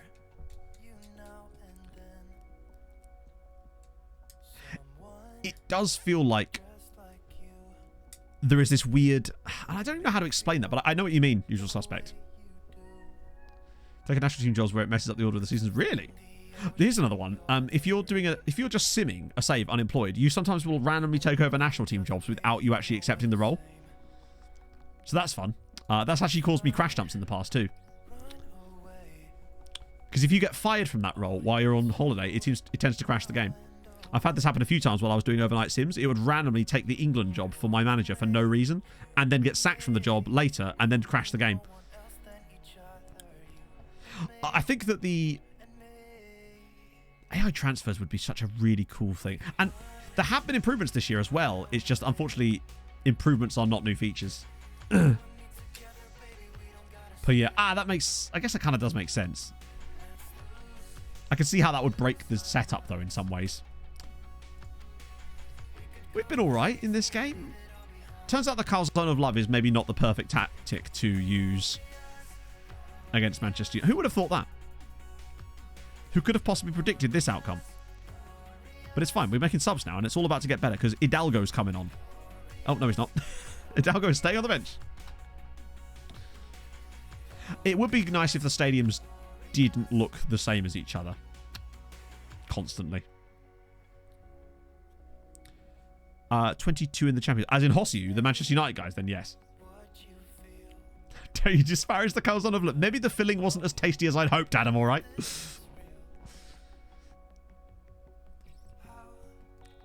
Additional comments option. Oh, that'd be funny. I wonder how long it's going to be until games actually start incorporating stuff like that into it. Effective creators' ability to make a living negatively. I can't speak for myself because I've actually had the best year I've had in a long time, but I suspect that's nothing to do with the game. In that I drastically changed my content at the start of the game cycle, so I have really got no decent comparison. You'd have to ask someone who's... Jack or Kev would have a much better answer to that, I would say.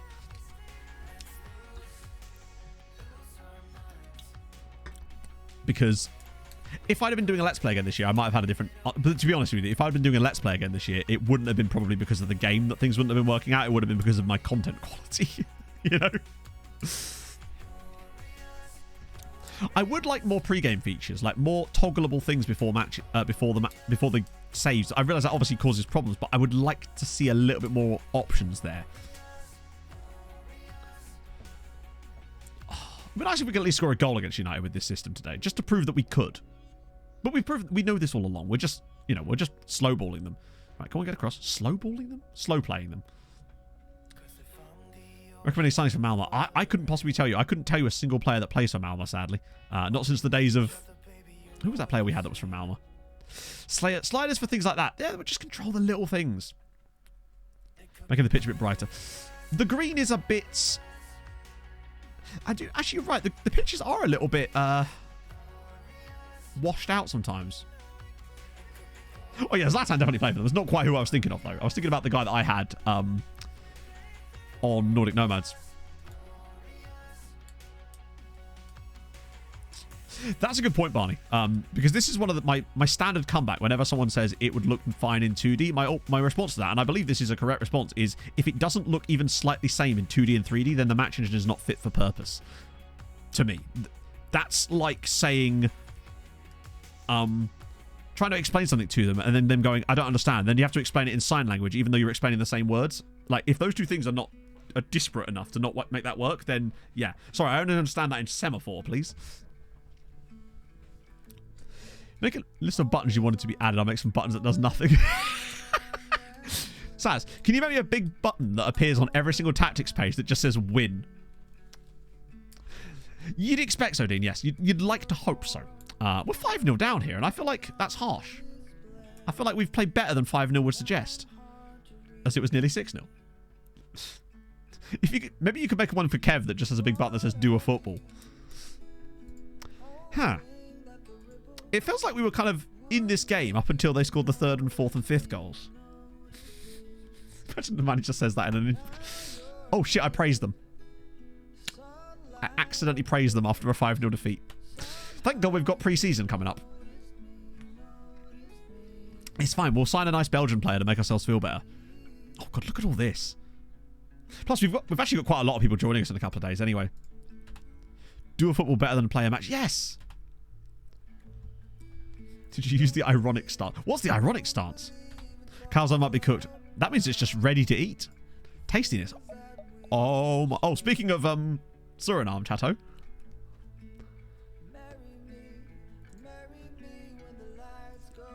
Heronveen. Bloody hell.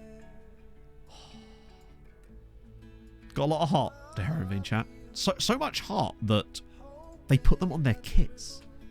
And I kind of really rate that about Heronveen as a club, that they love their fans so much that they put hearts all over the kits and badge. And I think it's just a nice representation of how much they really love their fans. And I rate that. That's a 1-match one when I meant 2 matches.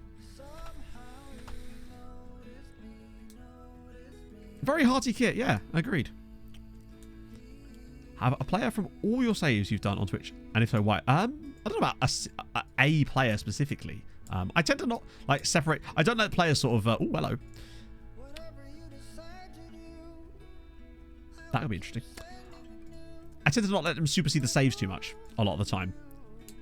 A few players will transcend them, but mostly I tend to just kind of keep it chill and like saves. Players remain inside the saves in many ways. Like a few players have kind of gone beyond that, like Norman Millington from back in the day kind of has. And Bruno Bridges did to an extent as well. And obviously players that end up becoming the managers on the next save definitely matters as well. Oh God, what am I going to say here? Right. Latter stages. Oh, thank God for that. Right, so now I've managed to lower the players. Oh, fuck.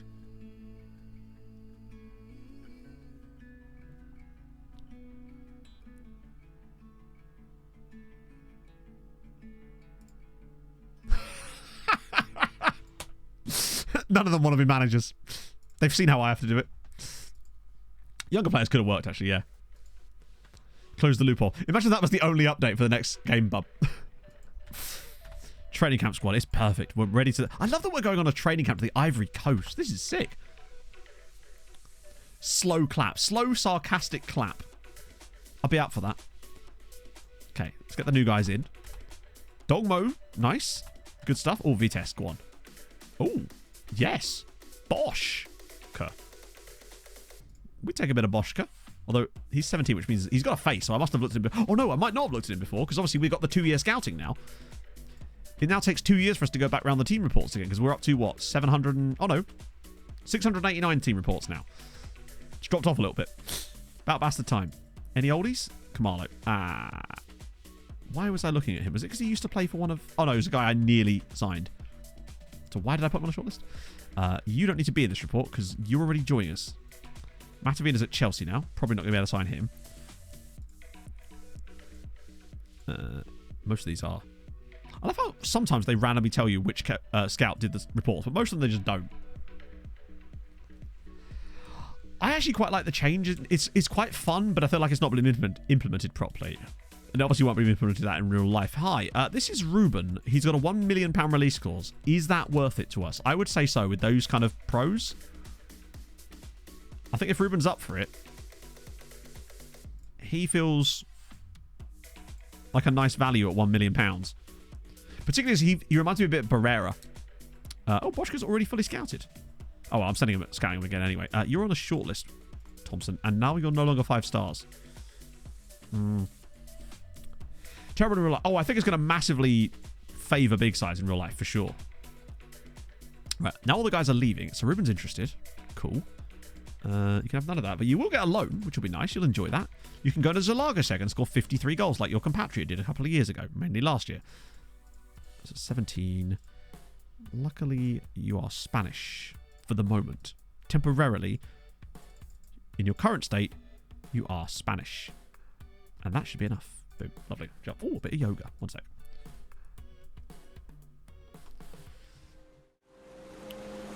More variety in knockout contenders. It does, but I still think it's going to make it easier for the bigger sides. Ooh, that's a nice little dark blue. I think I could do with getting one of these in a blue. That'd be nice.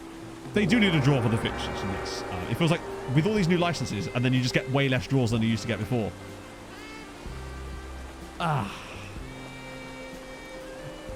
It would be quite nice to be able to do like programmable things in the game. Like almost, this is way more complicated than it would. It'd be nice if you could set up like scenario-based situations where if this happens, do this. So automate a few things in the game. That's right, just install Python inside FM and it'll be fine. We can automate the boring stuff. I'd also really like it if you could... If scenario databases were brought back. God, this weekend's football is going to be fun as, isn't it? Because we've got bloody Dortmund in the title race on Saturday afternoon, then the playoff final, and then all the goodness on Sunday with obviously the Monaco GP in there as well. It's going to be a fun weekend. Okay, so yeah, 4 stars. We take that. C+, but I bet he's worth... Okay, at the moment he's worth that, but I bet you... Once we get Ruben real ready to go, you'll find a lovely move to a second tier side, and it's all going to be tasty. But yeah, I mean, I'm not going to be particularly bothered about the race, honestly. Sunday, isn't it? No, I think it's Saturday. Fairly certain it's Saturday. I thought it was Saturday. I think I looked. It was like 4:45 on Saturday, I think. Which is a weird time. None of them want him, but now none of them want him. Okay. That's odd. So Kexmate have signed Hamuche. Kishvada have signed Tulberg, Churio, and Baptiste. Uipest have got Zwane, De Bruyne, Sikera, and Effie. Molfehavar have got him and Noah. Haladash have got Toldi, Solis, and Bardot. And then Sanchez and Yerschlied have gone to Ferencvaros. Daniel's gone there. A couple of lone players coming back, but not many of them. Arsenal want Skinnery. Oh, yes. Actually, are we a bit tight in that? No, we're all right at the moment. This is why we bought players like Skinnery. How much did we pay? £1.1 million. Right. Okay. £18.75 million for Skinnerino. A player that we bought for 1.1 million. Flipping for 18.7. That feels reasonable. That was the whole point of him. As we're getting Van Damme as well. Is he wanted by anyone else out of interest? No. Okay. Still nothing going to hurt by offering him out for 20, though. We'll offer him for 20. See how that goes. Van Damme's coming in for 24 million. Yeah, it's going to weaken us a little bit there with Valenzuela going as well. But if it means I have to find someone, I can just bring them in. Yeah, he'll end up getting sold to United for 50 million in a year's time, but at least we're making money on the deal. We sign him for 1.1, flip him for 19 million. That's the genius of it. Because now we get Ingram and Bainbridge too, remember? Oh, his name is Liam Skinner. We only call him Skinnerinho because I looked at the social groups one day and I noticed that he was in a social group that was just him and 7 Brazilian players. It is a steal for Arsenal, but I think it's still good money for us. Oh, he's 5-star potential. As it is actually 5-star rather than 4 and a bit star. Yeah, Van Damme is God. That's really nice. To have Castillo and Tree and then Milovanovic and Van Damme. Nice. Okay, I'll get him training as just straight advance forward, even though we don't use it because it gives him more rounded play. Yeah, I like him. I like him a lot. Already got a Belgium cap by 18. That's great. Nicoletti's going for Debrecen. Your loan is finished, but you'll be leaving anyway. And we will release you because otherwise you won't move. You're moving someone else. Jensen's loan. And you will be released as well. Same with Lopez. Got to get rid of these guys, otherwise they'll just dick about and take up wages. Redacted's gone. Chat, it's a chance to say goodbye to Redacted. For the moment, until he randomly rocks up at another Hungarian side in a moment, but I can't show him any longer than that. In case things go horribly wrong. So a few of these guys have got loans finishing too, so like, while we're here actually. Oh, so there you go. Centre-back. We've got another centre-back now. Yanishevich is straight back. Why is his photo censored? Oh, well, it's for our own safety. Wait. Hang on. Oh, he's moving to Porto. Never mind. Shit. Oopsie. I was like, oh, he'll slot back in. Nope, he's gone. Should have paid more attention there, really, shouldn't I? Oops. Right, contract's expiring at the end of the season. I think... Oh, shit. Okay, some of these guys are getting new contracts, but I can't do that right now. Oh, my days. I'm going to have to go through and do that in a bit. In fact, that might be my first port of call after stream, honestly. Jose Carlos is in. We got them both. Lovely. Oh, okay. Lust for gold. Ball without a heart? It could be. Either way, I'm going to actually keep that screen up so I can use this screen to give some new contracts. Most of them will have extensions. Those that won't, some of them will get new moves. But then some of these guys I'm also going to offer to the clubs they're currently at. Tanzania, that was the big question. That turns us perfectly to 3 o'clock. Hey, at the very least, we have at least signed a couple of players there. I was worried that we might go through an entire stream and just not sign anybody, but we have actually spent 25 million. Actually, it's more than that because we're getting the other guy too, aren't we? The Brazilian chap for another 6 million. So we spent about 30 million and we've raked in, well, another 60, no, like 80 million.